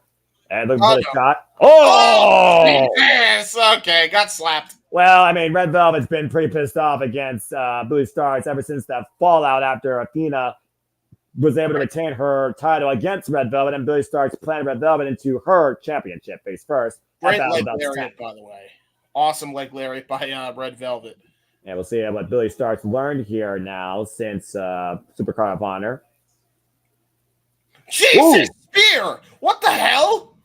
Big move there by Red Velvet. Well, again, we've seen a lot of Red Velvet come out here since she's arrived in Ring of Honor. Again, she's been on quite a streak. That was the heavy kinesio tape, though, on the left shoulder. Again, do not underestimate Billy Starks, though. How many times do we talk about this young athlete? Again, this young athlete, folks, is 19 years old and 5 years of wrestling experience. And the splits driving the boot right to the side of Billy Starks' face. But yeah, I mean, when you got red kinesio tape, you definitely don't want to underestimate Billy Starks. Woo. Got out of that rebound German that Red Velvet likes to utilize. And again, Billy Starks, though, grabbing the hair of Red Velvet, taking her into the corner. Gonna try to do it again, sending her into the corner. Oh, God, that's so bot. Springing up the second, got caught in the electric chair position. Was Billy Starks looking for here? Red Velvet might be looking for a poison rana. And Bella slam on top turnbuckle by Billy Starks. That's not good. Face first. Hello. And Billy Starks is pissed off now. Yeah, she is. Oh, no. Again, this is not the same Billy Starks we knew prior to Supercard of Honor, clearly. Nope. Much more dangerous, aggressive, hungry, driven competitor. If you get back here live action right now, Red Velvet just trying to get feeling it back in her back. Yeah, and look at this. I mean, you got Billy Starks. I mean, she got purple hair now. So yeah. And again, Snapmare now applied. Kick right to the small of the back, again to the small of the back, just absolutely utilizing every. We've also seen Billy Starks as of late not go for pinfalls, but for submissions. So again, tagging the blower back is not surprising me here. Driving her knee now into the spine with the chin lock applied. Davey Boy Smith would be proud. And Billy Starks again, just mocking her opponent.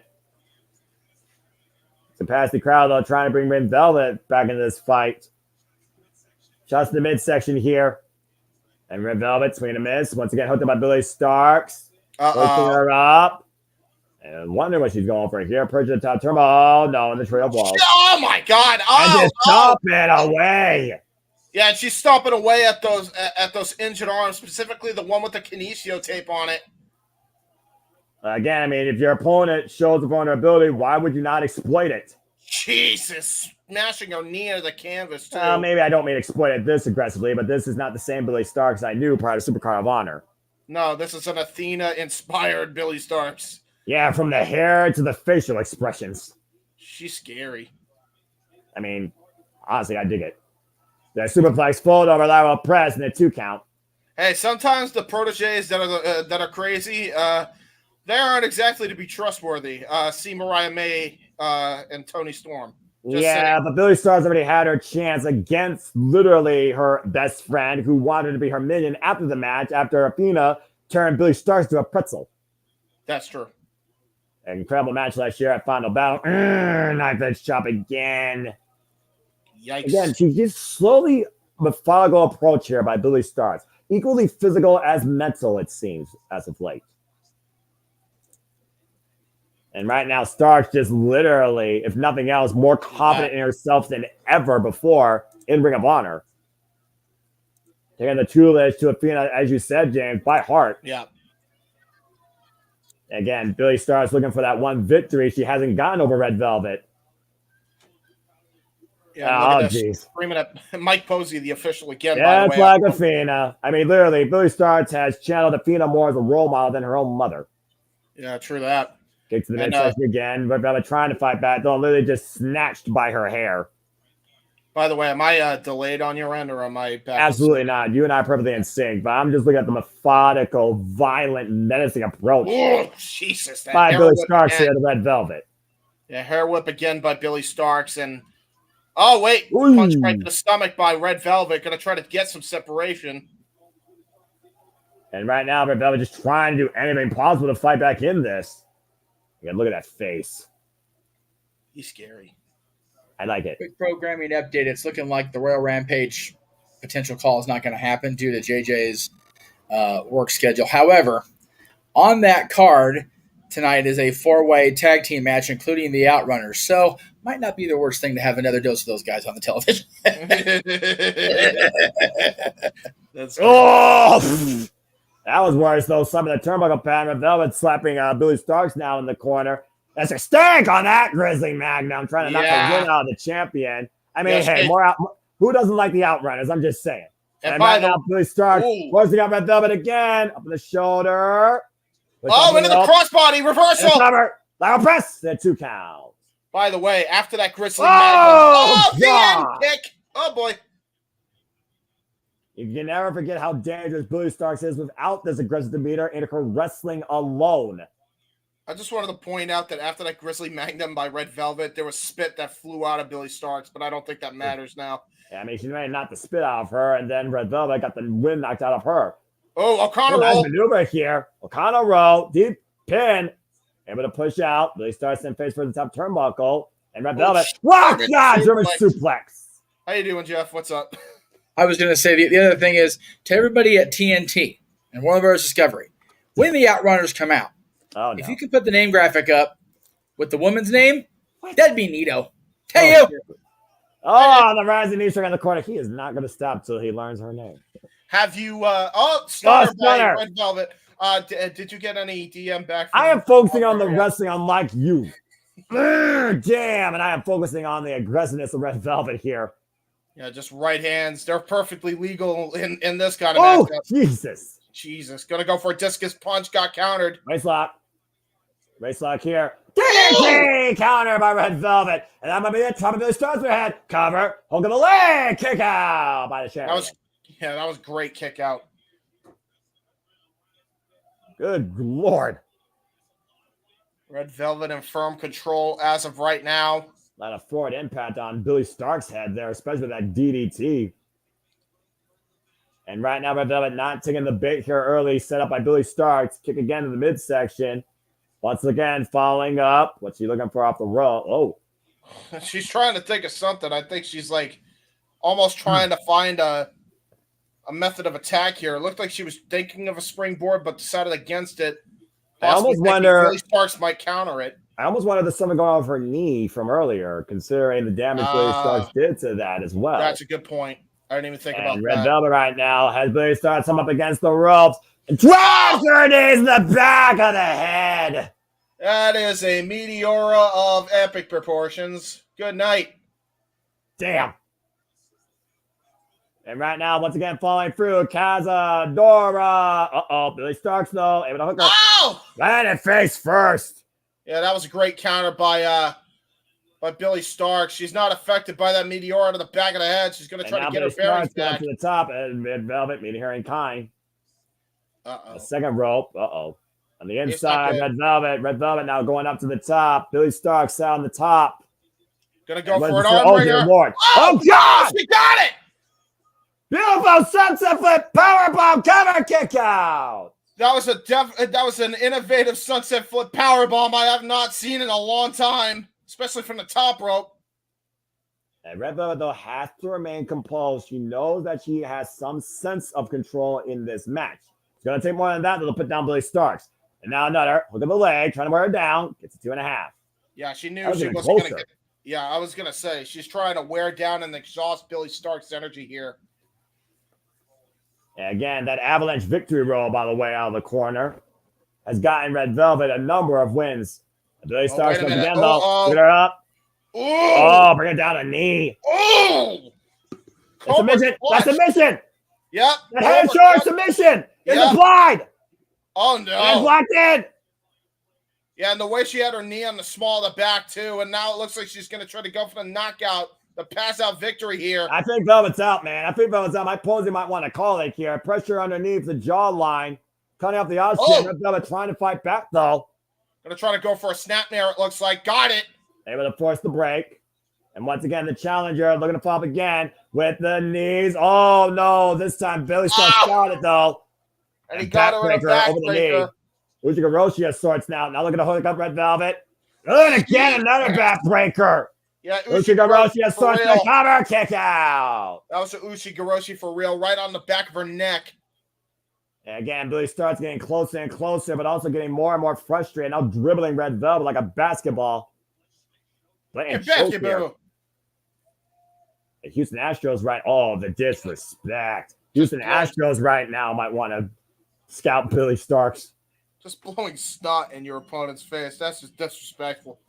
And saying he's going to kill her. Again, we've never heard this from Billy Starks prior to Supercard of Honor. Oh, no. The mindset here. Oh, no.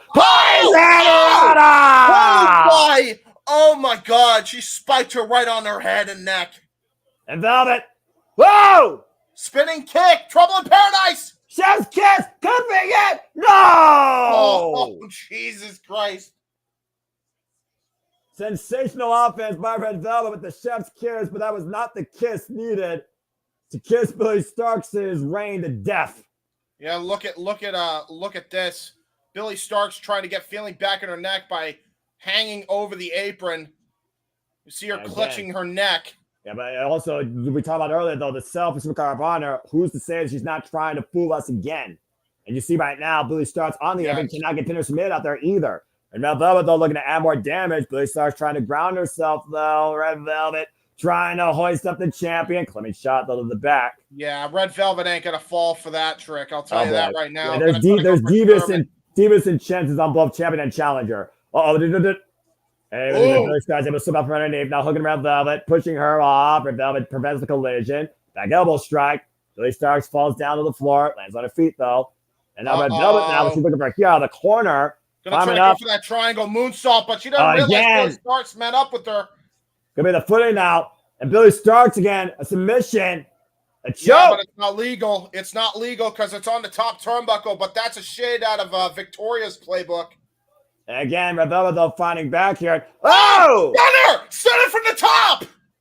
And again, back of the head and neck, hitting the apron. Yeah, look at this. Gonna try to head and neck. Yeah, it's going to try to feign an injury, or is this legitimate? If you cry wolf one too many times, I mean, what happens if you actually get injured? I mean, she did bump her head on the apron, to your point, though, and the stunner, the whiplash effect. Yeah, but we know you cannot trust Billy Starks after what happened to Queen Aminata last pay-per-view for Ring of Honor. But Red Velvet also knows how urgent this is, because if she can't pin or submit Billy Starks, she can't take the championship. But you can take the championship off of match stoppage. So if this is legitimate, then Red Velvet gets the championship. And Red Velvet right now just watching on, not even following up, not even trying to exploit an opportunity here. The same way, technically, that Billy Starks was able to beat Queen Aminata at Supercard of Honor. Yeah, and I'm telling you right now that Red Velvet has definitely got a plan in mind. Whatever that plan is. Does Billy Starks have a plan in mind, though? Again, Red Velvet seems very composed. Doesn't really seem like she's showing any concern. I mean, when Lexi was asking a question about Athena being injured, she said that bitch got what she deserved. And, of course, Athena showed us that she was not injured at all. And look at this. She's trying to roll back into the ring. Yeah, And but I she's will just rolling say- gracefully underneath the apron, not even far away from the ropes. And I will say, it could be a legitimate injury because she did take that poison rana right on her head and neck in a very rough way. And ever since then, she's been clutching that neck. I will say, though. Let me be honest with you. I've seen this girl literally dropped on her head when I thought her vertebrae collapsed outside Ring of Honor. Trust me. That's what I'm saying. She is fine. That's what I'm saying. She's got to be absolutely utilizing this to gain an advantage here. She finally gets up. And Posey, sit down. Yep. Velvet, got it. Velvet, though. Whoop. Missed the kick. Missed the kick again. Trapped the leg. Insecurity. That's Red Velvet. Red Velvet down for the time being. And that psycho, that 19-year-old psycho, is once again saying that this is her world. We're just living in it. And Velvet might be faking. Oh, shit. Now she's going to legitimately try to break her neck. She angry. Oh. Huh?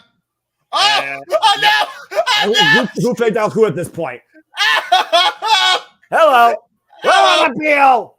Now she really dropped her on her neck. Oh! That could do it. Drop her head. Holy shit! Oh, my God. We got a new Ring of Honor Women's Television Champion. Red Velvet just dropped Billy Starks on her head. She stirred up a recipe for victory. Red Velvet did it. Well, so much for Billy Starks holding on to the title. Turnabout's Still, fair you play. wonder who's cheating who and who's being true and who don't even care anymore. Like, that final slice, that overdrive. I forgot that was the final slice. I was gonna call it a rose plant because it was a twisting rose plant. That was a revolution rose plant. And Billy Starks devastated. Billy Starks, you got outsmarted. I was gonna Red say, Velvet stirred up a formula for victory. Red Velvet, the new Ring of Honor Women's Television Champion. Fool me once, shame on you. Fool me twice. Fuck you. yeah, there you go. That was tremendous. She cranked her neck like she was gonna do something. I was like, I got played dead. That's a statement win right there. Not just for Red Velvet, but for the Ring of Honor Women's Division. We might very well be looking at the end of MEN ruling Ring of Honor after tonight if Queen of Manada has her way like Red Velvet did. That was Red straight up out mind fucking Billy. That was tremendous. And that also means Billy Starks remains winless against Red Velvet. Yep. Screw you, says Billy Stark. She angry. Big angry. Yeah, you think she's angry. What's Athena going to think about this? The only thing scarier than a revitalized, crazy Billy Starks is one who has gone down in defeat. Yep. It's going to be dangerous times. Yeah, well, this Ring of Honor Women's Division might be stirring up a whole different formula for the future. As we move forward, Ring of Honor World Six-Man Title Champions will be defined tomorrow night, but tonight we have an eliminator match. The Dark Order goes in trio session against Dustin Rhodes and the Von Erichs to see who goes to Battle Best 11 tomorrow. This is history. This is history. There's going to be an actual title awarded tomorrow on a Battle of the Belt show. Like, holy fuck. Yeah, I am going to go in, use the bathroom before I don't have a chance. That's fair, because we got a commercial package here. After Marshall Von Erich was able to put the claw on Evil Uno, while Kevin Von Erich was watching on from the outside to Alex Reynolds was jaw-jacking him, Marshall took Alex Reynolds' head off with that lariat and got the win in tag team action last night against the Dark Order alongside his brother Ross. The Von Erichs riding high in Texas, and the Dark Order was not happy about that. To the point, they assaulted them post-match, and out came the Natural, another proud Texan and a proud legacy of this wrestling business, came to the aid of the Von Erichs. Isolating Alex Reynolds, who suffered the claw, the Iron Claw, by the Hall of Famer himself, Kevin Von Erich. And now we find ourselves a unique six-man, where six-man title shot awaits the winners tomorrow. I'm still surprised, though. Another title change, and Red Velvet did it. She did. Man, I feel bad for Billy Starks, but again, sometimes you gotta be humble to realize doing wrong is not right. What? She did everything she could to cheat her way into that victory, and she got outsmarted. Yeah, straight up. I mean, literally. Red Velvet came up, popped her neck, and then literally went back down. Well, as we move forward, Aubrey Edwards, our official for this contest. The Dark Order coming in trios action once again. Dark Order previously challenged for the Ring of Honor Tag Team Championships. And once thought they would be in contention for Ring of Honor 6-man tag team titles. Never happened. Also made it to the finals of the AEW Trios tournament for the inaugural champions. Came up short of that. Dark Order looking to finally submit a chance to maybe challenge and claim the Ring of Honor 6-man tag team titles. But it is official. Red Velvet, you're new World Television Champion in the women's division. As a member of MEM, I gotta admit, it kind of hurts me, but as an unbiased commentator, I have to say she deserved it. I feel you. Sorry, Athena, I have to be integral in my commentary to a degree. What the hell? What happened? Oh, yeah. Those letters, that name, that man. One last ride. A little bit of cowbell involved tonight. The Natural! The history shared with the Von Erichs and the Rhodes. Two of the greatest wrestling families reunite here tonight at Death Before Dishonor. Saddle up, partner. This is insane. The Natural, Dustin Rhodes, and Marshall and Ross Von Erich. That's Professional Wrestling 2024, damn it. The Von Erichs, of course, undefeated right now in tag team action in Ring of Honor, former MLW tag team champions. Dustin Rhodes, of course, a former tag team specialist, his own right, former WWE tag team champion, of course, alongside his brother, Cody Rhodes. Seth the Von Erichs, again, massive respect. If you ride along with me, I'll take you kids to places. And we'll see if the Cold Honor is here too, James. This is awesome. We talked about Dustin Rhodes being on one last ride. He might have one last accolade by the end of the weekend come Saturday night. I was going to say as well, not only is he a tag team champion with Cody Rhodes is currently the undisputed world champion in WWE right now. So, you know. On Eric Chance rating out loud and proud. Gotta love it. Claw them all. What a sign. The minute they hit a claw, I'm gonna go full Martian from Toy Story on that. There we go. I mean, I don't think the Dark Order appreciated that claw that happened Thursday. Thursday count by because not out here. The bell has officially rung. And Aubrey, you have no control in the early going, as I expected with how pissed off the Dark Order is. I was gonna say, I mean, the Dark Order is freaking pissed off for sure.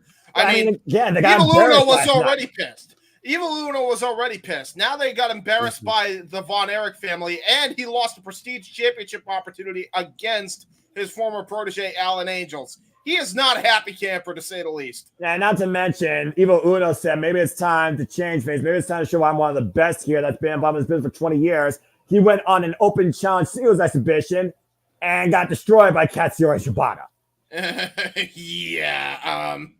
Yeah, maybe don't hype yourself up when you're really not some of the best. Get mad. Stay malding, player one. About to say, even he's got enough credits though to still say I've been involved in this business for 20 years. So I respect there. Evil Uno right now isolated with Ross Von Erich. For those that don't know, Ross Von Erich's the one with boots. Marshall Von Erich is the one with no boots. Oh, Sling Blade there by Ross. Great, fantastic. Gonna possibly tag in Marshall Von Erich. Here we go. Here we go. The former MLW Tag Team Champions. Drop kick! Jesus, what a high drop kick. And a slam. And the friggin' height that this Von Erich gets, by the way. Look at the size of this guy. Yeah, dude, he's a brick shithouse. Double drop kick. Shout out. By the way, shout out to another NWA great in the Rock and Roll Express with the double drop kick there. Now Dustin Rhodes and teaming up against Alex Reynolds, close up and over the outside. Dustin Rhodes, who previously challenged for the Ring of Honor World Championship, Clark Casnelli. I saw him live. And, of course, previous challenger for the TNT Championship. And driven into the steel ring steps. Previously involved in trying to be part of the Forbidden Door before falling short to Jack Perry. And now, Evil Uno, what's he doing with that cowbell? Well, the referee does not know what to do here. Aubrey oh, no! Cowbell right to the back of the head. That bull rope. Eric. Now look at Evil Uno getting rid of the evidence. Doesn't That's really not stand the good. barricade there. We've seen this change though in the Dark Order truly go, pun intended, dark the last couple of months though, James. Well, it's kind of hard to be a Dark Order, and it's kind of hard Yeah. to be evil when you have a kid leading your group. I'm just saying. Von Erichs, by the way, in case you don't know, our current RCW Tag Team Champions, former MLW World Tag Team Champions for 438 days. Cover 2 by Alex, gets a 2 count. Great elevated elbow strike by Alex Reynolds, and now here comes John Silver, Johnny Hungy. Hey, Hungy. Budge, baby. God. I still say this guy should have a singles run. Highly underrated. Big uppercut by John Silver. Isolating Ross here. Taking him down, just running through him. Again, joining the Dark Order. And, of course, card came out of Dark Order since day one. Now it looks like they have the claw. They're going to try to apply. No way. John Silver, you're playing with fire. Do not apply the claw to Von Erich. That is sacrilegious. Oh, the ring. By Evil Uno. And right now, that epidermis literally just being taken off of Marshall's back. And trying to fight back, though, here. Again, Dark Order right now taking care of business rather easily. Oh, wow. Great martial arts kick by Ross. I was not expecting that. Okay. Wow, you consider who these guys were trained by, right? Johnny Hungy right now, looking for the tag.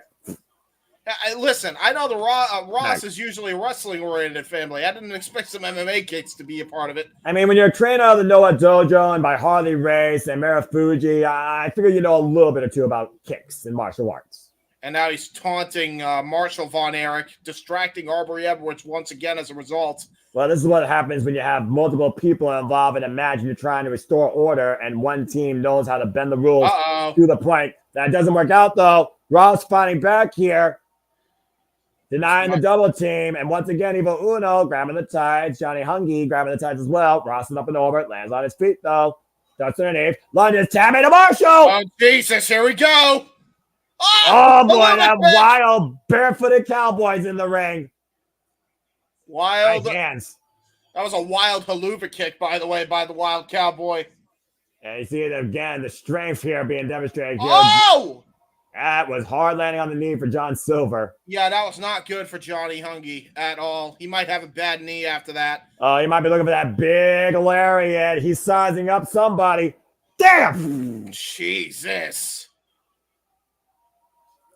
Yeah, inertia, that effect, that whiplash effect against your throat and neck. Following up again. Cannonball! Right over the head. He called for it.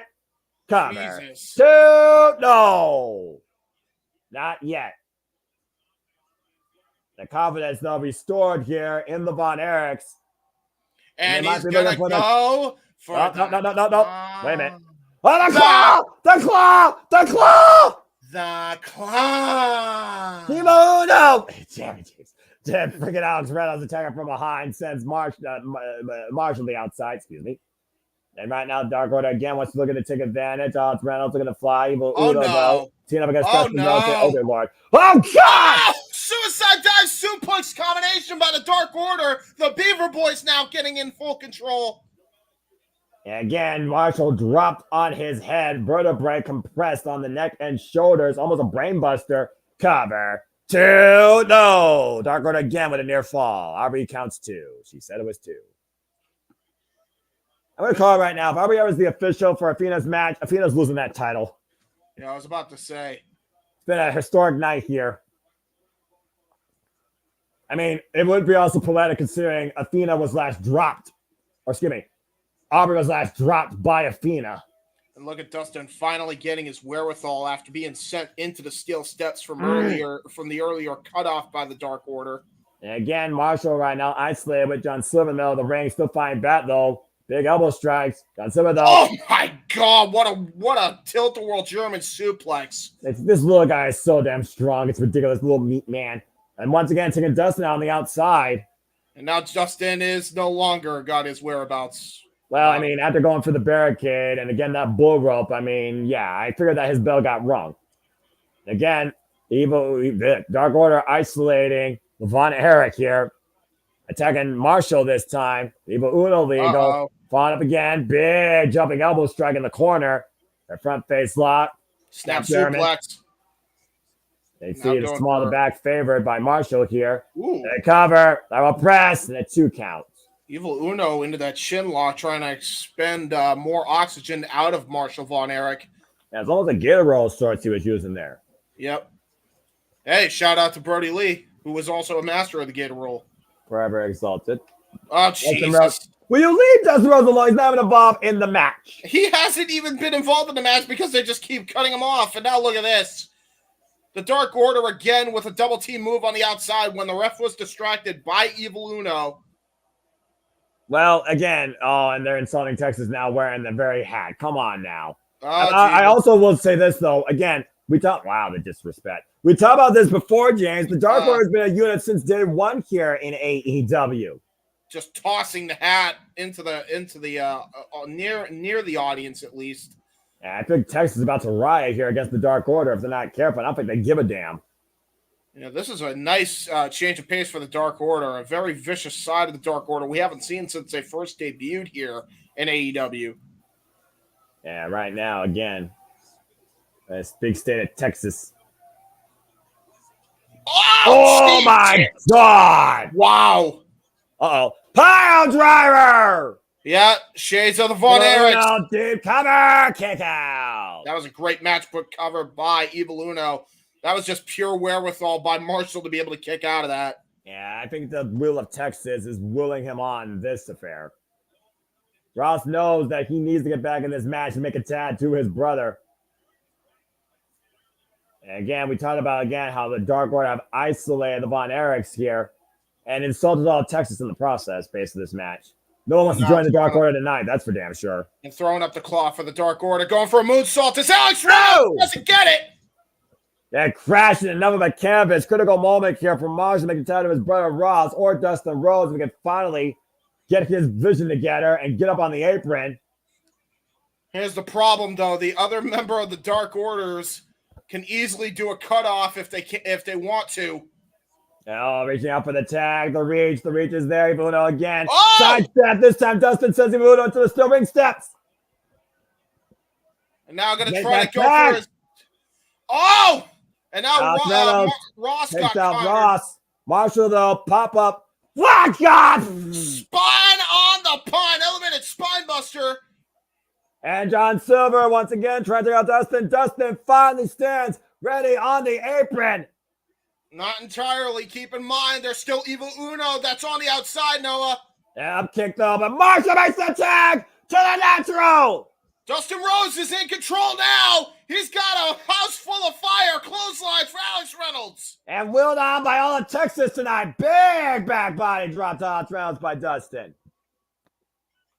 Dustin Rhodes Irish now. whip. Thrown off now. Oh, wait a minute. Oh! Uppercut. Hello. Ventures Dustin Rhodes. And so is that power slam, that scoop slam.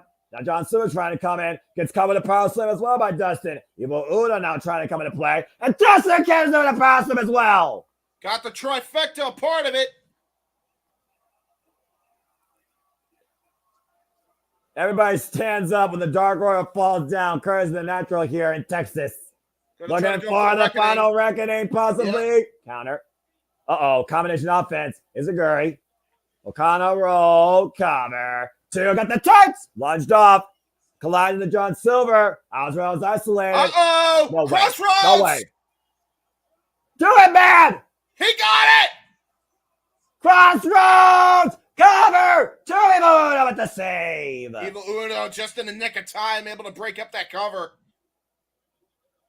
And about to say, great awareness by Evil Uno, preserving this match for his team. Dark Order once again isolating the natural. Here comes Ross and Marshall Von Erich, though. Once again, the numbers even here. John Silver sends to the outside. Evil Uno, though. Drop kick! Drop kick on the Evil Uno by Marshall Von Erich. And Ross isolated with John Silver here. Irish whip, and John Silver sent hard to the barricade. Oh, my God, what a kick. That man just knocked out Ross Von Erich. And Ross sent into the Texas faithful. That's not good. And look at that. Marshall tossed over the barricade as well by Evil Uno. This is not good for Dustin. He's all alone. And Dustin Rhodes, though, looking for a big bulldog here. Alex able to get out of the corner. Oh, here's that combination. Oh, no. Izaguri. Irish whip. Rolling elbow. Step Izaguri. Stunner. German suplex. Jackknife float over. The bridge. The cover. 2. No! Holy shit. How did Dustin kick out of that combo? I've seen so many teams fall to that incredible combo, perpetual synergy by the Dark Order, but the natural is not part of that tally. Disbelief on the face of Alex Reynolds. Aubrey once again saying it was 2. And look at that. Ross and Marshall got out from over the barricade. They're crawling over to their side of the corner. And once again, the front face slug applied here by Alex Reynolds, sending Dustin Rhodes into the turnbuckle. And now mocking the gold dust of Dustin Rhodes. You do not mock the natural. Uh-oh. Gonna go for Shattered Dreams. Yeah, you remember what I said with sacrilegious earlier in Texas? This is sacrilegious against the Rhodes family. Oh, wait a minute, Dustin Rhodes, not going to let it happen, though. Driving those elbows, by the way. Shout out to Dustin Rhodes, the School Rhodes Wrestling Academy. Go check out their last showcase, folks, on their YouTube channel. Oh! All right! Texan Destroyer! Uh-oh. If Dark Order was looking to be the Von Erichs, Texas, and Dustin Rhodes nightmare, I think the Natural is about to give Alex Reynolds some shattered dreams. And now the referee. Oh, wait a minute. Oh! Oh, come on. Look at that. Alex. Stop that. John Silver Wait, stops Marshall. it. Oh, Marshall. no! The claw. Oh, the claw. The claw. The claw. Even a little now with the bull rope.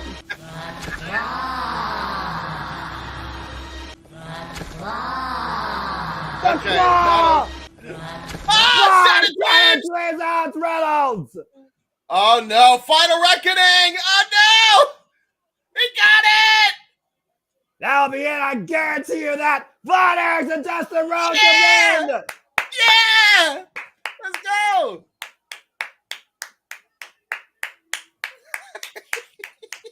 Didn't mean to loop it, but it still came off funny. That was hilarious. Considering they had the claw the entire time until the decision was rendered. Oh, Dustin sure Rhodes did. and Von Erichs move forward tomorrow night to become possibly the new Ring of Honor World 6-Man Tag Team Champions. There's your official graphic, folks. Oh, boy. And, of course, the Undisputed Kingdom, who retain their tag titles tonight, might be walking in all with gold if Roderick Strong beats Mark Briscoe tonight. And here's the thing as well, by the way. If Roddy's able to pull this off, they own Ring of Honor. If they're able to pull this off tonight, Oh, yeah. and they're able to win tomorrow night, oh, boy, that's a danger. But yes, for tonight, James, the Von Erichs and Dustin Rhodes win with some help from... Yeah. Yeah. Yes. I knew. You just couldn't wait for that, could you? What? Wait a what? What? Wait a what? Hold the phone. Why is Shibata here? Why is Oh, Shibata here? no. Oh, no. Where's Shibata's here? Former Shibata Pure didn't have champion. Huh. This is Okay. a unique summit. I'm not sure why Shibata's coming into the ring, but Dustin Rhodes letting him inside the ring. Ah. Wait a minute. Oh! Wow. Hand raised. Is that it? Is that the only reason he came out? I mean, Katsura Shibata did help the Von Erichs learn the claw. So this that's is literally a page back in time. How far has the students come, Sensei? Shibata approves tonight. There you go. Okay, now we know the history. Wait, hang on. Noah, helped him learn what? Yeah. Oh, okay. Thank you. Thank you. 46 years plus of family lineage here coming ahead tonight in this trios affair. The Von Erichs, all of Texas on their feet. Doesn't get any better than that in Texas. Then Dustin Rhodes, the Von Erichs standing tall in the middle of a Ring of Honor ring with Katsura Shibata. What a moment in Texas. You love it. God bless Texas. Well, speaking of 6-man, get ready for a Survivor of the Fittest 6-way for the Ring of Honor World Championship. Atlanta Dream defends against Leo Rush, Lee Johnson, Shane Taylor, Johnny TV, and Brian Cage. We go from the claw machine to a ball pit of crazy. That's putting it politely. Of course, Lance Jr. beat Kyle Fletcher in his home turf down in Mexico. As you're looking back here at the footage, at that ridiculous split leg frog splash, history made. CMLL has acquired the Ring of Honor World Television Championship. And now he has to defend against 5 other wrestlers, a couple of which are no strangers to the Ring of Honor Television Championship. You got the man of the hour of the arrest, former X-Division champion, who's also been looking to gain gold in other promotions. Lee Johnson called his shot 3 times this year and failed for the Ring of Honor Television Championship. Giant TV believes he's TV ready, but doesn't have the title to show it. Brian Cage, a notorious Ring of Honor 6-man tag champ and the most dangerous man in this match. Notorious Shane Taylor, former Ring of Honor World Television champ for over 250 days, who got the win last night in tag team action alongside Giant TV. Someone tell me Giant TV and Shane Taylor are not going to work together tonight. Nope. I meant to tell you, I don't know what happened because I wasn't there, but apparently, somebody in Davenport said somebody's name. What? Oh, Jesus. Okay. Of course. So real quick, because it's been so long since I've been able to say this, God bless Taya Valkyrie. Oh, my God. Oh, here we go again. James Bond. And speaking of Giant TV, he will be in action tomorrow night on Collision here, taking on Orange Cassidy. I think at this point, Jeff, it's pretty safe to say we're covering Collision at this point, because fuck it, why not? God damn it! Intensifies. What the hell ever. Well, somebody, I guess I'm going to have to be producing for the UFC watch along then, huh? No, very much. It'll be okay. We'll figure it out tomorrow. I need to go Mimi's tonight. We'll figure it out tomorrow. Yeah, about to say we got Mimi's till 8 p.m. Standard Time once the show concludes. And God, get a room. Yep. No, keep it going. It's fine, Johnny. It's fine. I don't have a problem with it. Of course you don't. It's fine. Everything is fine. We're good. Everything's fine. Everything is awesome. You weak-minded simpleton. Yep. I'm proud of it. Well, Rumble, Batman Rumble. This man right here is very proud when it comes to the Ring of Honor Television title. And we already saw one person from Shades of Promotions come out with gold tonight. That's a good point. On an undefeated streak of 7-0 in Ring of Honor. He wants that title back in the worst way possible, man. Oh, there's no denying that. Former Ring of Honor World Television Champion, as I alluded to, one of the most notorious Ring of Honor Television Champions. He was seemingly unstoppable while he held on to that. Of course, held that title for 218 days before losing it to Dragon Lee. Oh, that's a disrespectful sign. That's sign that Shane Taylor just grabbed out of that fan's head and said, Shane Taylor Promotions is shit emoji. Shane Taylor is a guy that does more jaw-jacking with his fist than he does with his mouth. I'm just saying. That's a good point. By the way, Shane Taylor first won that title, James, in a 4-corner survival match against Brody King, Hiroki Goto, and Jeff Cobb, who was previously the Ring of Honor World Television Champion prior to Shane Taylor getting it. Yeah, I remember that. This guy, though, has been calling his shot all year. 6-1 his past 7 matches. 16-3 regular in 2024. Previously faced Kyle Fletcher at Supercard for that title. And then followed after that with a follow-up 2 out of 3 falls match. Came up short. He was also involved in last year's Survival of the Fittest and got eliminated first. But he proved they could take a loss and still keep trying to fight back and constantly create a new shot. Can he finally, though, hit the bullseye and claim the Ring of Honor World Television Championship tonight? And now there is Lee Moriarty. He wants his shot. He's throwing up the guns here. Is he a part of Bullet Club? We don't know. Well, no, again, he is Lee Johnston, Big Shotty, looking to call his shot tonight in Texas. That's why he does. And this is a guy that you and Jeff can talk about much more, but I'll just say this. Who better? Who better indeed? James, with the opening ceremony started in a few minutes, the French would call that le botch. However, yes, Brian Cage on his way out, former protege of Percival Pringle III, former protege and partner, if you will, of Prince Nana, but now he is out here to get some singles gold up in this Ring of Honor bitch. Hey, don't forget Taz.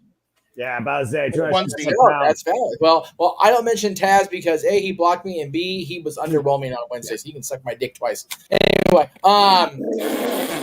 that was blunt and did not mean to come out that dirty. I apologize for that.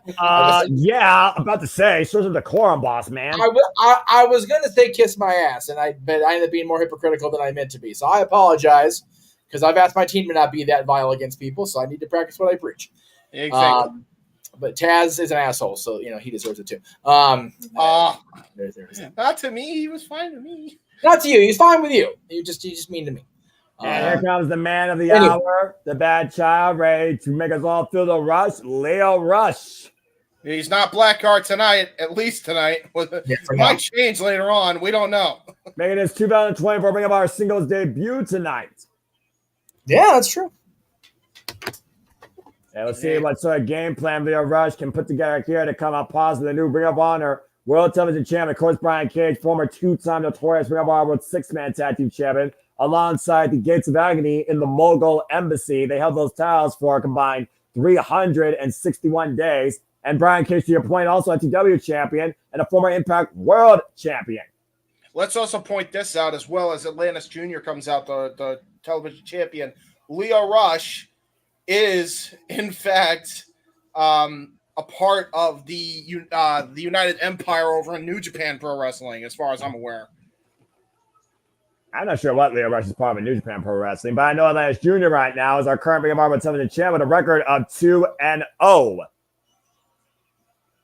Well, journey of a lifetime for this luchador from Mexico, from the oldest promotion down there, CMLL. There you go.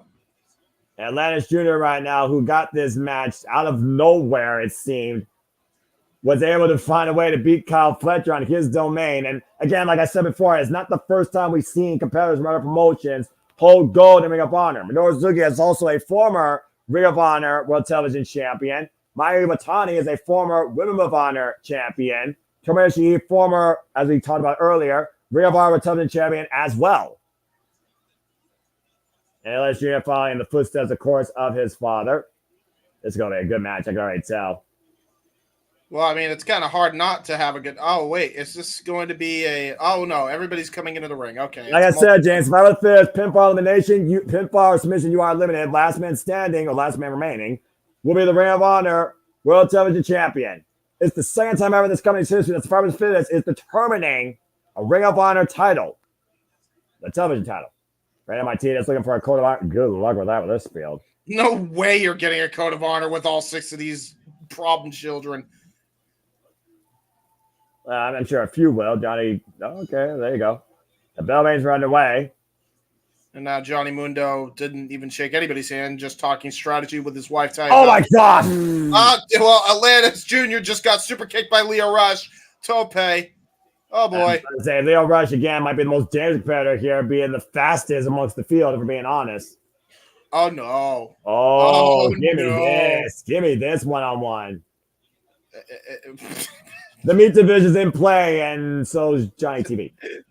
Johnny's like, no, go ahead. Go after him. Go after him. He's like, get out of my fucking way. Go away, Johnny. Please. I mean, let me have my match. Brian Cage is watching like, uh-oh. Oh, my God. Johnny TV just kicked Shane Taylor in the head. It was an accident. It was an accident, I swear. You gonna tell Shane Taylor that? It was an accident. It was an accident. Giant TV, you fucked up. What happened was... Oh, my God! That was not an accident. That was on purpose. I told you to stay out of my way, you stupid bitch. Now, let's get the meat division in place, shall we? Really quick before the meat segment starts. If I'm not as present, it's because the opening ceremony is starting the Olympics, and I don't miss that. So I'll be in and out, just so you guys are aware. Okay, well, in the meantime, you watch an opening ceremony. I'll watch the meat division here in display. Brian Cage and Shane Taylor teeing off against each other. I love meat. Oh, my God! What a right hand by Shane Taylor! That was a left, dude. That was a left. And Brian Cage saw spaghetti legs. And Brian Cage up and around. You were saying? And out to Harris by Brian Cage. This is fucking awesome. Brian Cage. Oh, are you kidding me? Scoop slam on the 400-pounder. Again, and I'll say it again and again. Who better? Well, That's Junior, though. The roll up. Almost got Brian Cage eliminated. And Okay. knee. Brian Lance Jr. by with one defense under his belt, facing Serpentico earlier this month. Woo. Charging in, able to escape up and over. Does the clothesline off the ropes and around, taking Brian Cage over with the tiaras. No, nice Drop kick. Been a drop kick heavy night all night tonight. And no kidding. Now Leo Rush in here. Gets in the midsection. Irish flip reversed by LS Jr. Whoop. Leo Rush again. We talk about the elusive nature of this guy and his speed. Side step. Yeah. Oh. Well, the rush hour. Unable to execute, though. Oh, trying to go for a vertebraker. Got him hooked. Oh, boy. The Gory special. Reverse Gory special. This isn't good. LS Jr. just walking around Leo Rush here. I'm extending the back. Oh, wait a minute. Look at that. Leo Rush, though, able to counter. Great core strength demonstrated here by Leo Rush. And now trying to go for the tiaras of his own. Got too strong. Too strong. Ooh, good escape. Whoa, stutter. Got the rush hour. Never. Hit the leg. New champion. Almost guaranteed. 2 count. These are the two guys you got to watch out for in this match. Atlantis Jr. and Leo Rush. Here's Lee Johnson, though. Atlantis Jr. trained by Ultimo Guerrero, again, out of CMLL, the promotion down in Mexico. Again, our current Ring of Honor Television champion. Jesus. Also the World of Story Light Heavyweight champion. Oh, my God. Great neck breaker by Lee Johnson on a Leo Rush. And again, Lee Johnson was the first eliminated last time. PK standing moonsault. Cover on Leo Rush to eliminate him. Kick out. Great combination there by Lee Johnson. Johnny Mundo, though. In the ring. Somehow conscious after Shane Taylor knocked his block off. And we got Lee Johnson and Johnny. He's looking to square up against Lee Johnson here. Poke to the eye.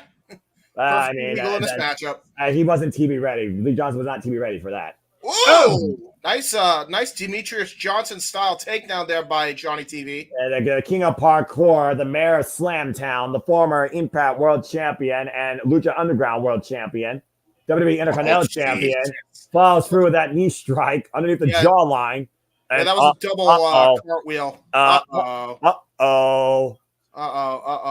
And Shane Taylor is back into play. Oh boy. Bob and weave. Well, now we just had an boxing match between Shane Taylor and Johnny Mundo. How fitting with Shane Taylor's boxing background, I'm just saying. Jackhand Shane Taylor's jaw with the forearm. And Johnny Mundo, Johnny TV, Johnny Bloodsport, Johnny Underground looking to fall up again. Johnny Impact got caught, though. Got goozled. What a sound! Powerbomb! Planted! No! How dare you do this to me, Noah? How dare you? Into the midsection. And Brian Cage now jacking Shane Taylor's jaws. We got the meat division in play. Meat. Yay! Meat. I love meat. Interesting. I do, too. I mean, I like hot dogs, burgers, all Wow, God! I'm a fat ass. I know about meat. I'm a skinny boy, but I love my meat. Big splash in the corner. Everybody's closing their eyes. It's like, are we sure we're talking about meat or are we talking about something else? Up, though. Nice up kick, though. Good recovery there by Brian Cage. Doesn't hit the clothesline. Brian Cage up the second. Whoa! Wow! Nice tornado DDT. That was great by Brian Cage. Again. Who better? I don't know. Leo Rush show now. Now this is the definition of speed versus power. Yeah, right. Racing created. And now the misdirection being executed by Leo Rush. Brian Cage trying to keep up and catching Leo up and around. Leo catches him with a DDT, though. Yeah, great. Around the world DDT. And now here comes Johnny Mundo going up against Leo Rush. Ooh! Green kick. At the heels, though, Brian Cage. Get the midsection, though, by Johnny Impact. Action Fast and Furious here. No eliminations yet. What the hell is this? Oh, man, steamroller Samoan drop. And now I'm going to go for that springboard standing shooting star press. Elbow, cover, pose with a 2 count. Hey, somebody else can strike a pose too. Hey, maybe MXM can join up with Johnny TV. Do not propose the idea of Johnny TV joining the MXM collection. I'm just saying, he joins the MXM collection, and then you could also get Dalton Castle involved. I mean, it's a perfect faction to have everybody together. Drop kick! Leave Moriarty with a drop kick. We know he's good at utilizing the drop kick. This is fair. Right now, Nash Jr. in the ring, the current Ring of Honor World Television champion. We'll see if that holds up here. Again, no elimination so far. Oh, God, what a kick. Great thrust kick there by Atlantis Jr. The champion in control right now. And again, there have been no eliminations. The champion has survived this match. That's why it's called survival of the fittest.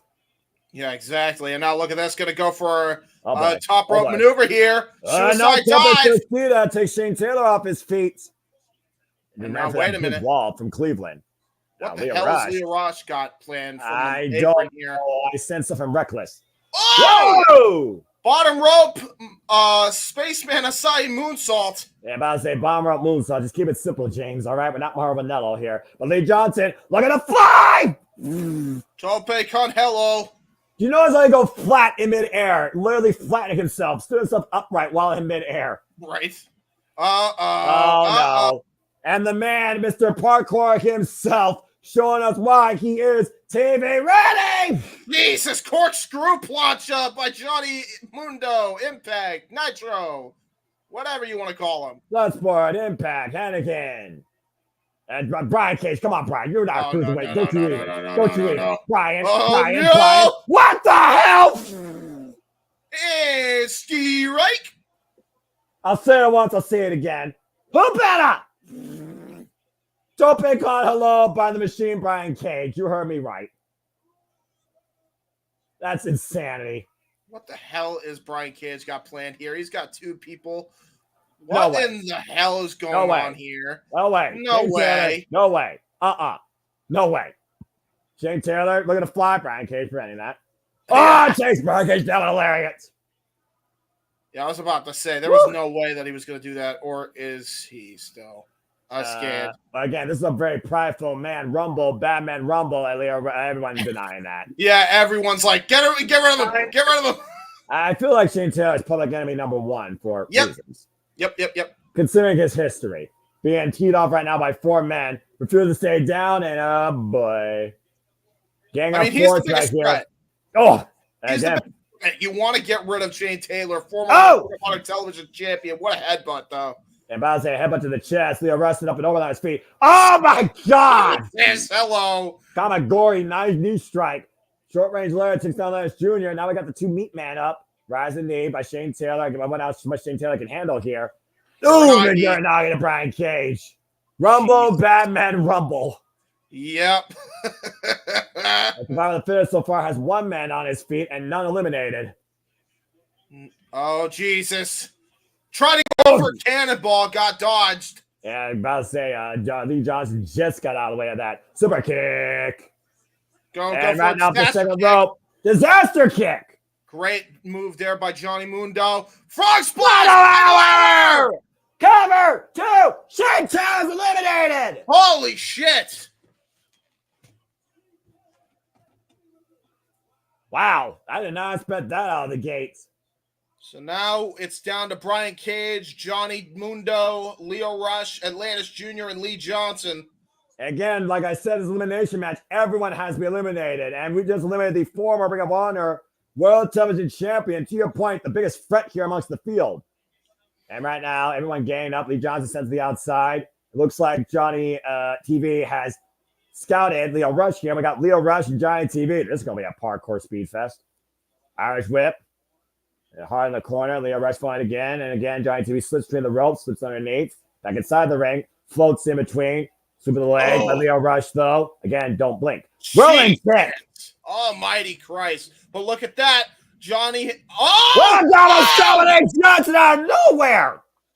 Johnny Mundo tried to save himself. Wow. Where did Rush come from? Got double stomped, and now we got a Lope Suicida by Leo Rush. Jesus Christ. Yeah, you want to try and get a move out there before somebody else attacks, James. Yeah, exactly. Holy shit. Tosses Lee Johnson back into the ring, did Leo Rush. Yeah, Leo Rush right now to the top rope. I'm losing my voice in this shit. Final hour attempt denied. Again. Final hour denied. Super kick. Brutal super kick by Lee Johnson. Oh, wait a minute. Wait a minute. Big shot drop. Oh, shit. Cover by Lee. Leo Rush eliminated. Huh. Well, there goes my secondary.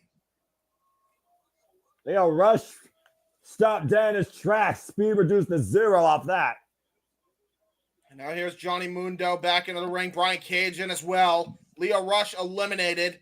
We're down to Lee Johnson, Johnny Mundo, Brian Cage, and when Brian and Cage Lannis Jr. Yeah, by the way, you remember when Johnny Impact and Brian Cage feuded over the TNA Impact World Championship, right? I do. History relived here. Yeah, you wanted a throwback for y'all. I mean, like at this moment, it's like, water on the bridge. And right now, both men teeing off against Lee Johnson. A bit of a alliance formed here for the time being. Oof. But we know Lee Johnson has a huge reservoir. He's gone over 20 minutes in singles bouts. Let's not forget what happened between him and Kyle Fletcher 2 out of 3 falls. Yeah, Lee Johnson and Atlantis Jr. in for a world of trouble. Brian Cage and Johnny Mundo with a temporary alliance here. And we're trying to eliminate people. And we're down to 4 men, by the way, to your point, James. And for those that are wondering, we'll talk more about what's left on this card after this. We have 2 matches left, and they're both for world championships. To put into hindsight, that's all that's left after this match. And right now, what the hell is this?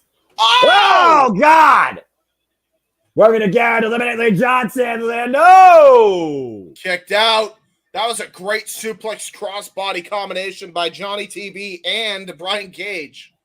And the crowd also says it was 2. And so does referee Brandon Martinez.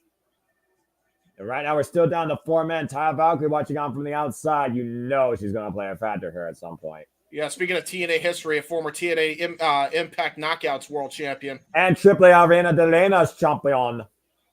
Not to mention MLW featherweight champion. Brian Cage right now has the current champion in the torture rack, TKO. TKO, PK. Oh, that was a knee strike, and he fought him up. Cover, kick out. Huh? Junior. Okay. And again, if we pin Elias Jr., we guarantee a brand new Ring of Honor television champion. Exactly. We've already seen the women's Ring of Honor television champion change hands tonight. Oh, just stop it on that hand. Action. Again, Lee Johnson, though, refused, to fail on this shot. Again, a knife-edge chop right now. Lee Johnson is in a world of trouble. We've seen the resolve. We've seen the confidence. We've seen the drive of Lee Johnson to get this title since last year's final battle. The Irish whip, one high in the corner. Now Johnny TV eats a back elbow strike. Brian Cage eats a back elbow strike as well.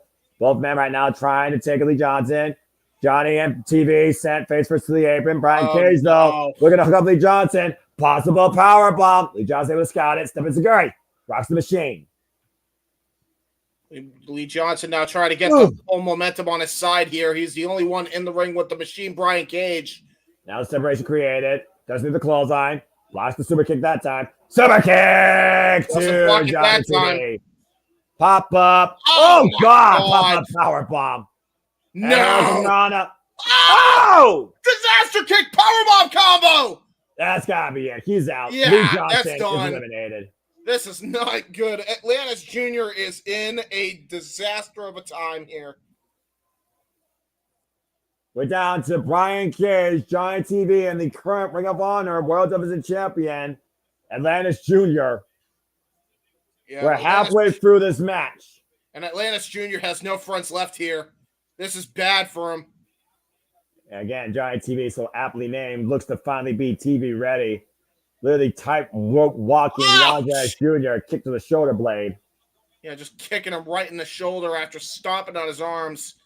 They're just toying with this man at this point. And think about it. If Johnny TV wins the Ring of Honor Television Championship, will he go on and successfully beat Orange Cassidy? Will Orange Cassidy become the first challenger towards the tomorrow night collision? That's a very good point. Oh, wait a minute! Let's go, boy! A Brian Cage! Holy shit, he almost got him! Double cross! High kick. Bomb super kick. I knew this was not going to last. Think out. Oh, man. Question mark kick. Get to the midsection. Giant TV teeing off against the machine. Moonlight drive! Rolling through with the net breaker. Brian Cage rolls low to the outside. Very smart, man. Can't get pinned or eliminated out there. Well, yeah, but you may have just screwed yourself there, Mundo. Yeah, knife edge chop right now. Atlantis Jr. lining up the chest of Johnny TV. Oh boy. No. What the hell is this? Big move, big monkey flip! Jesus almighty Christ. Johnny Mundo tried to land on his feet to no avail. Atlantis Jr. playing it all out here, though. Runs to a boot, though. Atlantis Jr. staggered. Irish whip reversal. Irish whip. Giant TV. Up and over. Oh, man. Kicked up in the chest. Fall through. Sunset. Oh, code red. That sunset bomb. Make the cover, Atlantis. Cover. 2. No. Oh, okay. Woo. I'm impressed that Atlantis Jr. has made it this far in this match. Gonna try to go for a top rope maneuver here, but keep in mind Brian Cage is still on that apron, stops the hands of the machine. The son of Atlantis, literally Atlantis Jr. only 6 years of wrestling experience. Holy shit, enziguri by Brian Cage. Uh-oh. That's not good. Oh, no, we've seen this before, man. I'm just saying. Yeah, gotta go for that. Atlantis! That grown man here literally just hoisted up. And Brian Cage right now, well, Taya, what are you doing? Taya, you know that Brian Cage don't give a shit, right? You know that Brian Cage don't give a shit, right? Oh, you know? Boy. Oh! Oh, no! Oh, Oh, good yes. God. Get a room. Oh, yes. After the low blow to Brian Cage. That kick by those giant boots went up deep. Oh, no. God bless Taya Valkyrie. Oh, go to sleep, my Johnny Mundo! Oh, hilarious! Oh, no. Oh, that may have just pissed off Brian Cage. Oh, you no. think? Oh, no. Giant TV, you're not TV ready. Drill It's gone. Cover 2, Giant TV is gone. Oh, no. We are down to Brian Cage and Atlantis Jr. Come on, Brian. Please get it. The rise of the machine may very well happen tonight. Atlantis Jr. staggered. Discus lariat. Lariat. Come on, Brian. Come on. True Claw's ass. Might be only one more True Claw away from new champion. Oh, Atlantis no. Jr. Out the back door. Roll through. Cover the legs. No. No. What a perseverance of survival. Oh. Atlantis Jr. survives the field and is still Ring of Honor World Television Champion. He was better. Oh, damn it. Only the second time a champion's been defended and decided in Survival of the Fittest. And the second time in its history, the first time the title has been successfully defended. You know, I'm starting to think wrestling is predetermined at work. What makes you say that? There's that Mexican flag, that Lucha Libre pride on full display here tonight. Atlantis Jr. still a Ring of Honor World Television Champion. Very impressive.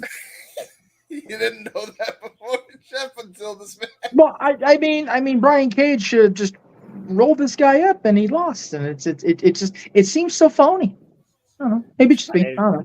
Hey, I mean, you know, big men get trapped. Big men can't kick out when their body is really compressed. Atlantis Jr. had enough forward force on the fall and was able to escape with his title. And Chris Whistle. So are you saying also that know- wrestling is real? Oh, Noah? boy.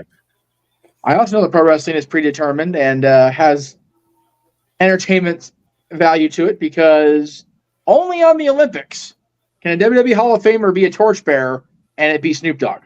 Snoop Dogg was bearing the torch. I'm just throwing that shit out there. There you go.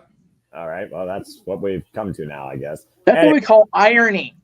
That Snoop Dogg was carrying the torch and it wasn't lit with something else besides the Olympic flame. So anyway, and Well, Athena versus Queen Aminata is next. Well, I mean, this is the second most anticipated match, never being perfectly honest, because this is the champion of the business, the most dominant champion right now in the business. Over 580 days, the fallen goddess has ruled Ring of Honor. We saw her student, though, fell short to Red Velvet. We fought the final boss that Kawashida was going to be her undoing. We fought her own minion, Billy Starks, would be her undoing. Can Queen Aminata do what Red Velvet did and finally release the Ring of Honor Women's Division from the grip of Athena? Or once again, does Athena break another porcelain hussy? Her words, not mine. I know. But you're perpetuating them, by golly.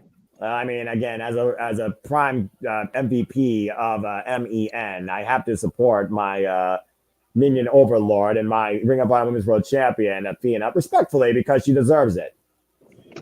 But there may be a new queen on that throne very soon if Queen Amanada has the answer to the fallen goddess. And make sure she falls instead of rises in victory. Well, that's Bolton makes a valid point. You can't kick out of a roll up like that with a cramp. Brian Kittley's got a cramp. That's just poor training on Brian's part. That's his fault. Yeah, conditioning is always going to be a factor. This is why you don't skip leg day or cardio day. So glad I got reminded that wrestling is real and it wasn't just some predetermined nonsense that Brian Cage watched. God damn, I feel better. Anyway, as you were. Again, Queen Amanada, who literally set her sights on the Ring of Honor Women's World Championship after losing out to Billy Starks in the finals of the Ring of Honor Women's World Television Tournament. We saw Billy Starks get outsmarted and lose her piece of gold. This respect brought together by Red Velvet and Queen Amanada during their match in that tournament. We'll see if Queen Amanada and Red Velvet become the new leaders of Ring of Honor. Yes. Oh, my goodness. I was about to say, Queen Amanada is royalty, and apparently royalty looks mighty fine. And apparently the one of one with heavy kinesio tape on the shoulder blades, representing her country, of course, Africa, and Well, if she's representing Africa, Athena's representing her Greek heritage. I'm about to say, the story brought to us by Alexis Nair. The rise of the fallen goddess, the warlord, the fierce god of Ring of Honor, the unstoppable, unopposed, undefeated, unpinned, unsubmitted, untouchable Athena. As we hear this backstory, really done by Alexi Nair. Great integral, unbiased journalism as always. Unbiased, huh?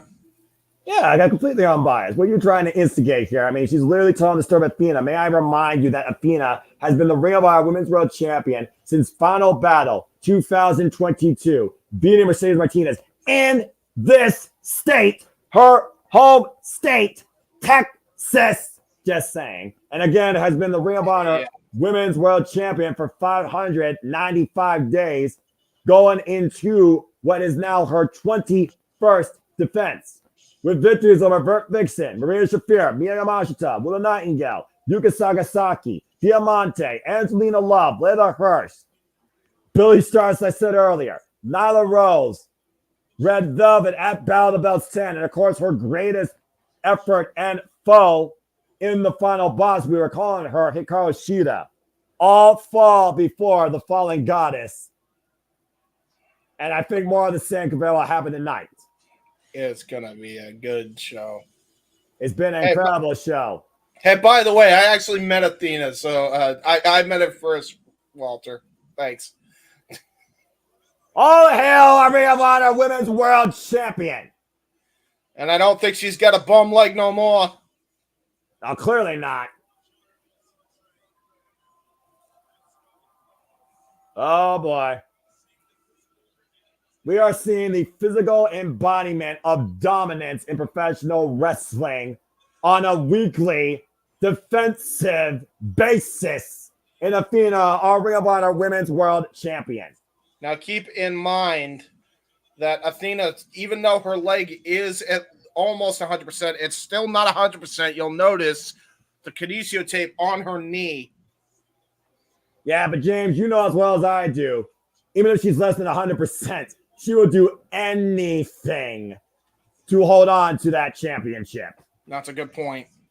And Billy Starks damn sure tried to outsmart Red Velvet. Let's see if Athena does more of the same and actually succeeds.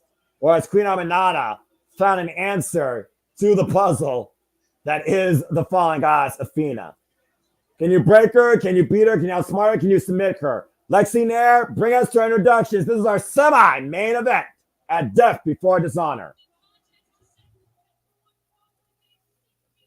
6-minute time limit. Good luck, Amanada. You're going to need it.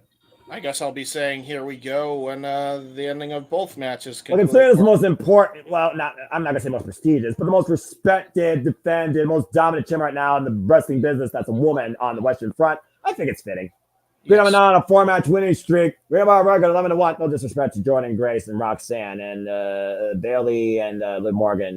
Do better. Yes. Down Story Storm, you're also incredible, but I think your timeless last approach that all in. Constructive criticism, by the way, folks. As a fan of professional wrestling, stats don't lie. Character development versus in-ring performance. 594 days, 52-0 record in Ring of Honor. Acknowledge that.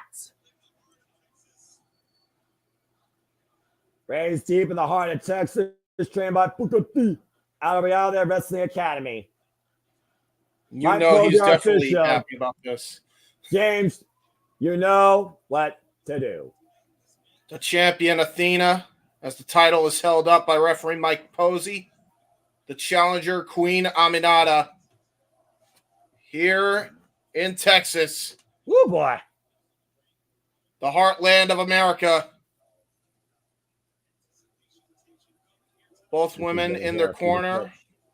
Code of honor not going to be adhered to. I can already tell. Oh, maybe it will be. Bell rings it. Here we go. Oh, boy. The attention, you can cut it with a knife. Right. This is more than a match. This is the future of the women of honor, of Ring of Honor, period. And now look at big that. Right. Oh, Jesus. Both women going for a kill shot early. Headlock takeover. Head scissors takeover by Queen Aminata. Athena escapes. Jackknife attempt here. Unable to pin her down. And right now, Queen Aminata just trying to juggle for position and ground the fallen goddess here. That's our facts, folks. If you disagree, I'm just saying. Look up cage match. Look up your wrestling history. Fold over here. And shoulders down. And looking for a submission here. Again, literally, is a submission that cost Queen Aminata the Ring of Honor Women's World Television Championship. Cover. 2. Bridge, though. The knee drive. And we're going to capture Athena's gold and take her throne. Yeah, and keep this in mind, by the way, Noah. Ever since she captured the Ring of Honor Women's World title, she has had the total defenses of up to a year. 52 defenses.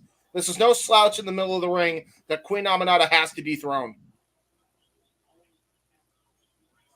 The only African female wrestler right now in the Ring of Honor women's division, straight from Africa, says she represents her country when she wrestles. And has so much pride for that. Oh, nice fireman's carry takeover there by press. 1 count.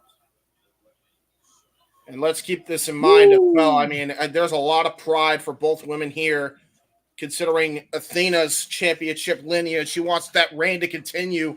But keep this in mind also, Noah, that Queen Aminata has an entire country behind her. She wants to try and bless the rings down in Africa. She might need the blessing of the rings if she wants to capture that world championship. I think Athena's going to say, God bless Texas and F the world. Oh, my God! Well, if she's doing that, then Queen Aminata says, fuck Texas, all hail Africa. They're coming! Boy, man. Wakanda forever, bitch.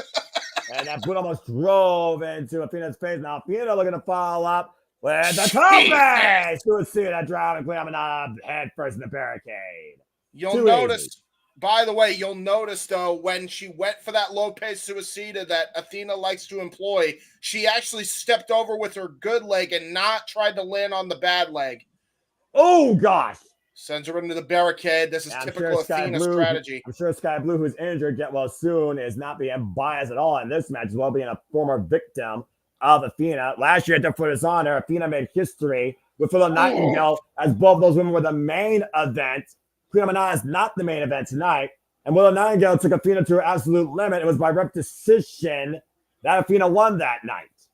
Yeah, and it was the first time that AEW and or Ring of Honor women had main evented a pay-per-view since Athena held the championship. That is the status quo of Athena, a history maker in her own right. And it looks like she might be trying to go for a meteor onto the steps. And Queen Aminata gets out of the way, and Athena goes face first.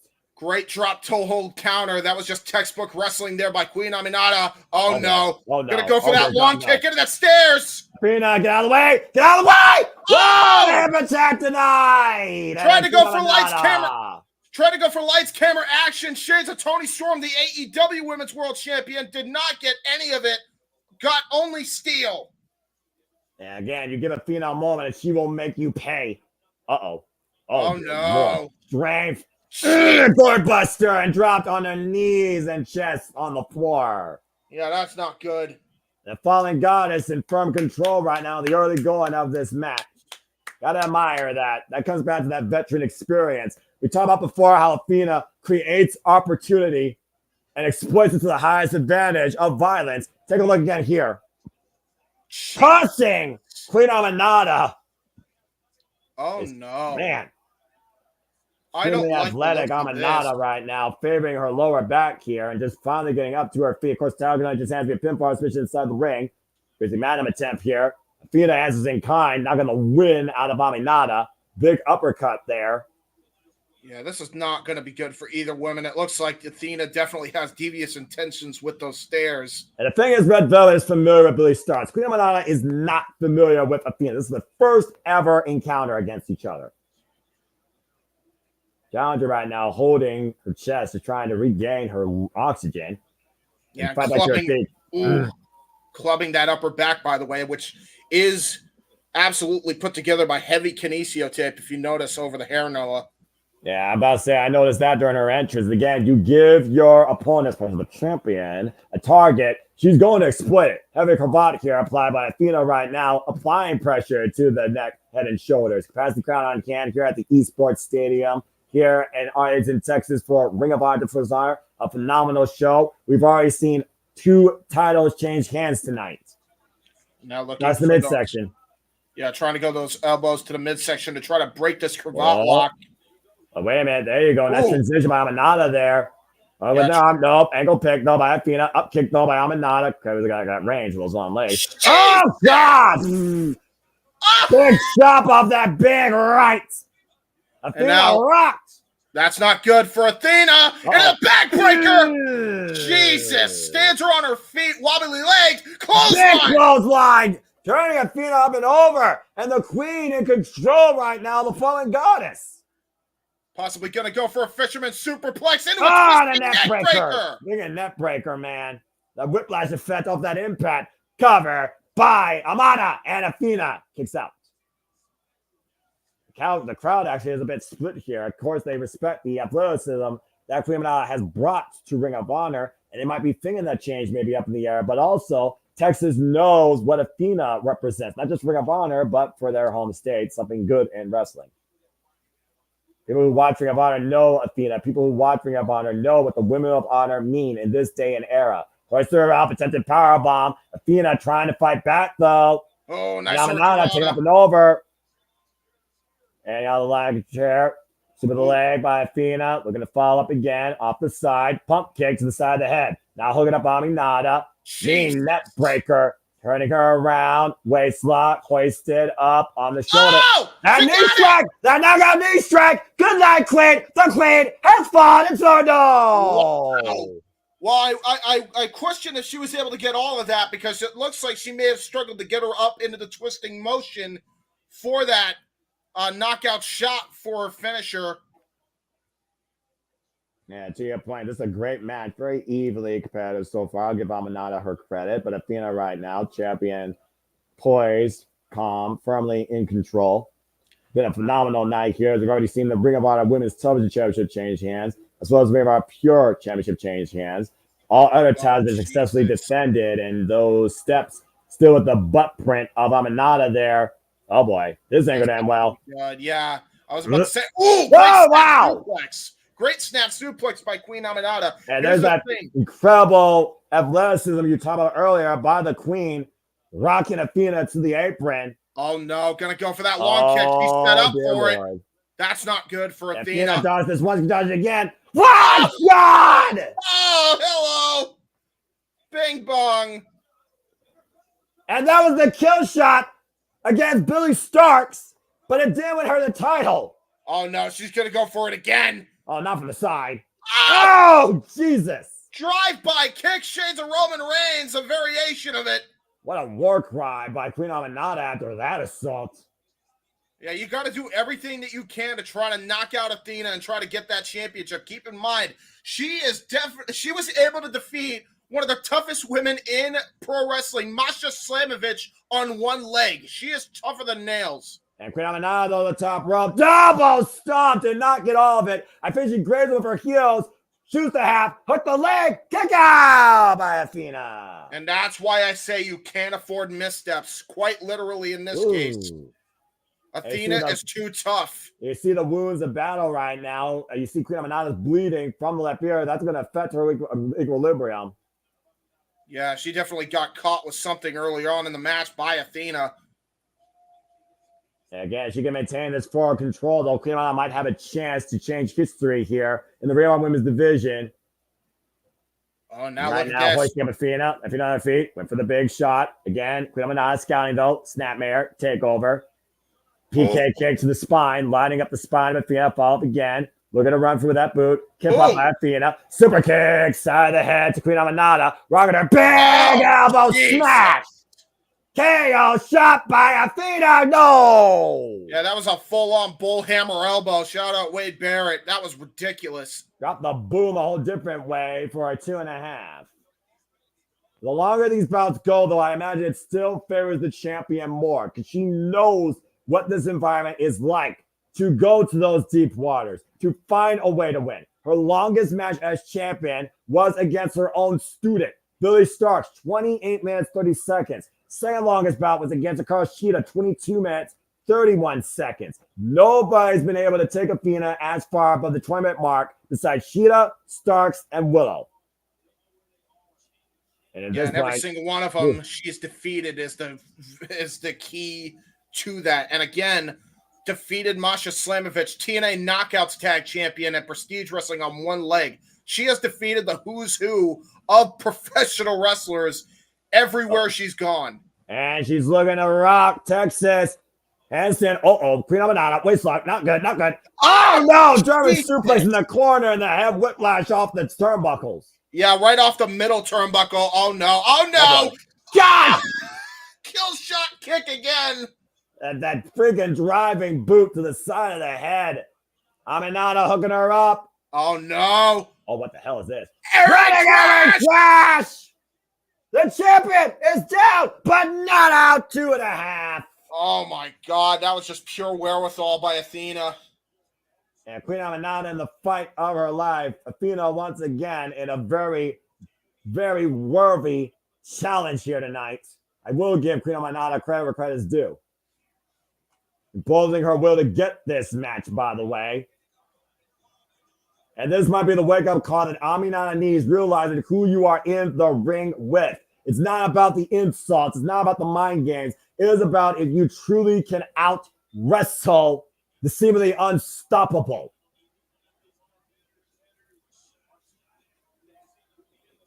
And how far are you willing to go to get the victory? Look at that bloody ear of Queen Aminata as well. Her equilibrium might be shot here. And she don't seem to show any signs of it, though. Spring on top rope. Double stop again. Rope for Athena. Rolls inside, though. Prevents the collision. Went for that big boot again. Got hooked. Oh, got hooked. Got hooked. Capture suplex! That was a vintage capture suplex, able to catch that leg all the way up in the air and toss her into the corner. That was brilliant by Athena. Yeah, look at the way that Queen Aminata is like convulsing almost after that impact of the bit, just trying to get the wind back inside her. Put it up all sorts of ways. I was joking that Griff Garrison was playing WrestleMania 19. Maybe Athena, since she is the gamer, might have taken some tidbits off that game herself. I mean, considering the fact she channeled Boris Gate 3 back at freaking Supercar of Honor, you're not too far off. This might be one of Athena's biggest tests to date. Certainly one of her strongest tests to date. Now, Queen Aminata trying to get back on her feet. You'll notice she's actually dragging possibly a bad leg after that landing. Both these women right now meeting each other in the middle of the ring. Queen Aminata trained out of Ohio Pro Wrestling Academy. Oh, wow. Shout out to your neck of the woods. Oh, God. Big forearm smash and the fall by Athena. The queen and the fallen gods are literally smiling maniacally and rocking each other. Who's more crazy here? Who's more violent? Who's more driven? Who's more determined? Who's more worthy? Well, here we go. The eyes tell the story. Athena right now lining up the queen. And a little bit of a stance right now. Amanada. Oh my gosh, these forearms. Grizzly Magnum rocks Athena to the ropes. Athena again meeting Amanada in kind with these elbow strikes. Now the snapmare. PK. Amanada back to her feet though. Snapmare Athena. Athena back to her feet though. Whiplash down by her hair. And a follow-up big PK. Continuous assault here by Amanada to Athena. Yeah, multiple PKs. While holding her hair, falling up again. Oh, look at that day, Athena. Hit the angle. Into the single leg Maple Leaf Calgary Crab. Shout out Lance Storm. That's locked in deep right there on those legs that have to be damaged after the assault done throughout this match here. But Amanada might have the advantage here with reach. She has to go to the position. Roll through by Athena. Cover. 2. Amanada reverses. Cover. 2. No. That's up to their feet. Traps the arm. This lock here sorts. Wow. Amanada right now driving her body, floating Athena down. Oh, that's not good. Arms locked too. Into that butterfly lock, modified butterfly lock. The body is not supposed to bend down like that. No, that's how you rearrange a spine. Again, think about the stretch here. Mike Posey saying no, that butterfly lock is locked in deep. Amanada driven forward as far as possible on the shoulder blades. Now falling backwards, though. Maybe giving Athena a moment of reprieve. Got countered. Got countered out of the roll through. The crossface. Athena's put away opponents with this very maneuver. She literally put away Masha Slamovich with the help of a title shot in the back. And again, though, blocking the vision, blocking the breathing. Amanada with the shoulders down. And Athena still holds on. Change the position, trying to grapevine. Trapping the right arm in between her legs. Amanada, though, so close to the ropes. Can she grab it, though? Does she realize where she is? And the legs force the break. The long legs of Queen Amanada absolutely got her a moment of reprieve here from that crossface. Again, to put on all that pressure on each other, how far these women are literally willing to go against one another. The world champion right now, rethinking game plan and driving Amanada's face first into the mat. The aggressive, violent nature of a Ring of Honor Women's World Champion is coming forward tonight. Yeah, she is. And again, might be looking for a referee stoppage. We've also known she's won matches via that protocol. Yeah, she has. She won a bunch of matches on AEW Dark during that era via referee stoppage. She would get TKO, submission, and knockouts. She has so many ways she can beat you. It's absurd. And Queen Amanada right now might be in the drop zone for an O-face. Athena looking to ascend to the highest heights. Looking to hook up Amanada's neck. Got countered. Oh, no way. No way. Waist lock applied. Whoa, we got countered. Feet. Try to go for it. Got countered again. Oh, God, what a long kick. That was a great big boot there by Queen Amanada. Oh, they're near the steps. Again, trouble with the attack, though. Amanada, though, to your point, does scout where Athena is, grabbing the small of her back. Oh no. God, oh, dear God, no. Good. No, it's not. And Amanada has evil intentions here. Oh, right to the eyes. By Athena. Intervention. Athena, though, hooking up Amanada for certain destruction. Oh, no. Oh, dear God. Gonna go for a Samoan pile drive onto the stairs. Grab her on the stairs. That'll do it. Oh, my God. That'll do it. I promise you that. That will fucking do it. Take the count, Athena. Call it a night. Yeah, win another way. Show why you're the champion. She's got it here. She just rolls back into the ring. The eyes of the fallen goddess tell the story as she looks down at her latest victim. But Athena knows this is dumb, but doesn't want to win that way. Take a look at this. Watch the way Queen Amanada's head hit the steps. If I was Athena, I'd take the count out win. Show you can beat anybody any way you can.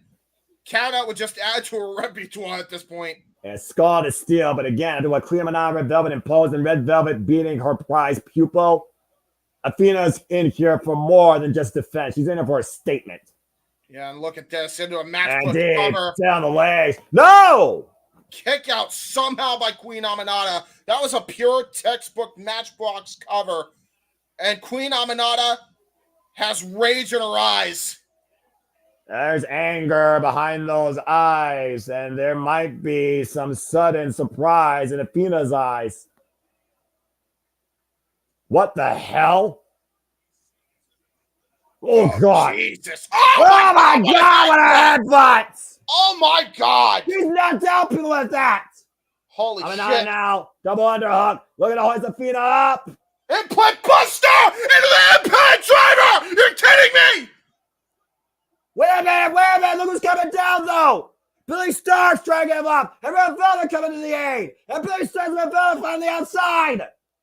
This is not good because the referee is distracted. But again, the women, I don't even think Queen Aminata could capitalize off the cover after that pile driver. Both women now seeing stars. Oh, wait a minute. Lexi Nair just handed Athena something. Wait, Lexi Nair, what she doing? She just turned on Athena right now. Like she gave her a Ring of Honor attack. Oh, the headbutt to Billy Starks. Wipes out Billy Starks on the outside. And Athena right now just checking on herself. And Queen Aminata. Oh! Microphone to the head! Just knocked out Aminata! Oh, no. Straight to the head! Athena! High to the heavens! And Athena! All face connects! Cover! Salary! To retain! Athena is still Ring of Honor Women's World Champion! She is about to have a 600-day reign come the end of next week. Yeah, Billy Starks may have lost her title tonight, but Athena once again proves and shows why MEM still rules ROH. Athena is still Ring of Honor Women's World Champion. Another porcelain hussy added to the tally. Clearly, they orchestrated a plan to make sure that these two women know who's in charge of this division and who's in charge of Ring of Honor. Athena still holds on to the most important piece of gold. And Lexi Nair and Billy Starks, of course, embracing their leader at ringside. Damn good fight brought by Queen Aminata, but tonight was not her night. You got to have an ace in the hole, a secret that nobody knows. Lexi Nair at ringside with the microphone. What microphone? Anyway, that being said, Hey, wow. Wow. Oh, shit. I'm kidding. Yeah. You are so easy to fool. Wow, I can really sell anybody and cave of anybody. Once again, referees being distracted cost legitimate, worthy people their championship. You try to show the piece. What do you expect? You are the guy at this point that might as well want shut up. You are the guy at this point that wants two referees in every match. Bottom line, he called a decision. I agree. He called what he only saw. You shut your face. If they wanted to keep Billy Starks and Red Velvet from not getting involved here, they would have had an enforcer on the outside. Red Velvet had no right coming out here. Billy Starks was out to support Athena. They get physically involved. They got physical on the outside. My opponent tried to restore the peace. Athena holds on. And a discussion. Anyway, tomorrow night, Leo Rush goes one-on-one with Pop. No, it's not his job to restore the peace. It's his job to call the action. And he called the action. And Athena won. Now shut up. That means Moyles goes one-on-one with Hologram, while Pac goes one-on-one with Leo Rush. Still to come to tomorrow night, folks. We're coming AW Collision and Battle of the Belts 11. Also, Thunder Rosa going against Maya World of Mission Pro Wrestling, which should be very interesting considering Thunder Rosa owns that promotion. And also, made the premier athletes will go up against the conglomerations, Kyle O'Reilly, Tomoyoshi E, and currently still our world champion, Mark Briscoe. And Orange Cassidy will go one-on-one with Johnny TV. We'll see if Johnny TV is collision ready. He wasn't TV ready tonight, clearly. No, he wasn't. It's still though, a damn good match. And also FTR that got called out, strike a pose. The MXN collection go up against FTR in tag team action. And of course, at the collision, we'll be coming Battle Belts 11, where now it's official. The Ring of Honor with 6-man tag champions will be on the line.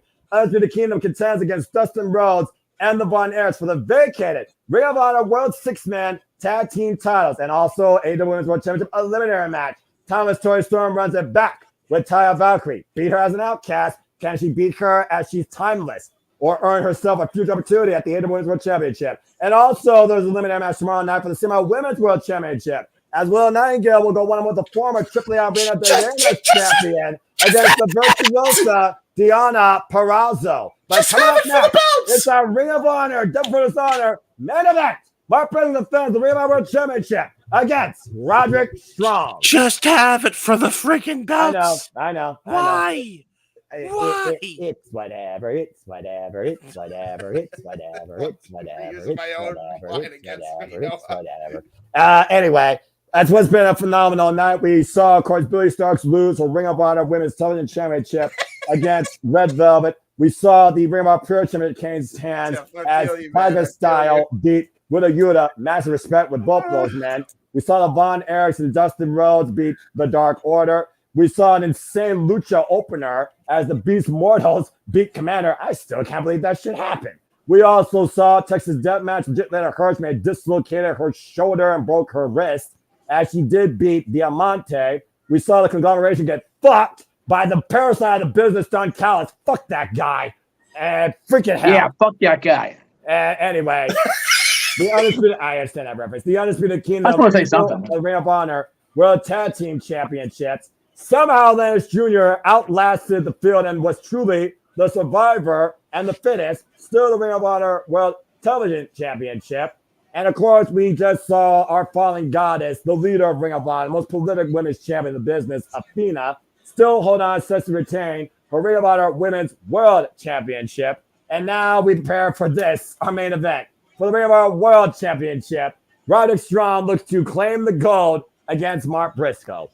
Now, real There quick, needs to be an investigation by Tony Khan or somebody more competent than Tony Khan, which is not a short list of referees within his organization.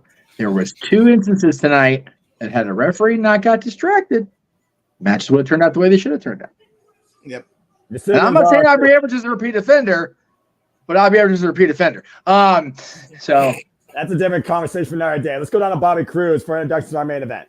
May I also just reiterate also who did Roddy beat last time at Prestige Wrestling?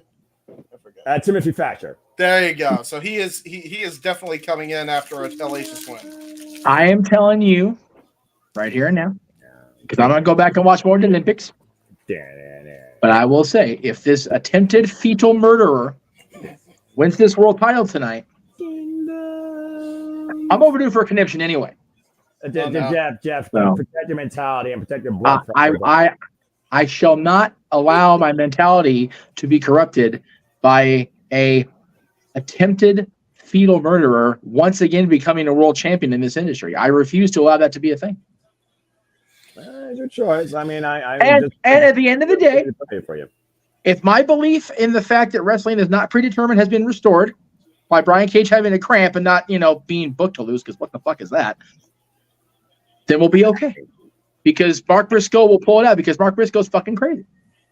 Well, he's the crazy redneck kung fu karate chicken man, and he is our face of Ring of Honor, honoring Jay Briscoe, the Briscoe man, that Ring of Honor World Championship. But Roderick Strong is no stranger to the Ring of Honor World Championship, like we talked about. He previously held it. He is he's the second ever Triple Crown champion in this organization. Exactly. With successful wins while he was champion against the likes of Christopher Daniels and Mark Briscoe's brother, Jay Briscoe. Can he make it 3 in a row? His success rate is definitely oh yeah, baby. There you go. There's the guy we're waiting for all night. Damn boy. Boy. Mark Briscoe in the house.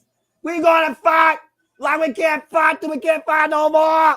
This boy survived. Blood and guts. This guy crazy and I love it. My television life is blessed. I've got the main TV on the greatest athletes in the world for real out here in the opening ceremonies in one of the most beautiful cities in the world. And over here on my work monitor, I've got one of the one of the greatest companies on this planet, Ring of Honor, in their main event of the pay-per-view. Life is good today, boys. Life is good today. And again, professional wrestling is the greatest thing ever. And again, before we get to our main event, thank everybody that tuned in across our outlets throughout the night, whether even for the whole time for a duration. Sandy, me and James are just judges what we do, but Yes. once again, I'm right. Athena is the champion. And No, you're not right. No, you're not right. We're not arguing this. It's already done. It's already done. The decision's over. Thank you, everybody that's watched across the Gentlemen. Please like, subscribe, comment, tell a friend. We're fine, bro. And again, if you want to dig into the conversation, donate to the Casting Studios, Jet Beach and Greg Cherry brand. Super Chat is truly as simple as that because you make this all possible with your passion and your support. It's what we do here across all the companies. We'll talk more about that after this. Let's go down to Bobby Cruz and get ready for our main event here at Death Before Dishonor. James, it's always an honor calling Ring of Honor with you. Let's do this. Yes, it is. Let's do it. The 14th Ring of Honor World Champion, Roderick Strong, coming in with a record of 1-0. I'm gonna be Noah Foster as I by the end of this week I've been calling 4 shows. And you've had a blast amongst them all. Yes, and the other 2 haven't even happened yet. And then there's them boy, the Ring of Honor World Champion, Mark Briscoe, with a record of 11-1 in singles, who won this title 11 years to the day against Eddie Kingston at Supercard of Honor. What a moment that was. Yeah, Mark Briscoe, the champion. Oh, boy. Roddy Strong, the challenger. In a phenomenal pay-per-view. You know what you're doing. You know what you got to do. Referee holds the belt up high in the air. Referee Stephon Smith for this. Referee Stephon Smith, indeed. The bell will ring momentarily. Code of Honor, we will see if it's adhered to. It should Knowing be. Roddy Strong, probably not. He slaps the hand away, and here we go. Let's do this. We talked about before, these two men are no strangers to each other, not to the Ring of Honor World Championship, nor to each other when it comes to the battles between Kingdom and the Briscoes. Stiff Continental top here in the early going. Yeah, This is not the same Briscoe, though, that Roderick Strong dealt with in the past. This damn sure ain't Jay Briscoe either. You cannot compare the two as the same. Yeah, both men have absolutely made Ring of Honor a staple into what it is today. Ring of Honor veterans for sure for many, many years, but Mark Briscoe has been in Ring of Honor its entire iteration since it first started back in 2002 when the company first launched. Roddy Strong ended up going away, and he ended up becoming an NXT Tag Team Champion and NXT North American Champion and NXT Cruiserweight Champion. And you see right now trying to trap that left arm. And of course, we see him take cheap shots against Mark Briscoe, including backstage after Mark Briscoe survived and won Blood and Guts with Team AEW this past Wednesday against the Elite. The front face lock right now. Mark Briscoe trying to take Roderick Strong down. And Roderick Strong, of course, the messiah of the backbreaker. We saw his wife Maria Shafir with the victory during the 0 hour, of course. And happy birthday, by the way, to Roderick Strong. We're going to claim his second Ring of Honor World Championship. Mark Briscoe previous Ring of Honor World Champion, by the way, folks, 2010 through 2011. He won it against Tyler Black, Seth freaking Rollins in a no disqualification match, and he lost it to Eddie Edwards. But he also has a win where he was champion against Mark's brother, Jay Briscoe. Nice rebound off the Irish whip there by Mark Briscoe. Ooh, nice. Whoop. Fall through. Big forearm smash there. Sliding forearm smash inside headlock here. And now look at this. Roddy Strong trying to go for a kitchen sink. Got countered. Uh-oh. Crane style. Whoa, he shot it, though. Uh-oh. Wait slide there. Wait for that. Oh, jeez. Beautiful overhead parallel kick, or insecure, whatever I want to call it. Tremendous. And kicking Roderick Strong was game, but Roderick Strong sending Mark Briscoe to the outside. Uh-oh. Roderick Strong. Hey, Mark Briscoe's got that, though. Oh, God. Big right. Yeah, that was a great right. You don't fight Briscoe on the outside. This much we know for sure. Oh, knife edge job. Again, though, Roderick Strong, though, he could fight dirty as well. Let's not count Roderick Strong out here, as always. Forearm smash there by Mark Briscoe. Roderick Strong teeing off against the person with no teeth in the front of his mouth. Our Ring of Honor World Champion. Oh, knife edge chop in the corner without giving Mark Briscoe a seat. Mark Briscoe, the 40th Ring of Honor World Champion, currently at 113 days. And this is his second defense. First defense was against Kyle Fletcher. Now going to go for a haluva kick attempt here. Got way. And now they're going into the crowd. Uh-oh. Got to go for the cannonball. Yeah, you know exactly what he's going for, bruv. Looking to take it home. Step up over. Jesus Christ. And I think he hit the strike. Yeah, he did. The fans almost got ran over by Mark Briscoe off that. To be fair, this is Texas. The fans probably would have welcomed that. Yeah, probably. Hey, these are the same fans that absolutely saw some bludgeoning wars between the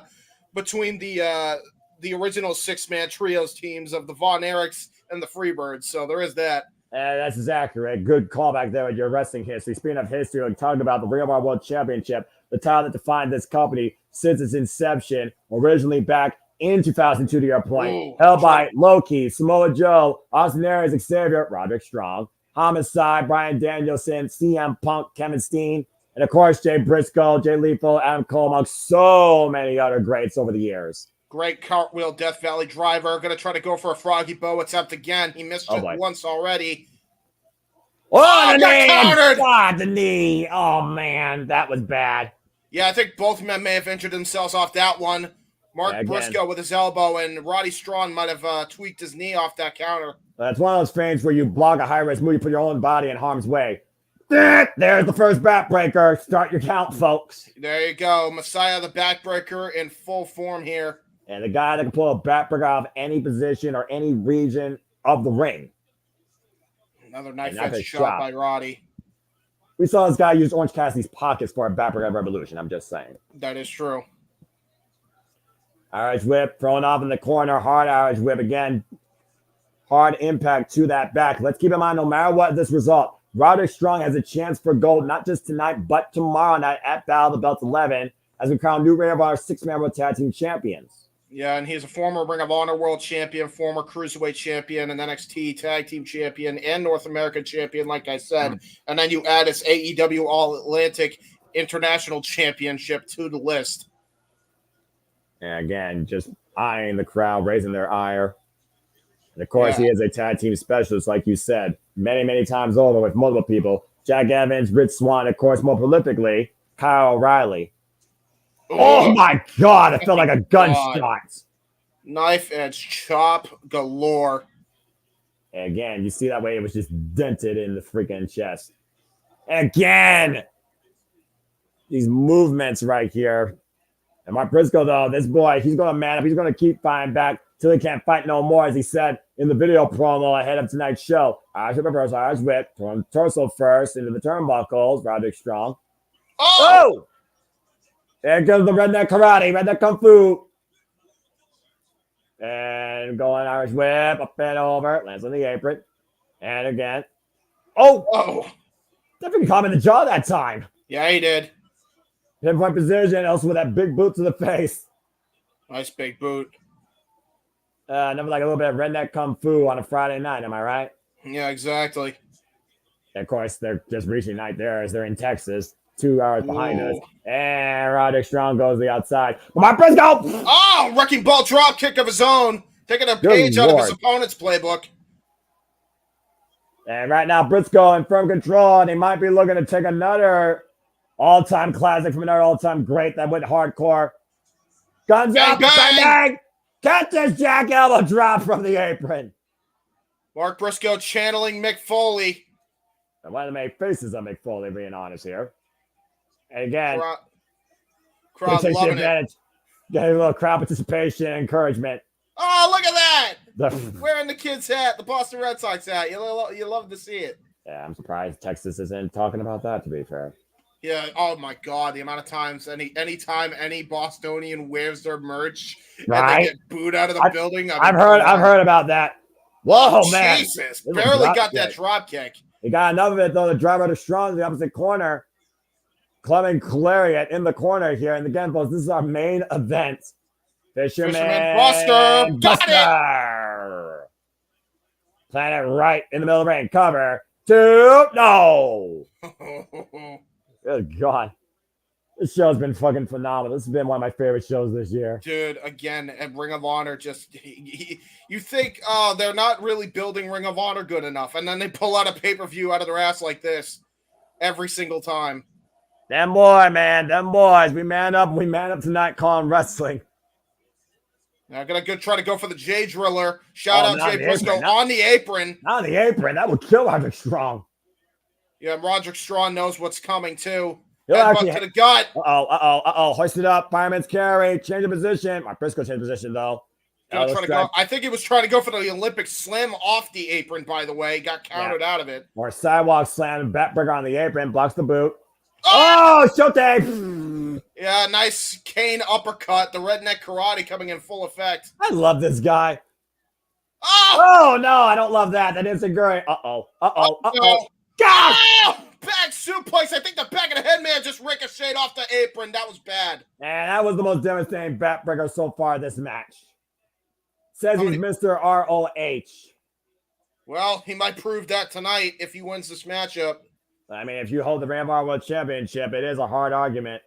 Oh, God. Driven shoulder first, the ring post. Let's keep in mind, James, last year Mark Briscoe was supposed to be in contention for the Ram World Championship, but he couldn't fight due to injury. At that time, he was supposed to face Claudio Castagnoli, and Claudio asked if he was ready for this, if he wanted to man up. You know, Claudio has to be scouting this and wondering if Mark Briscoe is still worthy of being Ram World Champion, even if he holds on to the title tonight.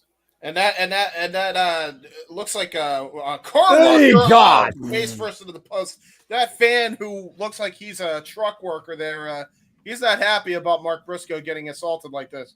That's Mr. Sign Guy, if you know, folks, of course. Oh, shit! Is it from ECW? And Mark Briscoe is bleeding. I repeat, Mark Briscoe is bleeding. Well, considering the fact he actually just came out of blood and guts, so Roderick Strong reopening that wound that was opened up on Wednesday. Yeah, again, those wounds clearly right now are the focal point of Roderick Strong's attack, and that ring post shot to the head definitely did not help matters. We know how dangerous a Briscoe can be when bleeding, but we also know what happens to a man when he starts bleeding. You start losing consciousness. You start losing your vision. Flip off to the crowd by Roddy Strong. Bigger to the crowd, and a big FU to not just Texas, but anybody that opposes him. And we'll see if we oppose Roderick Strong this week to Kingdom when they're in action tomorrow night at Battle Belts 11, fighting for the Ring of Honor with 6-man tag team championships against the Von Erich and Dustin Rhodes. That's Battle Belts 11 immediately following AEW Collision tomorrow night on TNT. What were you going to say, Jeff? Hello. Just here for the ride. I was on sensory overload. I got the Olympics on. I got you guys on, and my friend Ariel was in New York with Debbie Gibson's concert, so they were doing a live thing on Instagram. So I was just saying hello to Debbie Gibson. I'm like, okay, my brain can handle too much shit. I'm about to say, yeah, it's like a security guard who watches 50 models. And there's another backbreaker, and I wanted to Mark Briscoe. Damage done. Cover. Kick out. It's like, what is my life? I got my friend on the road with Debbie Gibson. I'm calling a Ring of Honor event, having a Ring of Honor event, calling on my channel, and the Olympics are on, man. Like I said, life is good, boys. Everything's good. Everything's good right now in life. Everything's truly fine. Yes. Except for this camel clutch being applied accolade and the chin lock applied by Roderick Strong. Mark Briscoe able to find his way to the ropes, though. And again, vicious stomp to the back of the head. That's true. Other than the camel clutch and inadequate referee usage, we're good today. I'm gonna be honest, man. It's Roddy's birthday. I'm starting to wonder if tonight's his night. The way he's been wrestling, oh my gosh, that knife edge shot with the sweat flying off the back. Yeah. All haha about the thing with Dylan aside, man. Roddy has been on a tear here lately. Yeah, and that backbreaker again doesn't help, including that full crab. Yeah. Boston Crab by Roderick Strong. Yeah, as you would say, James, Boston Crab. Boston Crab, yeah, Wicked Pisser by Roddy Strong. Mark Briscoe right now in a world of trouble. Again, the damage done to that back already. And he is just literally bleeding blood. Yeah, a la Stone Cold Steve Austin-esque. Well, hopefully he doesn't pass out here. We got a new Ring of Honor champion. Referee Stephon Smith checking, and Mark Briscoe can't continue. Oh, that hand did not go down even for once. As he's able to grab the ropes and force the break again. And he's utilizing that entire 5 count as Roddy Strong. And again, the toll done to Mark Briscoe here in this main event at Ring of Honor. Death before dishonor. There will be death before dishonor if you're Mark Briscoe for sure. Look at that, grabbing the ear of Mark Briscoe. I'm going to try to go for a possible J Driller insult to injury on the Briscoe name. Oh boy, that's just downright wrong. Oh, got They countered. go tonight. Oh man, clubbing shot by Mark Briscoe. Big rights, overhead shots. Kitchen It's the sink by midsection. Roddy. Oh, no, He that got was- it. Jay Oh, Driller. God! Jay Driller by Roddy. What? But Oh smile my about it, God. Roddy. Go for a Too cover, long. man. No way! Too No long. way! One count! Oh, One God. count! Okay, you just pissed off Mark Briscoe. That's not good. Oh, God, that's not good. Oh, God, that's not mark good. the time. This is the time that Roderick Strong officially fucked up. Yep. It was in this moment. It was in this moment. Roddy Strong is going to pay for his sins, including the fetal murder that almost happened. Right? Yeah, Jeff, you might literally be redeemed tonight, courtesy of Mark Briscoe here, who's looking to man up after that insult there by Roderick Dude, Strong. nothing elbow, is phasing all him. up. Whoa, God! Jesus! What a rolling elbow! Straight to Devon Dudley! Runs through Mark the Briscoe in clothesline. full We control. talked about before how dangerous a bleeding Briscoe is. Yep. In the midsection, front face lock. Turn him around. Oh! Ravishing neck breaker by Mark Briscoe of all That's things. Big old rude awakening. Yeah, shit at Jay Briscoe neck breaker with the whole dip. Oh, look at that. Fisherman Oh! Buster! Man. That might be it right there. Lateral One, press, cover, kick out. Gotta hook the leg. Gotta apply more pressure on the shoulders for that, Mark. Come on Mark now. Briscoe's in the moment right now. He's feeling something. Possibly Briscoe going for right now, Froggy just Bow. trying to drive off the will of the people here. Trying to feel what they're feeling, what we're feeling here. Roderick Strong meets him in kind, though. Big shot to the head. Man, that was a big old kick to the head. Roderick On Strong the big trying old to head. become a Ring of Honor world champion for the second time in his career. And Oh, no. I sense his answer. Oh, God! God. Buster onto the turnbuckle. That was a backbreaker. That was just a gut buster to your point, James. Oh, Oh, no. no. Oh, boy. We saw. Gonna- Oh, wait a minute. No, no, no. Olympic slam. Ah, Olympic slam! Damn it. Cover to win! Kick out! Jesus. Getting no closer to that at the bell ringing, boys. That was a shade out of Kurt Angle's playbook. Still wasn't enough for Roddy to pick up the Duke here. And Roderick The irony Strong- watching the Olympics while that move happened. It's great. Yeah, I love it. it. And Roderick Strong literally is one of the most complete athletes you could be Yes. in the ring with. And he knows that. Gonna go for a heartache. Get a heartache attempt. Got And countered. Mark Briscoe's reign denied for now. Off the ropes. Starts to hit the clothesline. Mark Briscoe. Both men collide out of the ring. Both men. Damn. That was just a collision in the center of the ring. We're not even on Saturday night yet. Well, Friday nights are all right for fighting when you're watching Ring of Honor. Valid. Most definitely. Freaking 2-3 hour watch alongs and open mic nights where I'm gonna fucking die. Oh my God. Oh, yeah. There's no rest for this business, and there's No. little rest for us in the multiverse of media, No rest indeed for the wicked. especially on nights.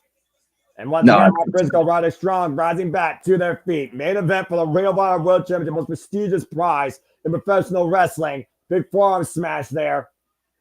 Wow, So, man. Darren, this event is under the $9.99, but there are certain events that I'm pretty sure Honor Club doesn't cover. Yeah. I could be wrong. I'm up right now. By the way, as both men are teeing off strikes here, I just want to point out, Jeff, I might need your Oh! definitely going to need your login information for StreamYard if I'm producing for the UFC Watch Along for sure now. And big old We forearm can smash. talk about it in the morning. It's fine. Definitely. Again, both men teeing off. Both men manning up. Both men not giving an inch. Neither man is giving up in this exchange. Roderick Strong might be getting the better of it, though. Mark Briscoe still standing on his own 2 feet. Jesus! Oh, God. Oh, and There we rebound go. off the ropes. And Mark Jesus. Briscoe answers in kind. A rolling elbow strike. Yeah, rolling discus elbow strike by Briscoe. And Mark Briscoe's calling for it. He might finally be feeling it. Can he set him up for it? Jay Driller denied. Looking to hook up. Roderick Strong. Oh! Taking a page out of Eddie Kingston's playbook with the exploder. James of Drew Nakayama with that. And shout out to Eddie Kingston. Get well soon. Of course, those two man up, and that's who we beat for the Ring of Honor champion. Well, Hey! wait a minute. Whoa! Oh, The shoot! Kingdom! Mark Briscoe says, Kingdom. wait a minute. No. Oh, no! Referee didn't see it again! No, not like this! Oh, come on! You gotta be kidding me! Don't fucking do this! Oh, he kicked No! out! He kicked out! That would have been a big piss on the referee inadequacy again, Yeah, costing I the was title. about to say. I was about Oh. to say. About all the stops tonight. Ryder stuff into the night. Gutbuster once again. My Briscoe might be on his feet. Double underhook. Tiger Driver! And follow through for the sick kick. God He got damn! it! Oh my God! Roderick Strong for the win. He No! kicked out again! How the hell? And now the referee distracted again because the Kingdom are on the apron screaming at the ref. And look what's coming out now. The conglomeration who was fucked earlier on the Don Callis family. Who lost against the Kingdom. But keep in mind, there's still one factor left, and that is the Don Callis family. And there's still only one referee out here. Yes. Again, though, Mike Bennett, Matt Taman, driven away by Tommy J. Kyle Riley. Meanwhile, Schoolboy, but Mark Briscoe to retain. Can't count at 2.5. Elbow strikes now. Being exchanged, but Roderick Strong's got to regroup his game plan here. Mark Briscoe gets out of the way, though. Mark Briscoe off the ropes, though. Wow, that was not hilarious. Holy hell, what a clothesline by Mark Briscoe. Inside out, upside down. Left As the to blood right. still pours, that heart still beats. Again, It's a kick me on, kick. though. Yep. Blood in the Oh, water boy. right now. Roderick Strong looking to once again finally end his Wait a play damn and claim this title. Big risk here on the corner. Mark Briscoe Yeah. fighting back, though. Oh! He got an uppercut. Man! I think Roddy was trying to go for the end of Heartache from the top rope, by the way. And That Mark would've been Briscoe over. might be calling for the end. Briscoe! Cover! Oh! Yes! Mark Wow! Briscoe retains! Huh. Good for him. That's awesome. Woo! Well, I think Dustin and I think Dustin Rhodes and the Von Erichs might have a good shot at winning the Ring of Honor's 6-man tag titles tomorrow if something like that happens again. And for anybody that dared doubt the name Briscoe being Ring of Honor World Champion in this day and age, Mark Briscoe proves you wrong tonight here at Texas. And now the conglomeration stands tall alongside Mark Briscoe tonight. At the conclusion of Ring of Honor Death Before Dishonor, Mr. ROH denied the Ring of Honor World Champion tonight. Mark Briscoe's still Ring of Honor World Champion. Wow, man. Good show. What a war.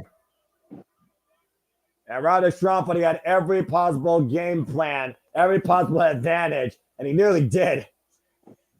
I was about Carmen- to say, where was the Don Callis family? And they already accepted their revenge tonight. Again, their beef is not necessarily with these men, it's with Orange Cassidy. And someone tells me Orange Cassidy might want to watch his back. Come on now in Collision. As you were saying, Jeff. Oh, I just, karma's a bitch, Roddy. That's what you get for trying to kill babies. Yeah, that's why I was getting to you, because I was waiting for that. But truly, when it came to who was the better professional wrestler, there was going to be death before dishonor as we finally conclude this incredible, phenomenal pay-per-view.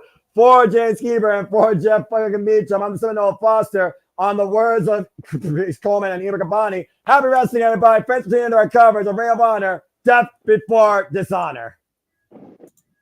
Woo-wee.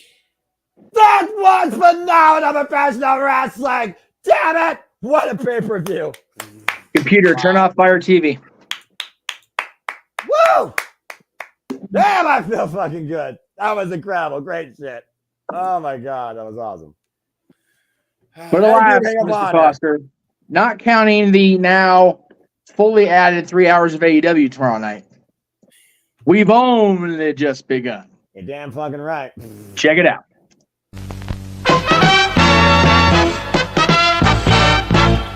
And now, preview time. So let's take a look at what's coming your way.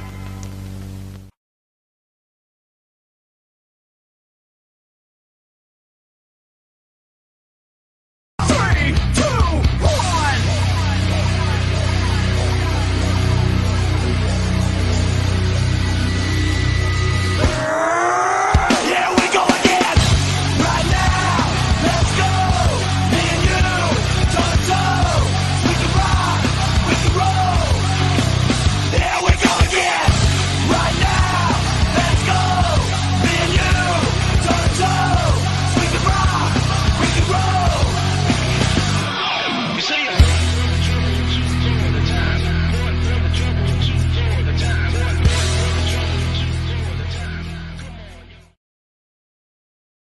And as always, folks, what we truly do encompass here, first and foremost, than anything else, based on your passion, support, and love for the business like us too. We truly do love all the wrestling, all the wrestling, all the wrestling, all the wrestling, all the wrestling, all the wrestling, all the wrestling, all the wrestling, all the wrestling, all the wrestling, all the wrestling, all the wrestling, all the wrestling, all the wrestling, all the wrestling, all the wrestling, all the wrestling, all the professional wrestling.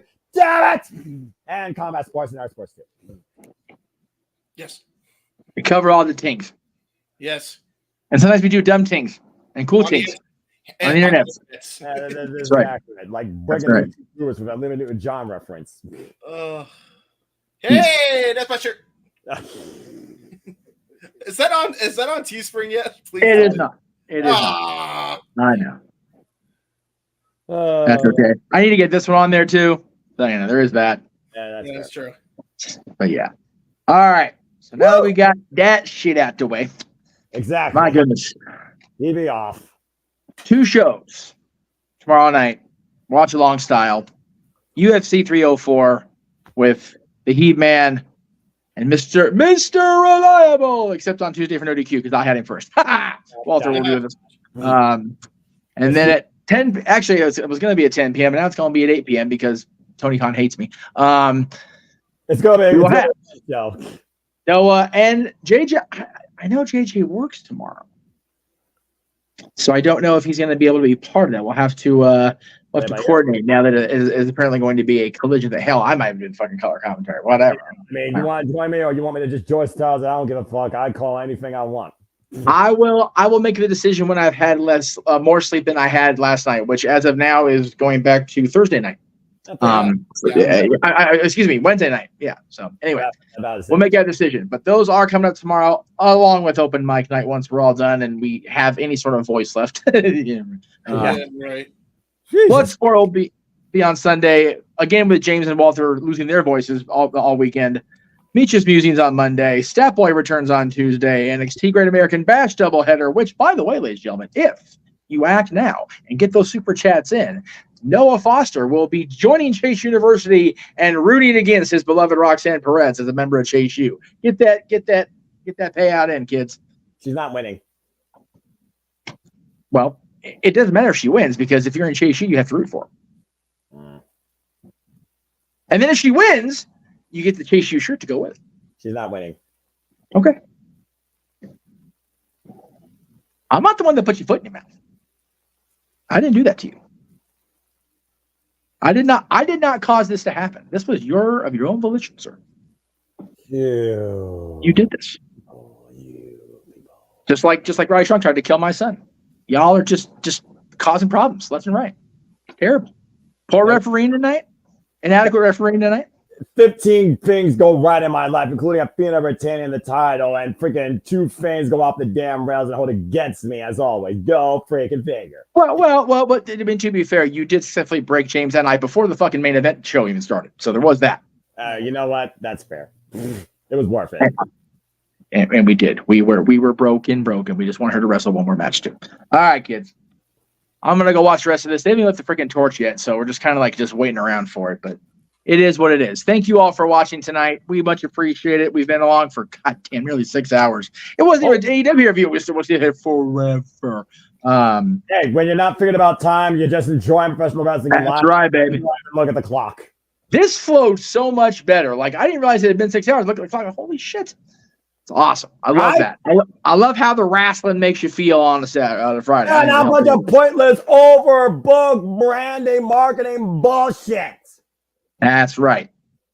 Good night, Safet, or Safety, however you say. I still know how you say your name. I'm just going to go with Safet because that's how I phonetically pronounce it. By God. For Safet, for Darren, for Sandy, for everybody in the chat room, for the Heat Man, for the Simple Man. I'm the Founder Man, sometimes Avatar Man, like right now. And then I'm Founder Man again. I can interchange like that, fucking ninja style. Yeah. See y'all tomorrow night. Maybe, if I can find the right fucking controls. There it is. Good night. The Jeff Meacham Network's Multiverse of Media. For over 15 years, the recognized symbol of excellence and the standard bearer in coverage of sports and entertainment.